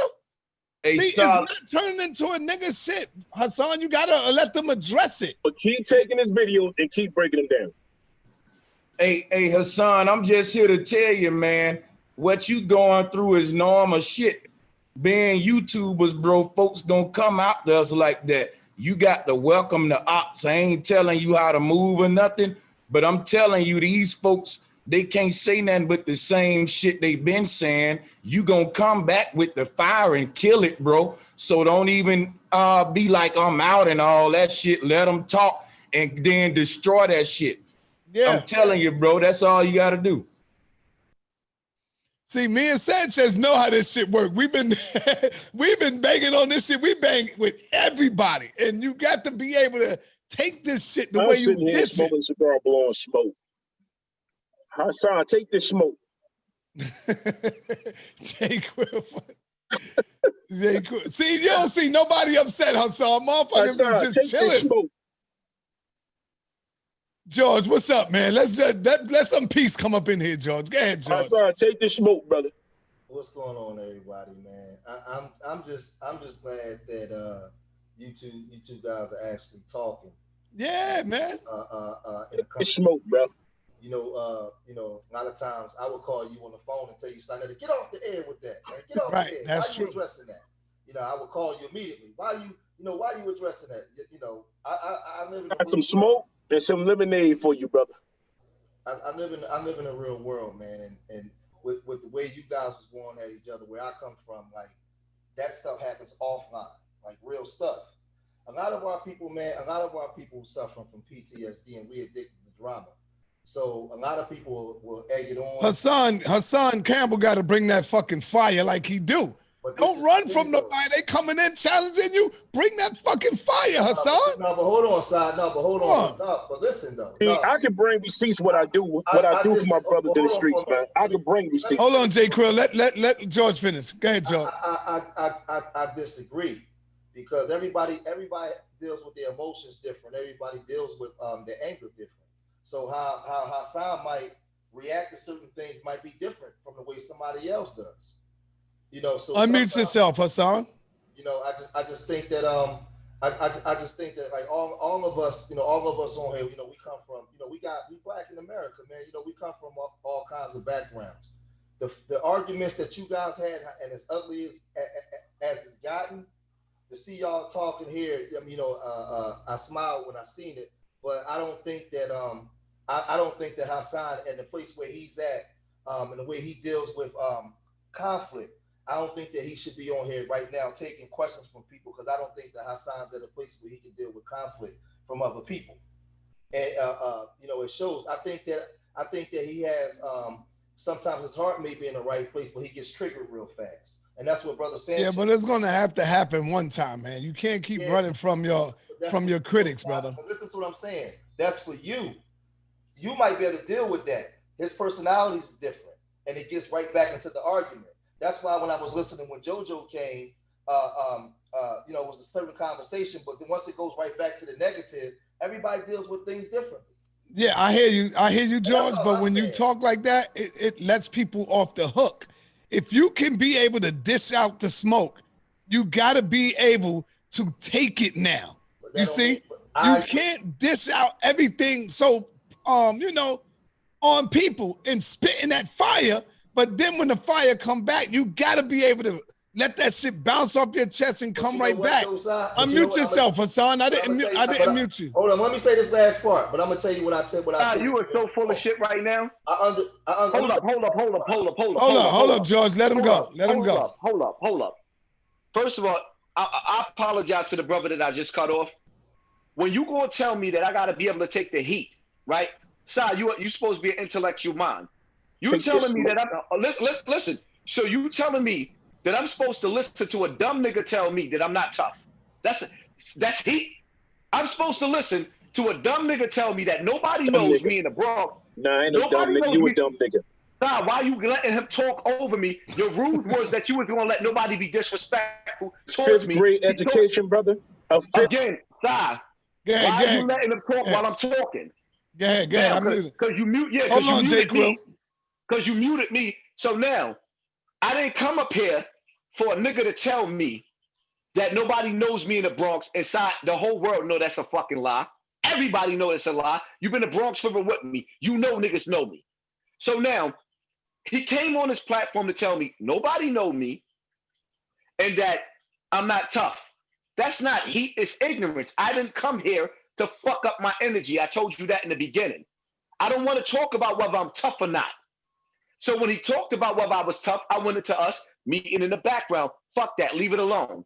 If you're gonna have somebody address me, have them ask me some real fucking questions and not be an ignorant nigga. He came up here being an ignorant nigga. And that's what I'm saying. Don't act like I'm ducking somebody asking me some real intellectual shit. He coming, yo, Jojo Capone. You have a 5th grade education, brother. Sarnetta, why are you letting them cut me off? You have a 5th grade education. Sarnetta, why are you letting them cut me off? Brother, have a conversation, brother. You got to go back and forth with the brother. Listen. Sarnetta, I don't want to talk to him no more. And Show me some receipts. Show me what you do for the kids in the hood. Rather than sit in your house and play with them dolls. Show me what you do in the hood. All right, yo, let me end it, man. outside. Let me end the show, man. That's it, man. Don't end the show. Don't end the show. There's other I people see that what want to you're talk. saying. Everybody can't do it like what I do. No, stop. Yeah. Nobody, other people want to talk. Get him out of there and let other people talk. Nah, He's not bro. the whole show. You can't. He's not the whole show. Listen. Don't, Hassan. There you go again, bro. You running from. You Let me have. say- Hold up, Hassan. You have an opportunity to get the smoke. You have an opportunity to deal with a brother that be making videos, and you can face him right now. You had the first opportunity to have Brother Sanchez, which would have been, because me and Brother Sanchez had issues when we was friends. You could have had a better conversation with everybody that you called your friend. You tore him down. Mute the fucking shit, Si. Stop crying, man. Stop crying. All right, so Si, I'm gonna let this go. You had the opportunity that you're never going to get What again. you crying for, brother?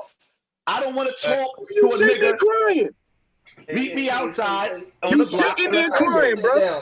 Crying. Shut dude down, man. Yeah, exactly. What the fuck are you doing? You making yourself look stupid, Si. You making you look stupid, Si.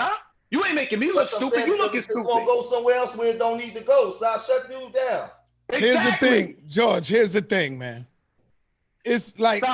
The thing is, man, here's the thing. Hassan, all you want, Hassan. Hold on, Hassan.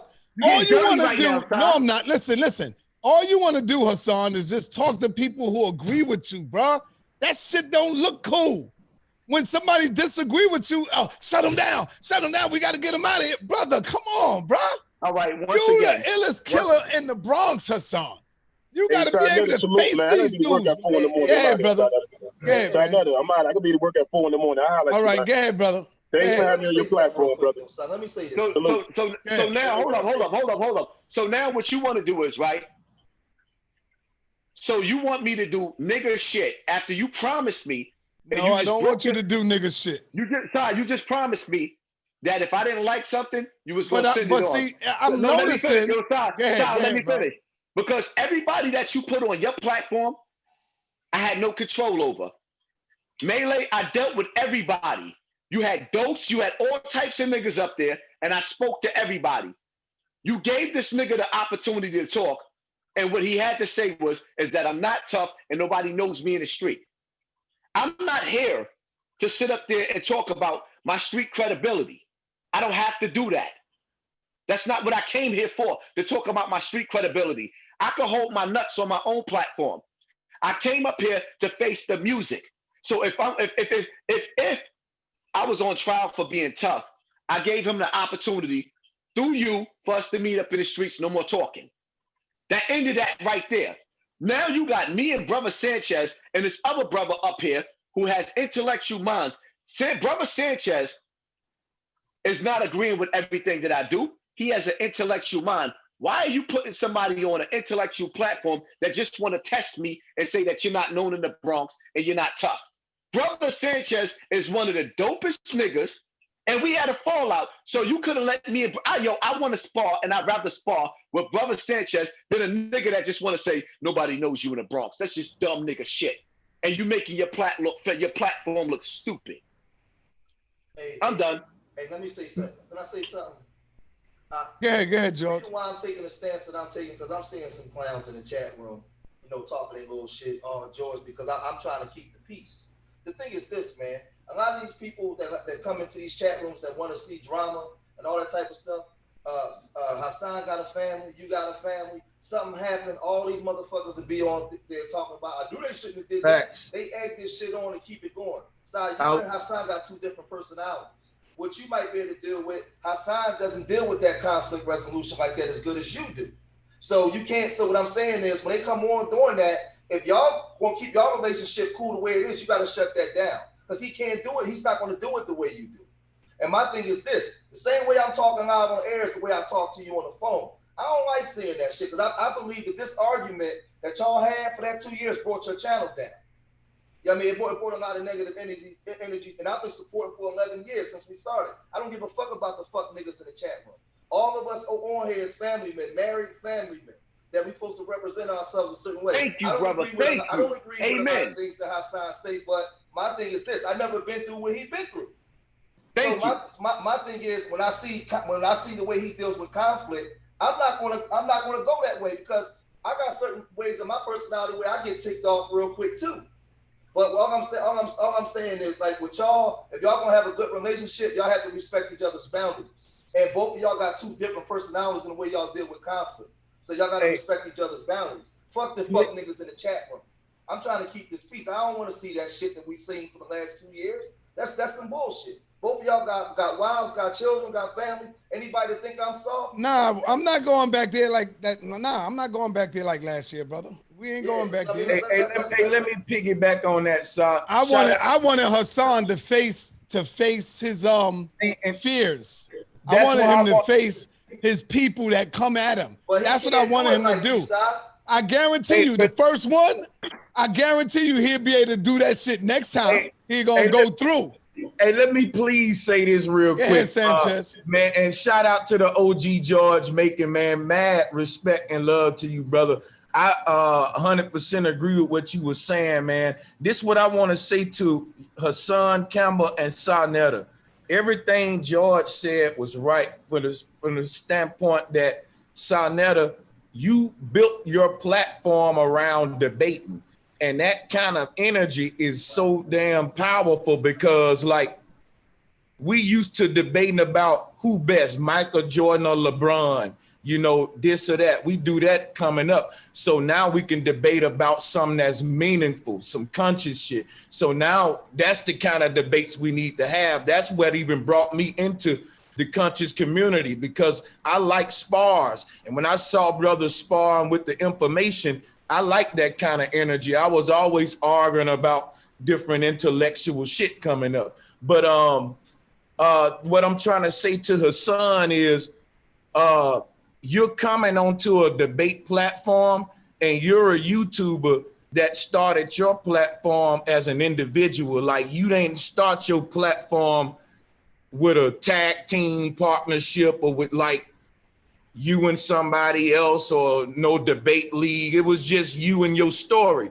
So I'm telling you, when you come over here, you're coming into different territories. It's debate energy here. And what I want to let you know, Hassan, is that don't take that personal.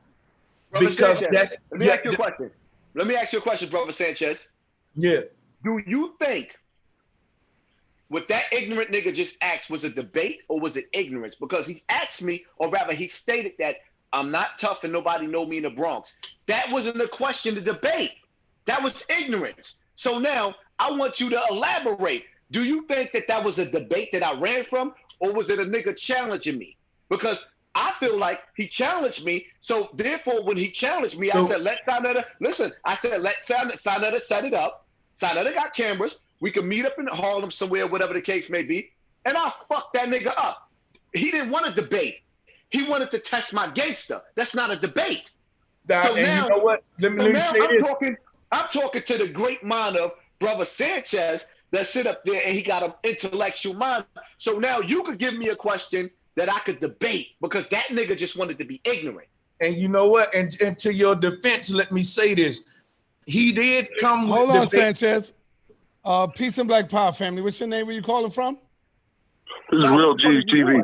All right, now we got Real G's. You wanted to How ask the some more fuck did you questions. cut off? No, how you cut off Brother Sanchez? Like that, this shit don't even seem I right. tell you what, I'll take 30 seconds and Real G's can have it. This is what I'm gonna say.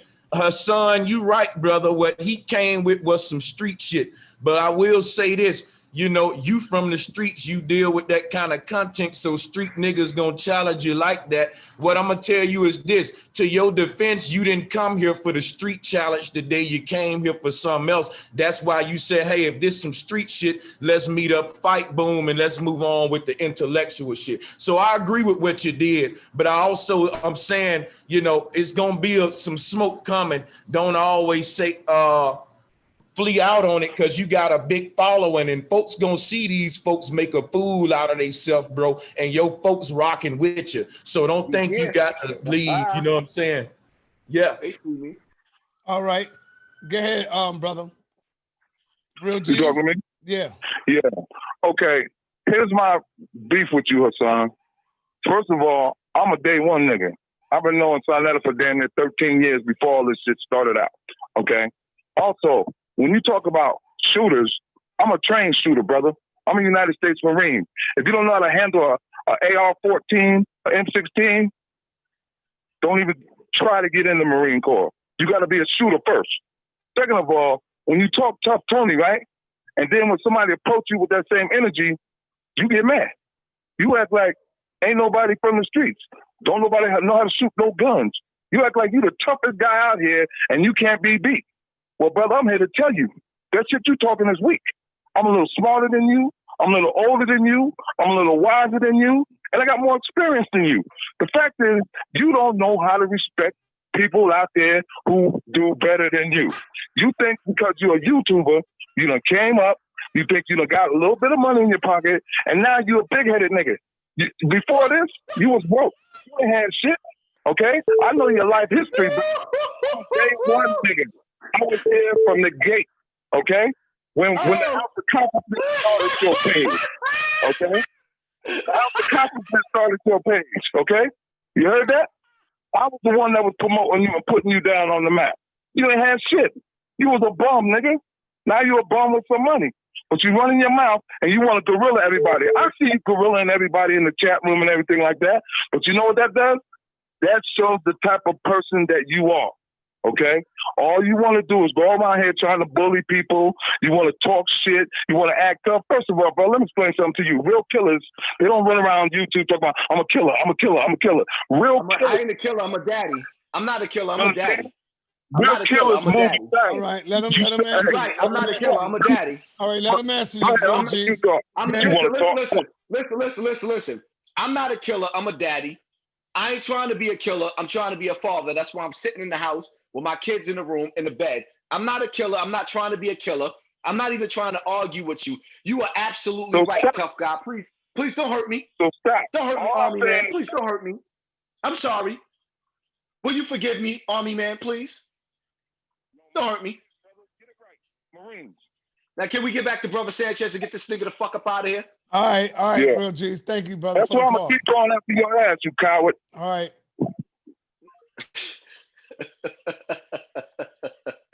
Don't hurt me. Go ahead. Who else, man? Yo, let me end this shit off, man. Let me end it, man. All right. First, I want Hassan to go. Hassan, this is what I need you to do. Now put Sanchez back on, man. I want to talk to the intellectual brain, man. All right, here's what I need. Here's what I need you to do, Hassan. So you don't have to go run and make a video. Go ahead. I'm gonna get on the hot seat right now. Tell me how I set you up. Go ahead, brother. Do it now in my face. Hold on, Hassan. See, look, I'm gonna show you how I can take this shit. Go in right now. And I want you to, brother, listen. I don't want you to do a video. I want you to do it right now while we here. Stop. Go ahead. If you can't see the growth in me and you can't see I'm a different nigga, you got me all the way fucked up. I will never make a negative video about you ever again. That's for one. Ever. I would, even if you made 1,000, I won't even respond. For two, the blessing in this, I don't think you realize that you gave me $1 million. If you keep this video up, I pray to God somebody recorded this video with me and JoJo Capone. What you gave me in the streets, because no matter what these niggas say, the reason why I'm so big is because of my streets presence. And what you gave me with me and JoJo Capone was priceless. You actually squashed the beef and don't even realize it. No, I do realize it. What you talking about? I do realize it. So now, at the end of the day, I realized that even though the stage had some characters in it, I faced everybody. There you go. That's good. I faced everybody. But there's one person calling me right now. I don't know if you want to deal with that person as a female. It's up to you. I'll leave it up to you. Queen's Throne. Queen's Throne. No, I don't want to deal with her. All right, she's calling in. All right. I don't want to deal with my ex-mod. I don't want to deal with her. That chick did a 12-hour video on me yesterday. Anybody that could do a video for 12 hours straight, you're not mentally functioning right. I don't even want to talk to you. All right. She did a 12. So now my whole thing is like, brother, like Sai, I don't think you realize you got the opportunity. You got me and brother Sanchez on your platform at the same time. Like, honestly speaking, son, you got to get out of your own way, Sai, because what you did with the energy alone with the positive brothers was a beautiful thing. It was the most powerful shit. If I was you, I would edit these dumb niggas out, because these dumb niggas is what broke your platform. And now you got dumb niggas. These people can say whatever they want to say. Money don't make me. It doesn't make me. That's why I don't do lives every day. They get mad because I don't do lives. I'm like, yo, when the last time I did a live? The last time I did a live, I made almost $400 in my super chat. The time before that, I made $800. I don't do lives. I put up pre-recorded because I don't like doing lives like that. It takes too much energy. But nevertheless, I gave you my live. I was supposed to go on with the brother Gully TV tonight. We'll do it tomorrow. Everything happens for a reason. This was a beautiful night. I'm not going to dwell on the sucker niggas talking about whether I'm gangster now. I don't want to be a gangster. I don't never want to shoot another gun again in my life. Let me say that on Sinetta's platform, unless it's going against the motherfuckers that's trying to give us the vaccinations. I don't never want to fight another black man again unless it's for a reason. I don't want to fight no more. I fought my whole life. So why I gotta keep fighting niggas that been through the same shit that I've been through? When am I able to sit up there and say, okay, I no longer have to look over my shoulders and say, I can't walk with a knife, I can't walk with a gun, but niggas is shooting you in the Bronx, Queens, Brooklyn, Manhattan. I live in New York. I raise kids in New York. I don't want to kill or be killed. I don't want to go to the feds. I don't want to go back to the state. I don't want to write no more jail letters. I want to live my life and raise my children to survive this fucked up world. I don't want to compete with nobody, is what I'm saying. So all you niggas that want to be tough and you ain't known and you ain't this and you ain't that, okay, I'm not. You the tough guy, I'm not the tough guy. Now let me live my life. It's just that simple. Now, what I would do if you were smart, you should be trying to set something up for me and brother Sanchez to go at it, because the reality of it is, when you say go at it, what you talking about? Debate. He likes to debate. Let's find a topic. So, oh man, you're a Muslim. That's the topic right there. Well, any topic that brother Sanchez choose, and brother Sanchez can hit me up on Instagram in my DM, and we can sit up there and go through the politics, because the reality Hey, Hassan, you talking all that shit right now. You know damn well. If I call your ass up and say, yo, Sanchez ready, he want to do Islamic, he want to prove that Islam or religion or whatever is just the same as Christianity, is all of that stuff is not real. I don't even know his thoughts on that. What is your stance on Islam though, Sanchez? No, that's another video. That's another video. Let him. No, I just want to know his stance first, and then I could probably Come up with something. Go ahead. You already know his stance. I know his stance. No, I don't know. He always talk about Hebrew, but he don't talk about Islam. I say this. All religions are in the same boat. They're belief systems. I'm trying to get the people into knowledge systems. You can't know something and believe it at the same time. You don't believe 2 + 2 is 4. So when it comes to things as far as our spiritual systems, I don't think it should be in the realm of belief, because the fact that we're spiritual beings is just that, a fact. It's not a matter of belief, it's a matter of fact. So I'm moving us into factual systems and away from belief systems when it comes to all. Brother Sanchez, can I ask you a question? With all due respect.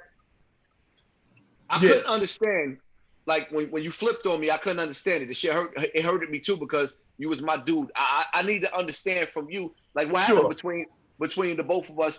Were you sided with Bambaataa? Oh, and first of all, I never sided with Bambaataa. Anybody that follow me will tell you when I go in on hip hop and Illuminati, I always go in on Bam, how he's worshiping the Baphomet. Now, you know him, so I know you know I'm not lying. He's into that occult shit. You know it. And that's why I respect you, because you're a living testimony that we're not no damn crazy folks making it up. Someone's on the inside saying he's with the shit. Now, here's what I want to say to you personally about my beef with you. I apologize to you. I actually said it in the stream, but I know you don't watch all my stuff. Now, the reason I apologize is because I'm in my feelings about this flat earth thing, and I didn't want to bring that up. I know a lot of people in the chat gonna crucify me for that. They said, man, we rock with you, Sanchez, but that flat earth shit, we ain't rocking with you. What do you think about that, Hassan? You believe in the flat earth? Before he say that, let me just say this though. Hassan, when you came out with the video saying the hood don't give a F about flat earth, I got in my feelings. But you had a little point. I kind of see what you're saying, like about the violence and shit going on, but I took it offensive, even though you didn't even say my name. You know what I'm saying? So that's what got me in my bag. But I'm out of my bag now. I apologize. It ain't that deep. All right, so Hassan, do you believe in flat earth, Hassan? Let me say this, right? I haven't, like, you have brothers that's down with the flat earth movement that have arguments that I haven't listened to. So before I answer that question, I have to listen to both sides, because honestly speaking, I'm uneducated on this topic. So I'm not going to sit up there and act like I'm knowledgeable on whether the earth is round or flat. I believe it's round. But I'm not going to sit up there and say I studied enough to sit up there to argue with a brother Sanchez on that, because I'll be a dumb nigga. So when I said from my perspective, it was like a brother named Nudie from Bronx River. And I thought he was the most ignorant nigga when he said this. I came to him because he's a shooter. Matter of fact, he the one that shot Muhammad. And I said to him, yo, you see what's going on with the brothers and sisters in New Orleans? And that's when the levees broke. And he was like, nigga, I'm from the hood. I don't give a fuck about that. It wasn't no disrespect. It's just that some of us really don't give a fuck about whether the earth is flat or not. So when I said that, I would have never disrespected Brother Sanchez because I liked him. But now I'm understanding, with me being on YouTube, is that you got somebody that's part of everybody's community that's telling the next person, this is what Hassan Campbell said about you. This is what Brother Sanchez said about you. So when Brother Sanchez flipped on me, it hurted me. I'm a compassionate person. And the reason, and listen, not to cut you off, but the reason I say I was kind of wrong, because you didn't say my name, but I get a lot of subliminals. But I do take you as a person that would have caught me out or either hit me up or something like that. So I'm giving you the benefit of the doubt. Like, I know it's probably flat earth cats coming at you left and right because we deep like that. And you probably was making that video in general, but I got in my feelings on it. So that's why, you know what I'm saying, did what I did. Yeah, well, come on, Hassan, man. But on a real tip, Hassan, man. Yeah, go ahead, Ty. You're not in this league, brother. Don't debate, brother. Listen, you ain't ready for no debate, Hassan, man. Keep doing what you do. Don't go outside your lane, Hassan. Listen. Go ahead.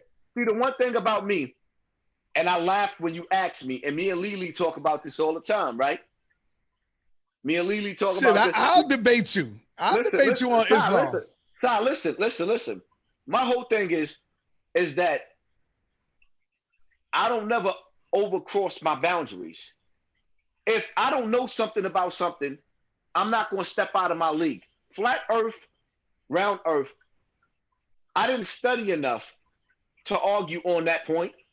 When it comes to Islam, I can debate you, but at the same time, the reason why I don't debate is because when it all boils down to it, is that you're never going to change the mind of That's a believer. not true. That's not true. But I brother. have changed the mind That's of right, plenty Sanchez. Yeah. I'm telling you.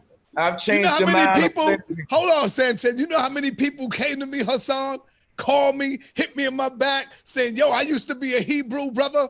Thank you for showing me this shit." It's so many things that I have showed them in the Bible that they really never got a chance to look at or listen to, because they are being programmed only on the pro of the Bible.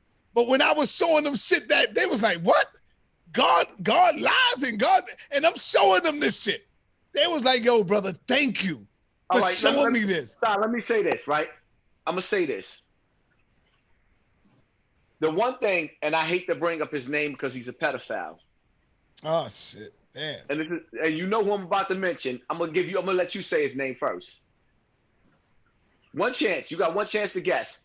He's a pedophile, and it's not Bam. Nah, I ain't gonna do all that. All right, Dr. York. Oh, okay. Oh shit. So what I'm gonna say is, right, what I liked about Dr. York is that Dr. York mastered every religion. And I gotta give him that. And you know what? And I feel sorry for him for that. That's a tragedy. Let me finish this though. Yeah, he was a sick man. For me, right? And every person that's on a spiritual journey, you can't take away, you can argue the Bible, the Quran, all you want to. But when you understand the Most High, the Creator, you got to understand that there's a spiritual journey that happens with every individual. Well, not every individual. Some people don't even understand their spiritual journey. And when God takes you through certain steps and stages, each step and stage gives you something out of life.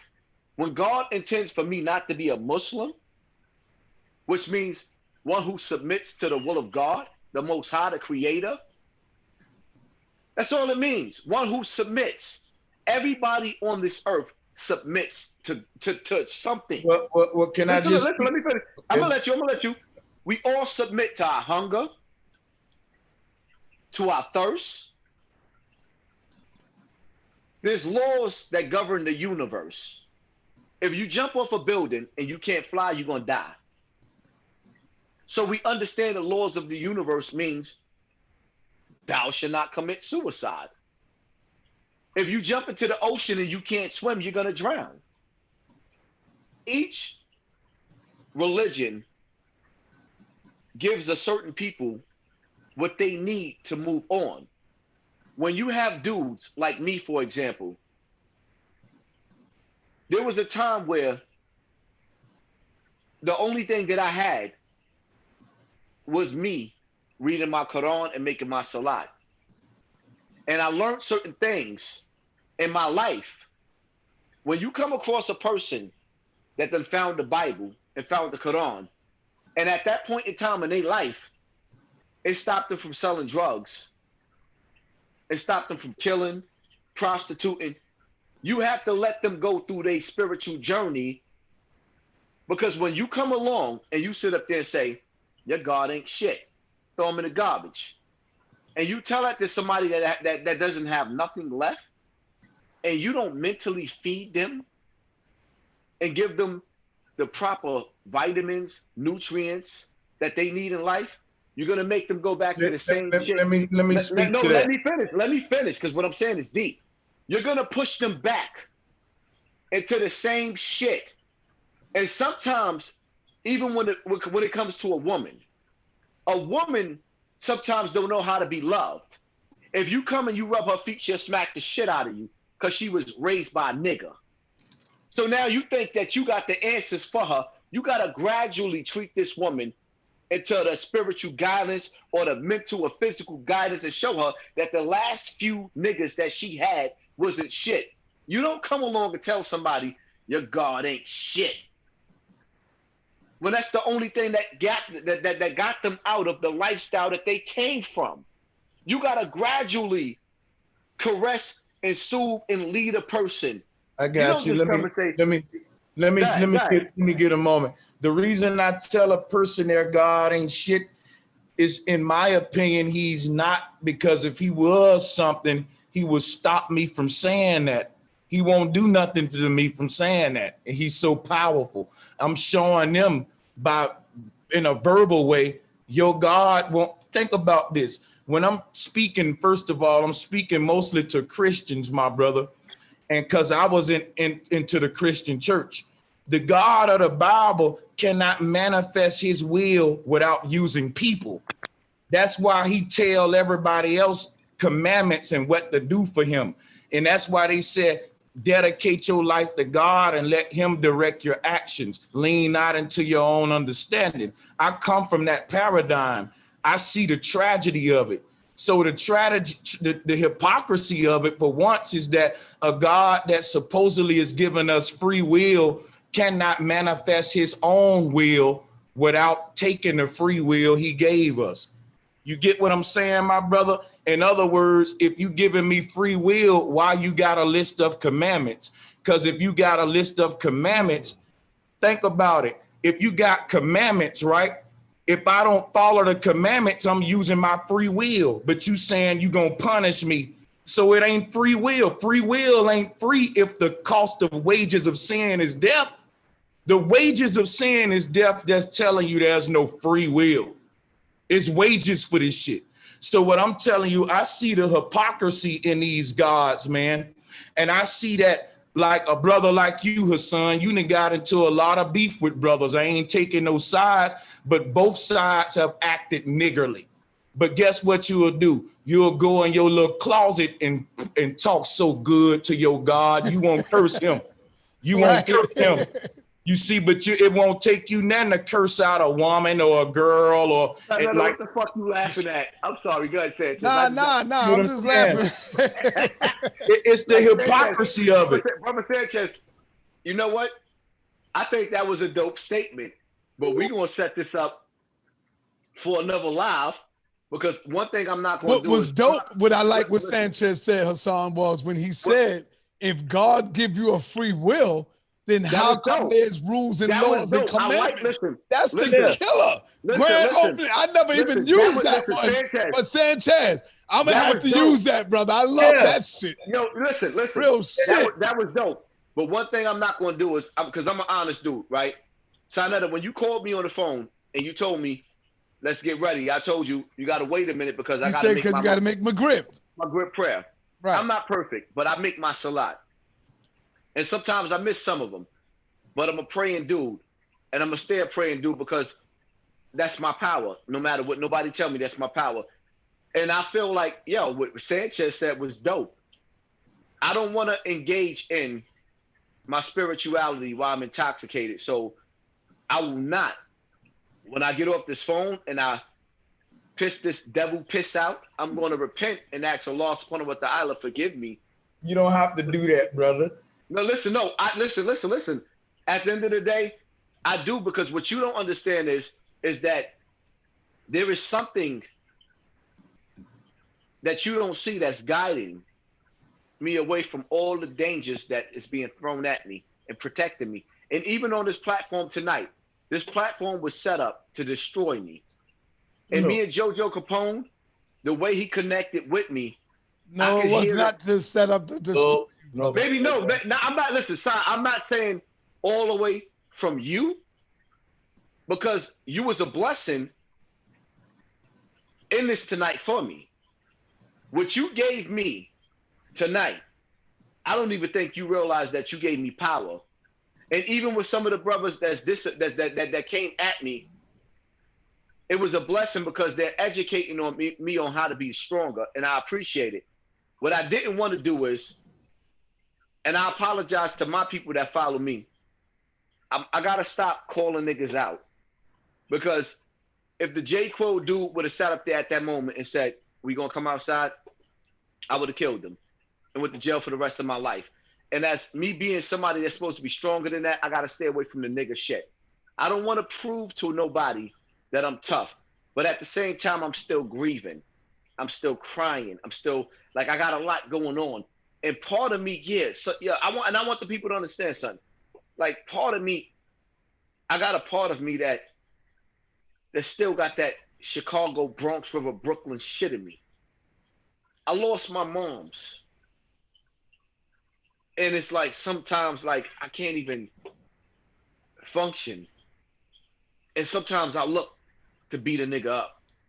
And then when I come to myself, I know my mom is talking like, I didn't raise you to be this way. And see, one thing about my mother that's different from Duck's mother, my mother didn't raise me to shoot anybody. My mother told me if I catch you committing a crime, I'm gonna turn your ass in. I ain't raising no nigga. She wasn't perfect. I was mad at my mom's. I felt like in some ways she abandoned me. But at the same time, I abandoned her because I put our personal business, even when Bam did what he did, it put my mother on the hot seat. And I went through so much with my mom's before she died. So much because of this Bam Bada situation. I went through so much.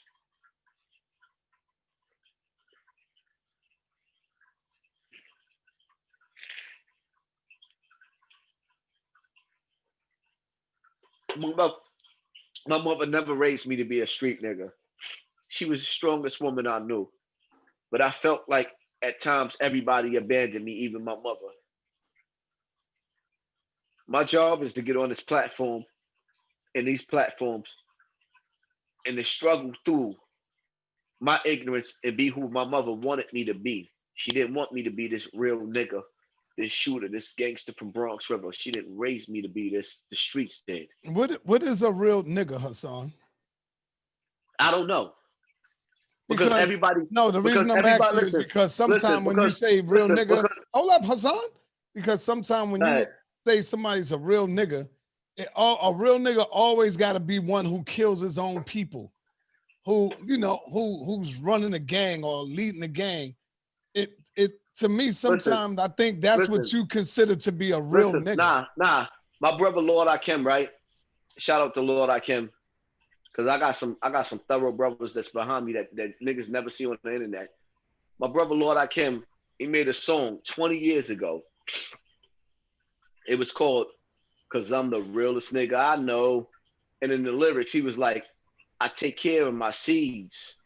Then he started going into Marcus, Malcolm, Garvey. He started going into our heroes, and when he was talking about what made him real and what defined him as being real, it was the things that we supposed to do as family men. It was never about the street corner shit. I don't never want to go back to being a street corner nigga. I don't represent myself. No, let me say this. I'm still trying to separate myself from being a street corner nigga. I want to get away from that. So sometimes I might get in my feelings and get mad and I might say something. But I want everybody to know on my platform, my mother told me straight up and down, if I catch you doing something you ain't got no business doing, I'm turning your ass in. My mother was not Duck's mother.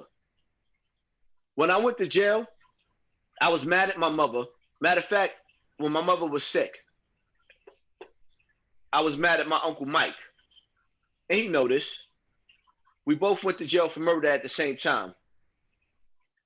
My mother chose to go see him over me because he was really forced in a situation where he had no choice but to kill. And I'm not going to get into that. But he ended up getting 26 years in jail. So she told me, and she kept telling me when I was young, if you ever went to jail, I'm not going to see you. When I was in jail, my mother never went to go see me. She would go see him and she would be in a wheelchair, and she would go get on the bus in a wheelchair to go see him all the way in Attica and whatever jails he was in. And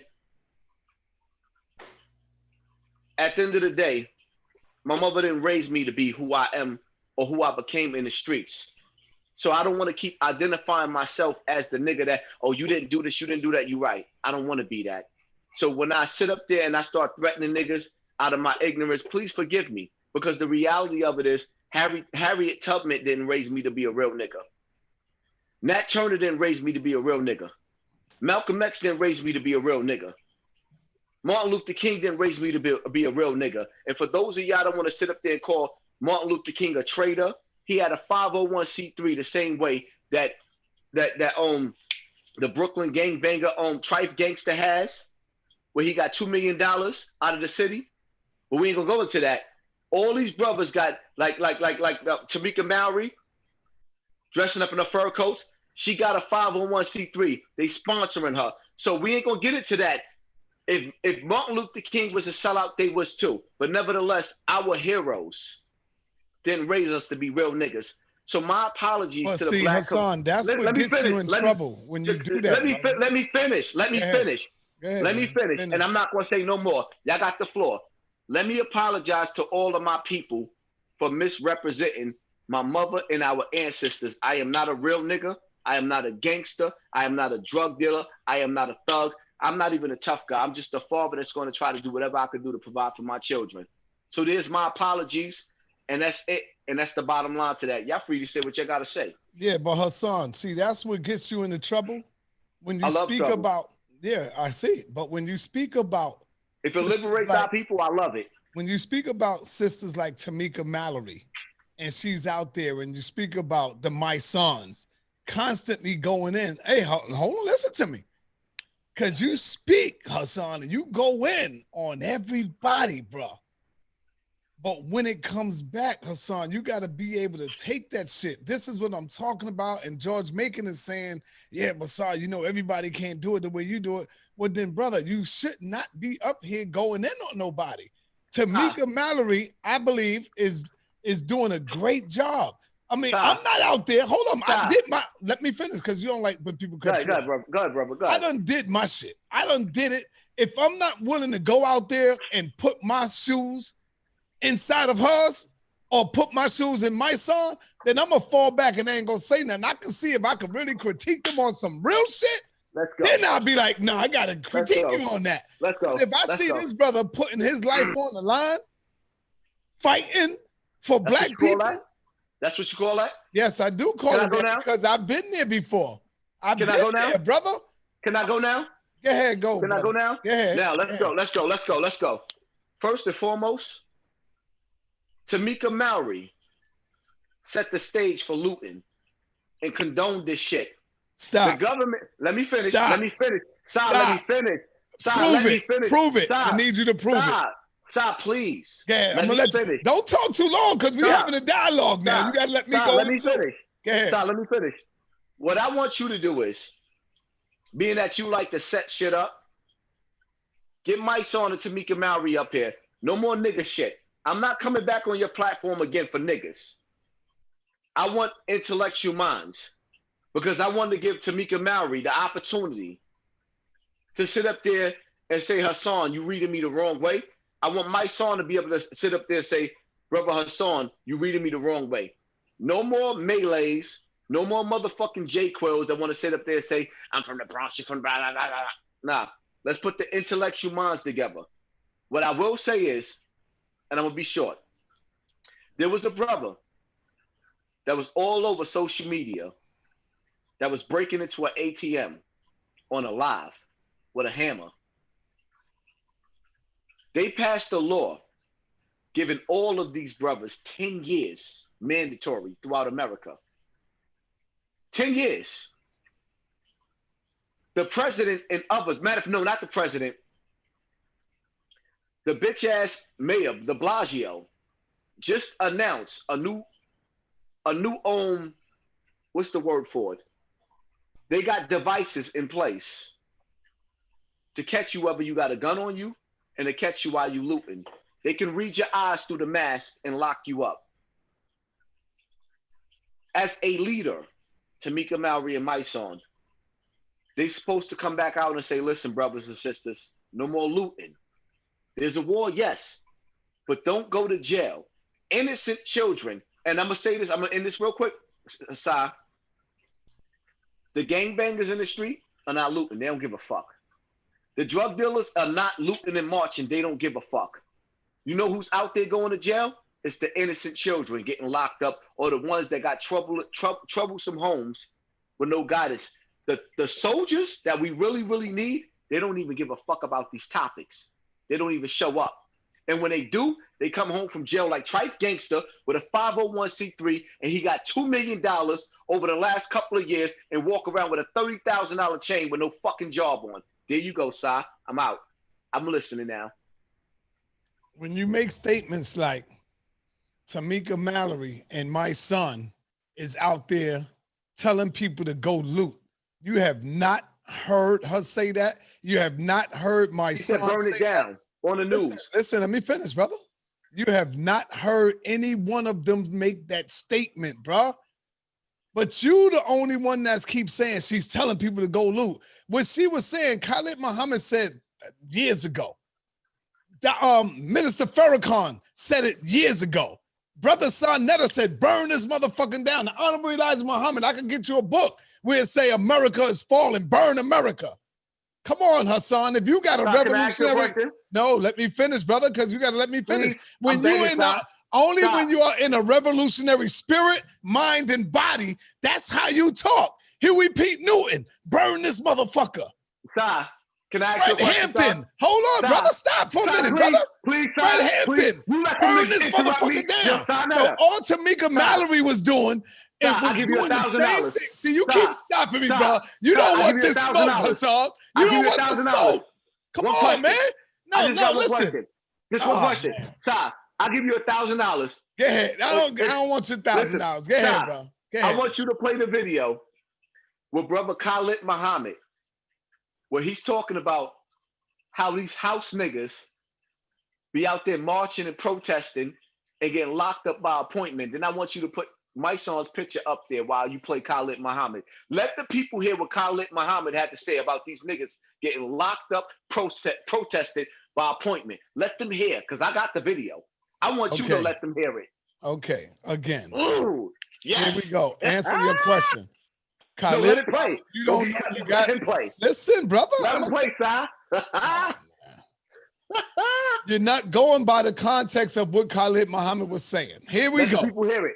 Brother, let me educate you. Let me help you. Let me enlighten you. No, let them hear him themselves.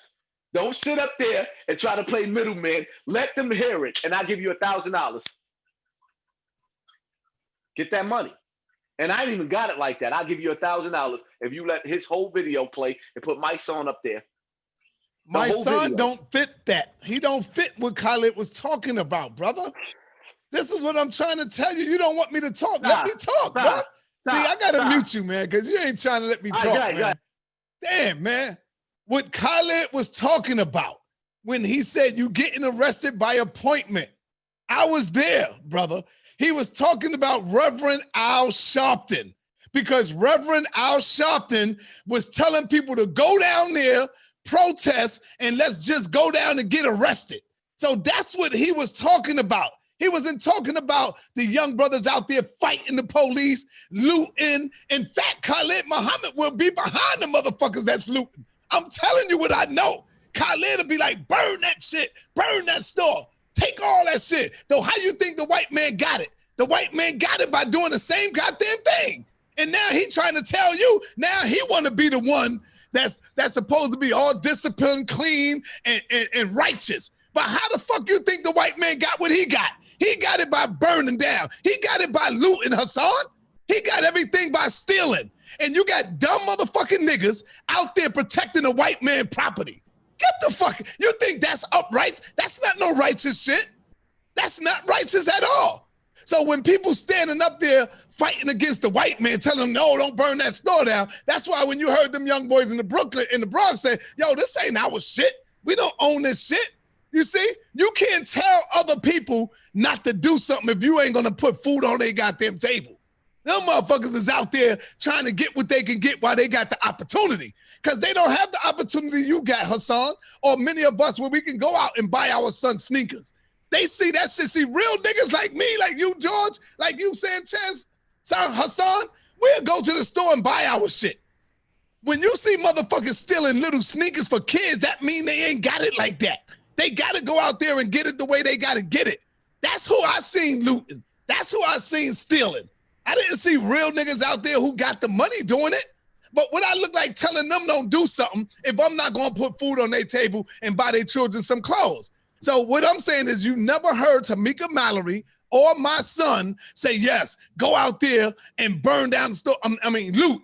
Yes, Tamika Mallory said burn that shit down. You know why? Because that's all they was concerned with. In the media, they were saying, oh, they burning down the stores and they doing this. Tamika Mallory got up there and said, God damn it, she had that Harriet Tubman spirit. She had that Dr. Khalid Muhammad energy. She said, burn that motherfucker down. We don't care about that store or Target. We don't give a damn about no AutoZone. We here for George Floyd. That's what we want to care about. Let's deal with George Floyd. All they was concerned about was they goddamn property, brother. They damn property. And see, come on, Hassan, see, you ain't never been in no movement like that. You ain't never been in a militant revolutionary movement. You was in the hip hop movement. you was hip hop, you know? Come on, man. All right, unmute yourself. Go ahead, brother. Unmute yourself. Go ahead, go. All right, now. That was like here. And the winner is Sonetta. Let's go now. Let's go. For one, I got to see what Tamika Mallory didn't see. I think Tamika Mallory is a beautiful sister. Beautiful black sister. I could kiss her lips like, no disrespect to my wife. She's beautiful. My son, I seen the passion in my son with Deborah Dana. And I watched that brother go outside, rain, sleet, hell, and snow.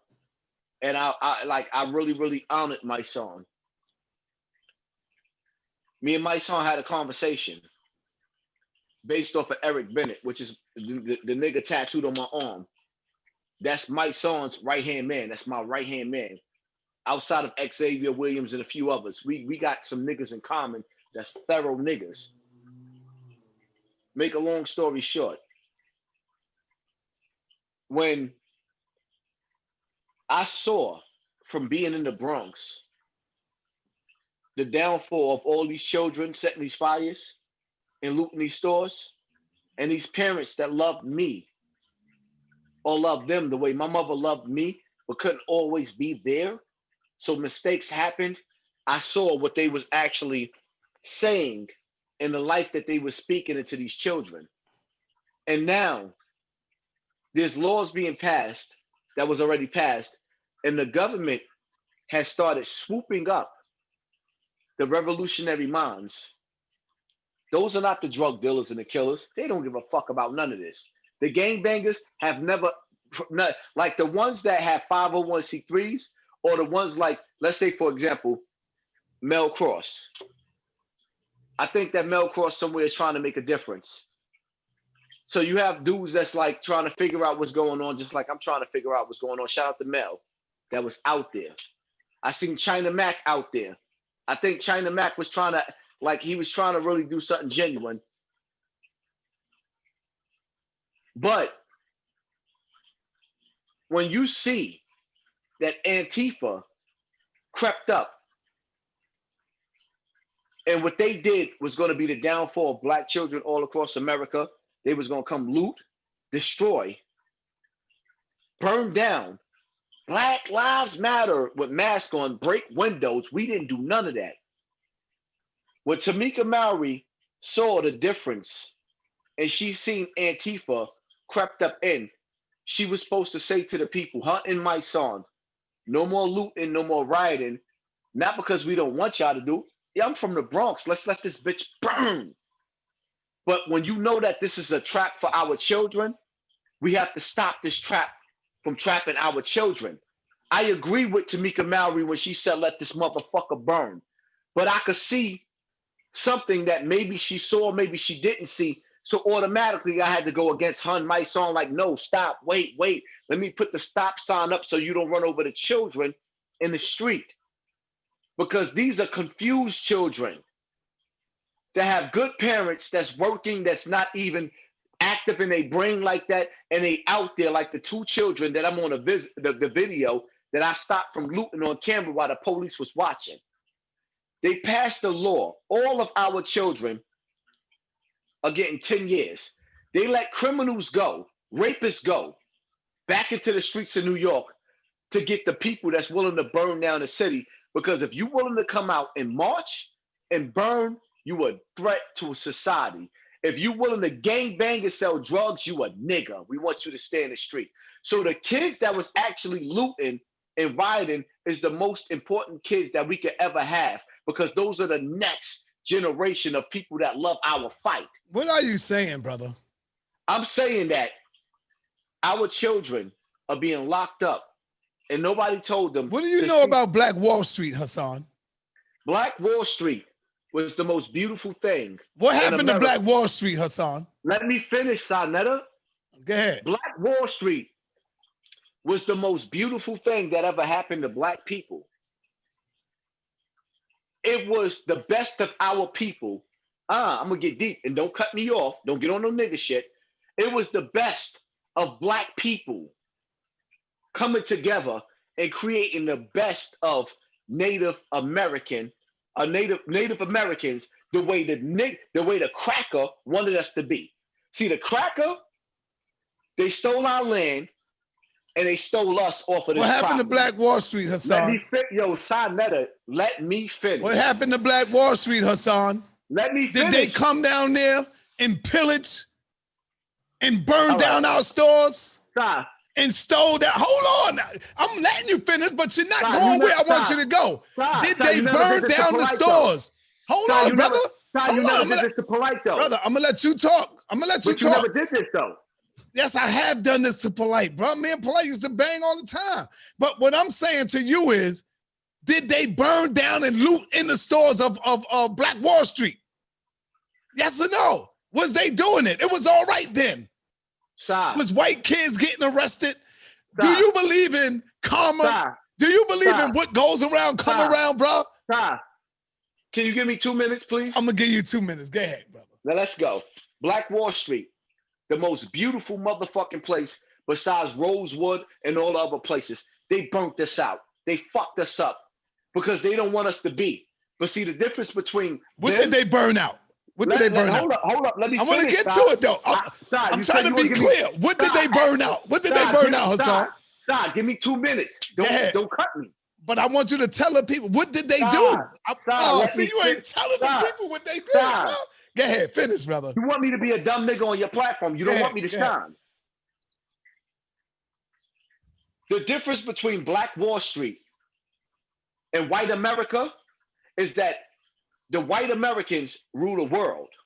So even when you burn down those stores that they want you to burn down, those same stores that you burn it down like Walmart and Target is going to be the same stores that's going to become your FEMA camp. So they want you to burn it down because first of all, you work for the slave master on a different level. So now when you burn down these stores, I was saying people don't have no job to feed their family. So you just killed yourself when you killed the master. That's for one. For two, Black Wall Street. Yeah, they did us dirty.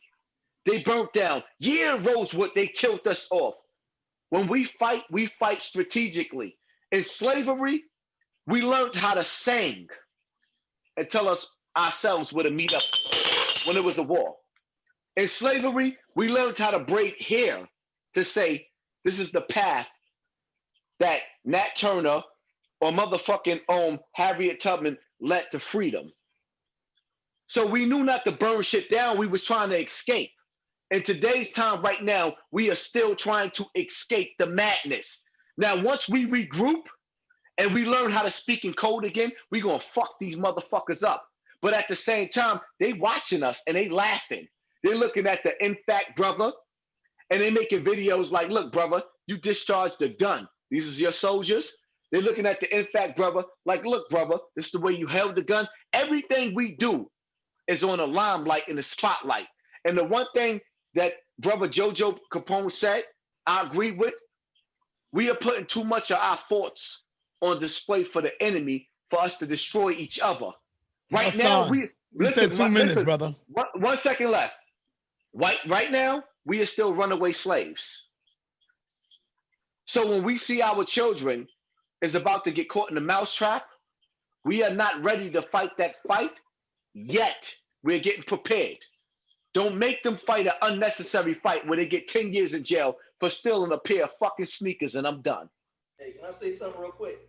Yes, brother, go. The problem that I have is I understand everything both of y'all are saying, and I understand the point of what Hassan is saying when he's saying. Hey, my bad. Hey, George, you just a little bit low on my end. Now George is good. George is good.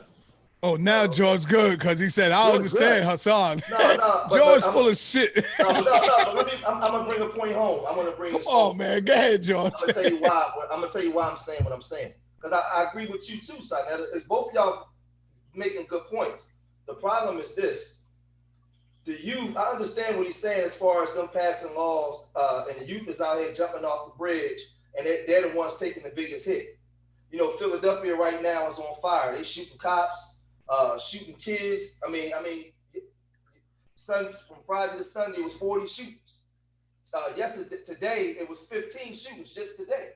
So they running wild. They're going crazy, right? The problem that I have is what I will tell Hassan is, if you got a problem with a Tamika Mowry or my son, then you got brothers like a JoJo Capone, me. With the voices that we got we got to get out in the street and get in front of the youth. So when all of this stuff was going on, I created my own 501c. I created my own nonprofit organization. I'm grassroots, I'm in the street. You know why I did it? Because all of those 501c3s that I saw that get money allocated to them, they're never in the hood. And if they do, they got one little room office somewhere in a building that nobody goes to. So we decided to do it, brothers from the streets. And I was telling brothers, listen, fuck all the marching. Let's create our own shit right where we at. And we got to do it. So now, if we got the knowledge to know that the youth is being led astray, black people in suits is not doing what they're supposed to do, and we can clearly see certain that they've been led to the slaughter, then it's on us. It's on us. We got to get from in front of the computers. I went out in the street to the march. When I went out there to the marches, I was out there cussing white folks out, trying to talk to black people, doing what I can do and trying to galvanize people to create the movement that we had already started. All right. When I hear Hassan speak to us or to black people, because I want to get to some real shit. When I hear Hassan speak to us, why you let him finish, son? Why you cutting me off now, brother? When I hear Hassan speak to us and to black people, I hear lying. But then when I hear Hassan speak about a movement and about what the whitey do, I hear fear. You don't understand what I'm saying? That's not disrespect, brother. All I've heard was fear came out of your mouth, Hassan. Brother, the white man has, hold on, Sanchez. The white man has always seen us as a fucking enemy from day one. Ever since we land on these shores. The New World Order didn't start yesterday. The New World Order started when we came on the New World Order. See, stop.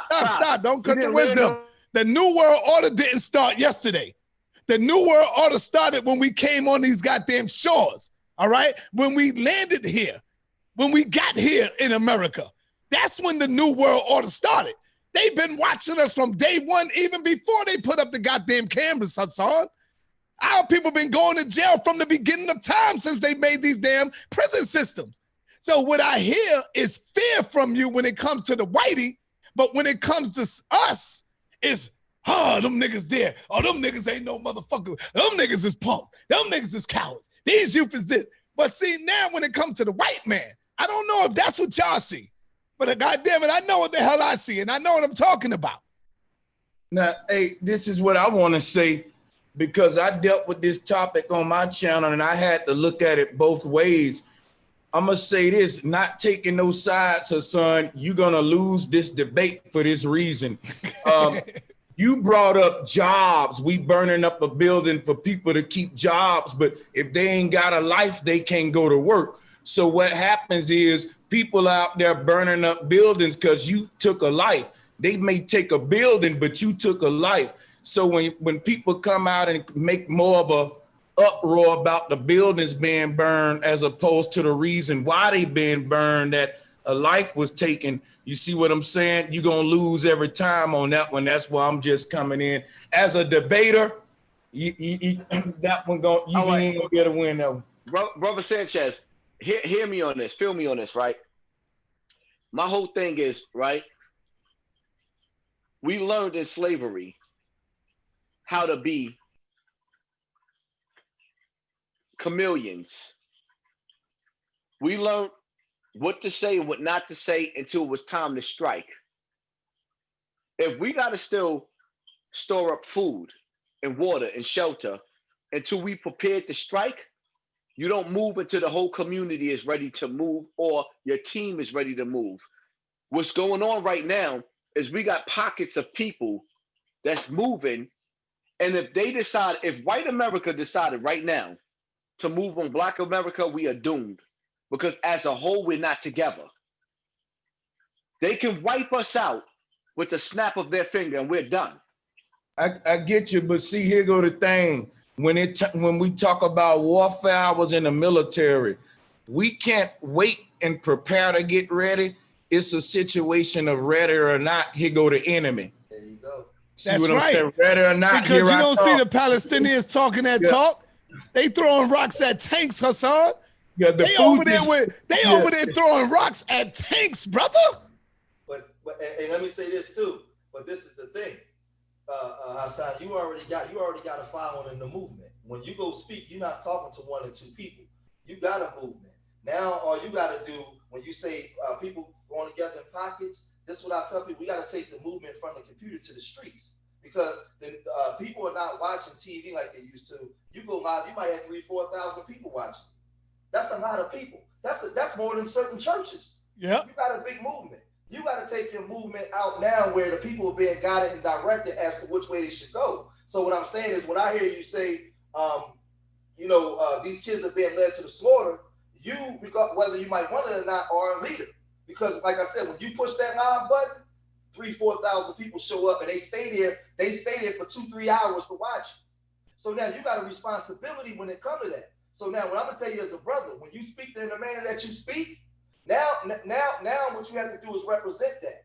You have to come out now and lead. So now Tamika, if you got a problem with Tamika Mowry and them, what you got to do now is do what they ain't doing for the youth.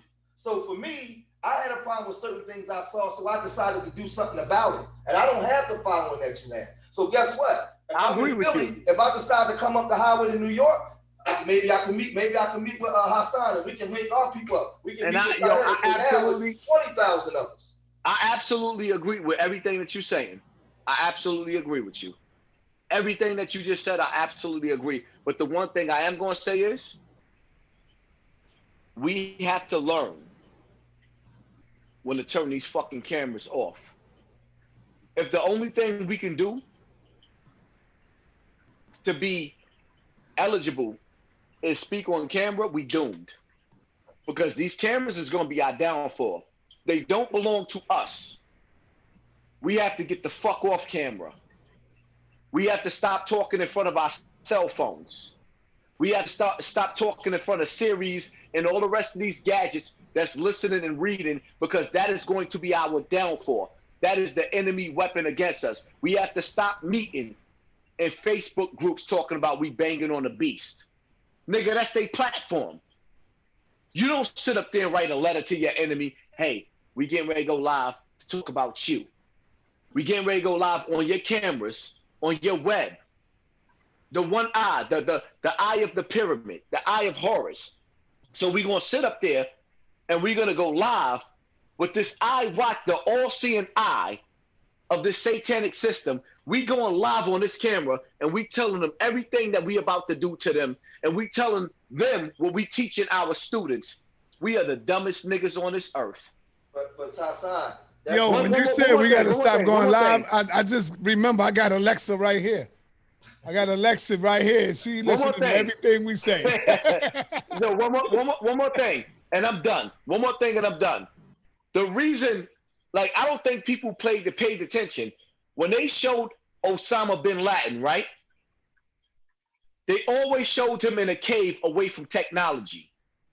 That was the deepest shit they ever showed us. As black people, we feel like we got to prove to the world right then and there. We not in a position. We don't control no water. We don't control no farmland. We don't control no food. We don't control no natural resources. We got to go get our bullets from the enemy. We buy our guns from the enemy. We on stolen land thinking that we came over here on slave ships when we was already here.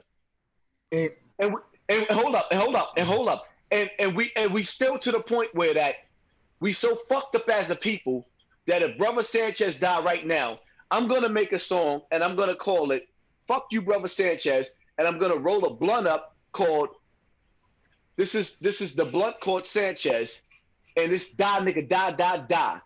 We have to get the fuck away. Our toughest soldiers have been convinced to see through the eyes of the slave master, so all we want to do is kill each other.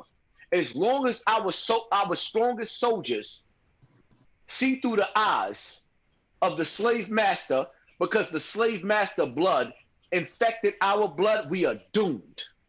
So Hassan, I've heard you say that a few times where you said that we were already here. We didn't come over here on the slave ships. Check? Yes. So who did come over here on the slave ships? Some maids. Huh? Some maids, some butlers, some maids, some motherfuckers to cook their food, to paddle the boats. But the reality of it is, when you sit up there and you say that the slave master brought and populated this whole country, you take away from the Moors, you take away from the Amexins, you take away from not Egypt, but you take away from Kemet as a people. Hey, You sit up there, you brag about how smart Kemet was as a people. Hassan, you out of your league, brother. Don't do this, brother. Why you cutting me off? Because you out of your league, bro. You don't know what you're talking about, Hassan. Let me finish. Don't sit up there and say the Kemetic people was the smartest people of the earth. Don't sit up there and say the Sumerians. Nobody never said that, brother. Who said that Kemetics? All right, I'm done. Listen, I'm saying, where you get that from? No. Nobody said the Kemetics was the smartest people in the world. Where you get that from? Listen, I'm sleepy. I'm saying things. You're not letting me finish. You're cutting me off.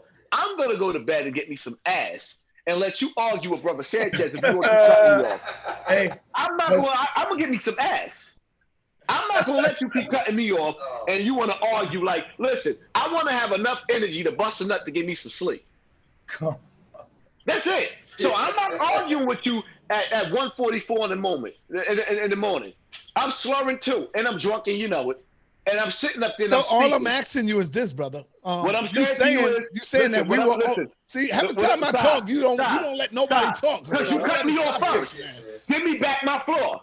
Go ahead. Our people was a great people that traveled before the slave master. They did not discover this shit. We was all over the earth. We created them.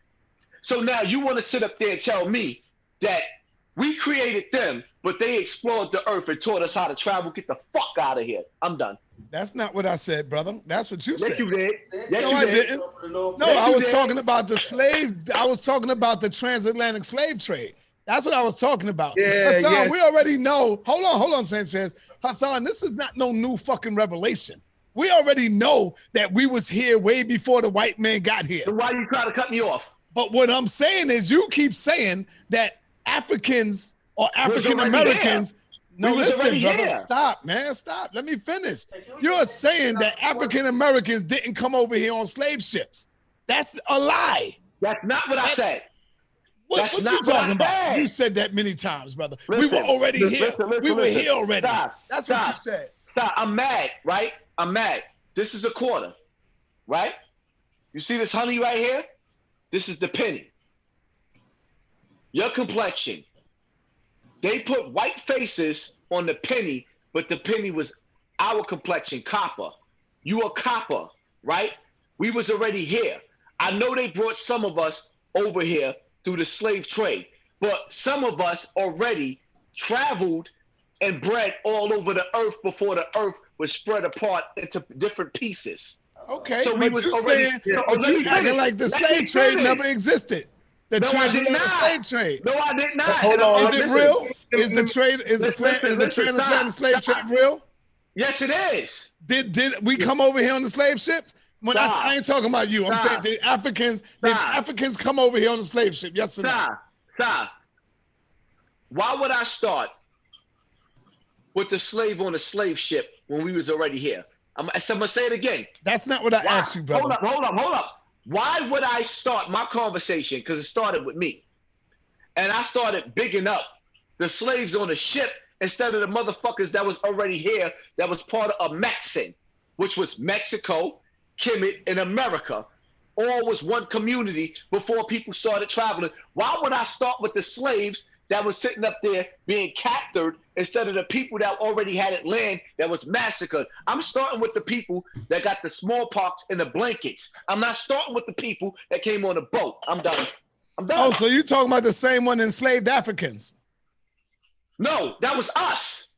No, you don't know nothing about the native slave trade or nothing? You don't know nothing about the native enslaving Africans? Listen. You don't know nothing about that? I'm not going to sit up there. No, I'm asking you. Hold on. I'm not because gonna I see you bigging up these natives all the time. So you don't know nothing about the natives enslaving African people, brother? Don't tell me you don't know nothing about that. You know what I know?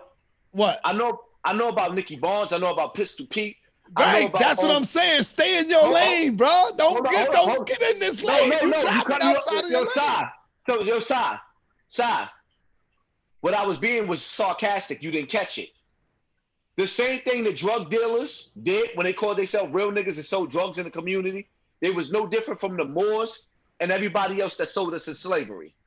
So what I'm saying is, yeah, I know about them sellout niggas because I was once one of them. And every nigga that sold drugs after the feds and the CIA put it in our community was a what? Let me ask you a question. What was our people going through on the slave ships? Like, what is some of the turmoil that they had to go through? Like when them women was holding their babies in their arms. What Bambada did to me. No, hold on, brother. Did to me. Hold on, Hassan. What Bambada did to me. When them women was holding them babies in their arms and they was on the slave ships, when the first opportunity they got to do, what did they do, Hassan? Not you making, George. What did them women do? What did them sisters do? Being that you said it's not real. Yeah, but you just said it's not real. I never said it wasn't real. You lying. Okay, all right. You playing mind games. What I said was that black people.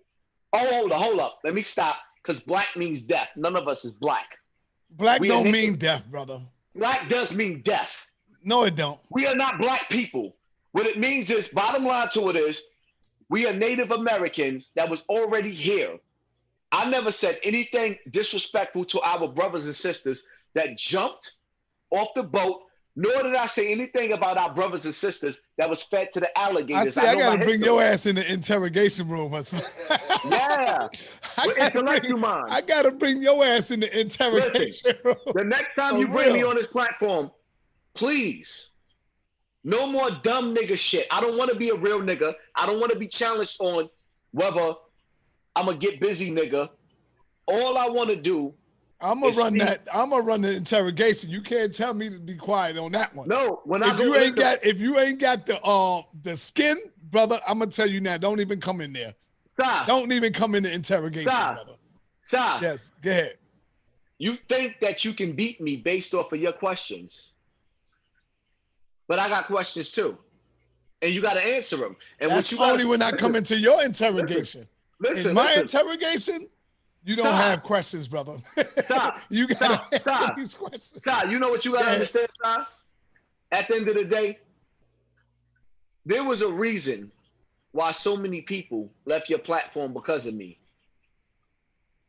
It's because they see something in me. They see something in you too. So don't take away from the credit that I have. There's some points I'm not. There's some points you are. And you have the capabilities of being a great man. I am a great man. No, you haven't reached your full potential. And I always tell you that, and I'm gonna tell you this on screen.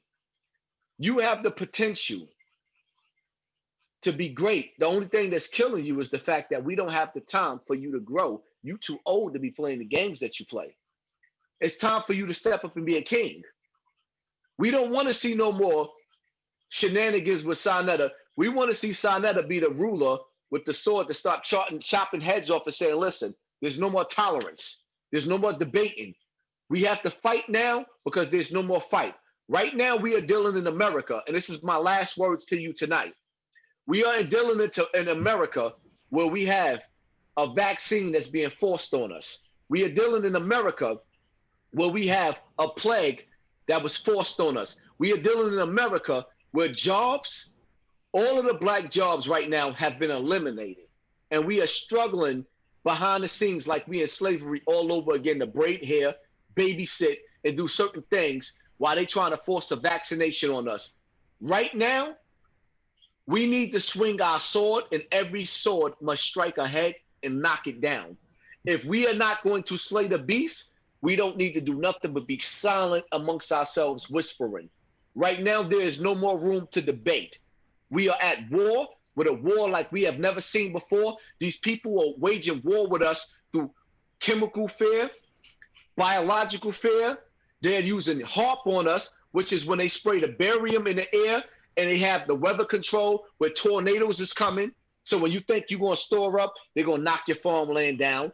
We're going through a food shortage where they providing us with the farmland, but they taking away the farmland. That port that happened in Lebanon, that was the last food port for them to get food. They knocked that shit the fuck out.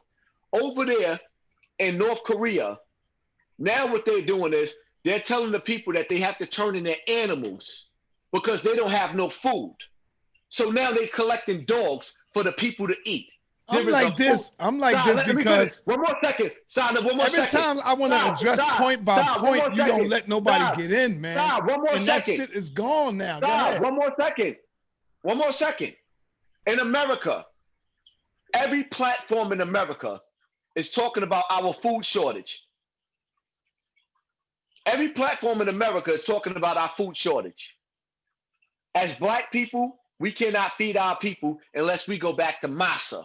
And we have a limited time to go to the supermarkets, the same supermarkets where everybody said that Walmarts will be turned into martial law and FEMA camps.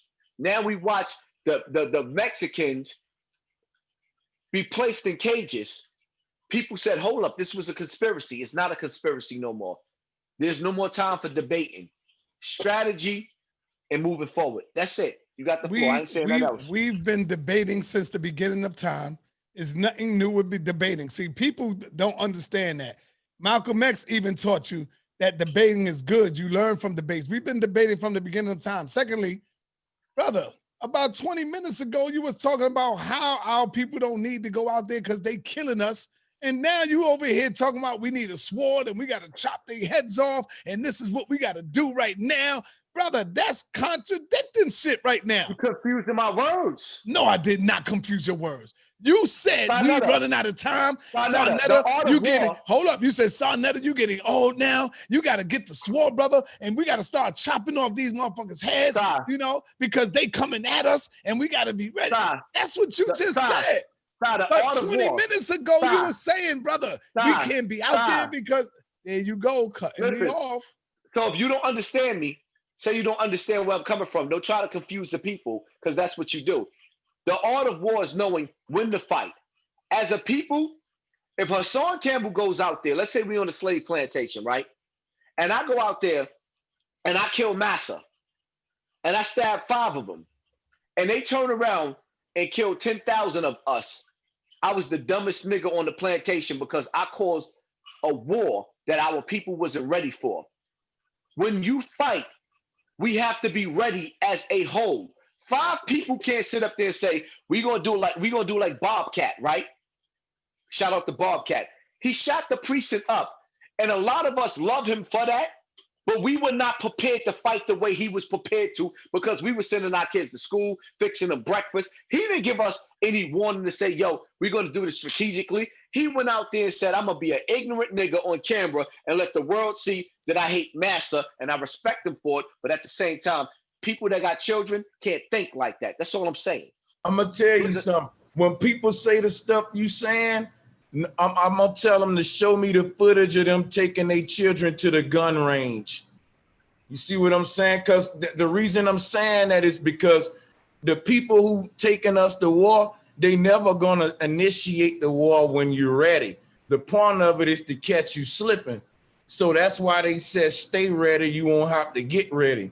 And I think when war come on our people, if it come the way you saying it, we just gonna have to get ready in the spur of the moment. Like if somebody busting your house right now and started swinging on you, you would be non-expected defending yourself on some shit like that. So that's what I'm saying. Like, war is never gonna come when you ready. So that's why I said just stay ready. I ain't even trying to be argumentative. I'm speaking from a militant. I agree with you. You know what I'm saying? I agree with everything that you're saying, but see, the only thing is, Brother Sanchez, is what you got to understand is that for one, you got people that teach their children, mothers that teach their children, ain't got no fathers in the house. You can't even play with a toy gun.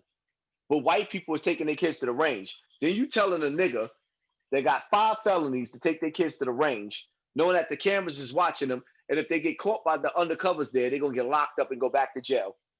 You can't make videos going to the range. You got to train in private.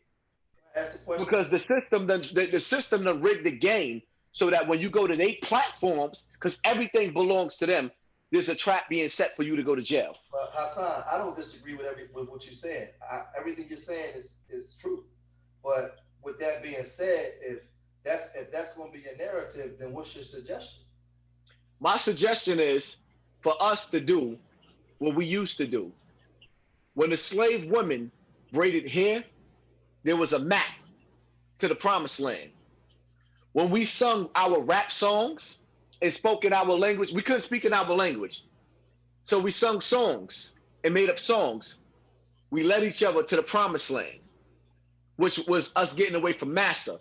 When it was time for us to fight, we knew codes. We spoke in code that said, we getting it on tonight. It's either us or them. You either with them or us. Right now, we have to get back to our language as a people where we can speak to each other and say, hey, we on this page tonight or we not on this page, but we can't do that on social media unless, no, we can't, because the reality of it is this is the Matrix, and we all know that agents have infiltrated us, so we have to be firm with what we do. No, there's no playing games no more. We have to be disciplined with our food, with our diet. I have to stop drinking and being on live drinking. I gotta criticize myself. I'm drunk as shit right now. I'm loving you, bro. I'm like, brother, I'm loving you. I'm loving your energy. I'm loving what Brother Sanchez brought. I'm loving what JoJo Capone brought. And I feel like some of y'all brothers was a blessing. So tonight was a blessing to me. And yes. I looked at and so we closing out right now. Thank you, though, Hassan. Go ahead, finish closing. Now let the brother talk, because I spoke a lot. No, I want you to close out. I want everybody to close out. Give their social media. Brother George, let's go. Brother George, I think, Brother George, I thank you. I thank you. I thank Brother Sanchez, JoJo Capone. I thank you. You know what I mean? Sanada, I thank you for putting this together, whatever the case. The only thing I ask you is, please, like, no more niggas coming on talking about you ain't tough. I don't want to talk about whether I'm tough. I don't want to be tough. I just want to speak to my people. That's it. I don't want to be tough. Got you, brother. Yeah, Sanchez, close out, brother. Okay. Hey man, appreciate you for having me. Shout out to you and Hassan. I think yeah, we're gonna do something. We're gonna do something this week coming, Sanchez. Okay, and yeah, I am gonna send you that text message. I don't have my phone on me right now, but salutes to both of you brothers for taking that big step, man. I like the energy y'all had. I ain't, you know, I wasn't raised soft, so I think it was damn good despite what everybody's saying. I love it. Me too, man. I love me and Hassan. We go in, man. I like the going back and forth, though. The only thing Hassan got to learn how to let me get my shit out. He be cutting me off, I think, because he be scared. He be scared and shit. You know?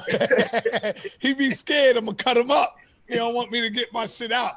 I just Well, want go to ahead, George. Yeah, I just want to say I'm glad that we at we at this point, especially with everything that's going on in the country right now. Both of you guys are leaders, in this Black YouTube space. And people, when you guys are beefing, people tend to watch and take sides, and it splits us and divides us. So we need to have a united front. We don't all have to agree. I don't agree with everything Sanetta do. I don't agree with everything Hassan do. But me, I'm a dude from the streets, man. Where I come from, when it's beef, it's beef. I'm not beefing with no YouTube shit. So it don't ever make sense for me to come on and take a side. Sanetta know. I call Sanetta on the phone. What you doing? I don't have access to Hassan. I mean, fuck all that beef shit. Niggas killing each other in the street for real. And you get a lot of people that come and all they want to see is the beefs. So we got to be mindful of that. When y'all got 2,000-3,000 people watching, you got a responsibility. You heard that young boy come on here that was 20 years old calling himself a nigga. When he said, well, I got tired of seeing all these pro-black people act like niggas. So I heard what he said. So we got to be mindful of the way we carry ourselves, man. Some conversations just got to be had offline. Some people can't interact with each other online because the personalities don't mesh. So, this is George, you came in here to show the people your chair is better than Hassan's, man. Yeah, Stop right, lying. I like your chair. Yo, that chair is dope. I like your chair. I like your chair. Yeah, yes. that shit is fire, George. That shit is nice. Fire. That shit fire. Thanks. Yeah, man. That's what we gotta do. We just gotta we gotta have the unified front, man, and start bringing people together. A lot of us from the streets, this is therapy for a lot of us. A lot of us are still dealing with a lot of pain. A lot of us is still not good with dealing with conflict. So, and we get better over time, but some conversations got to be had offline, man. And that's just what it is, man. And I'm glad that you guys are here. I'm glad that you guys are here, man. So thanks. All right. Peace, George. Peace. All right, peace to you, brother. You can see. Yo, Sal, when we gonna get a 125th Street?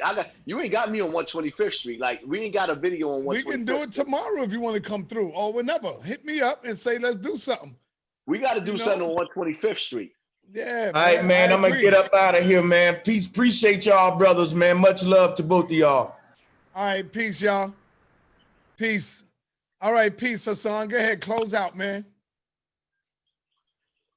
I'm just trying to make you tougher, brother. Tougher. That's all, Hassan.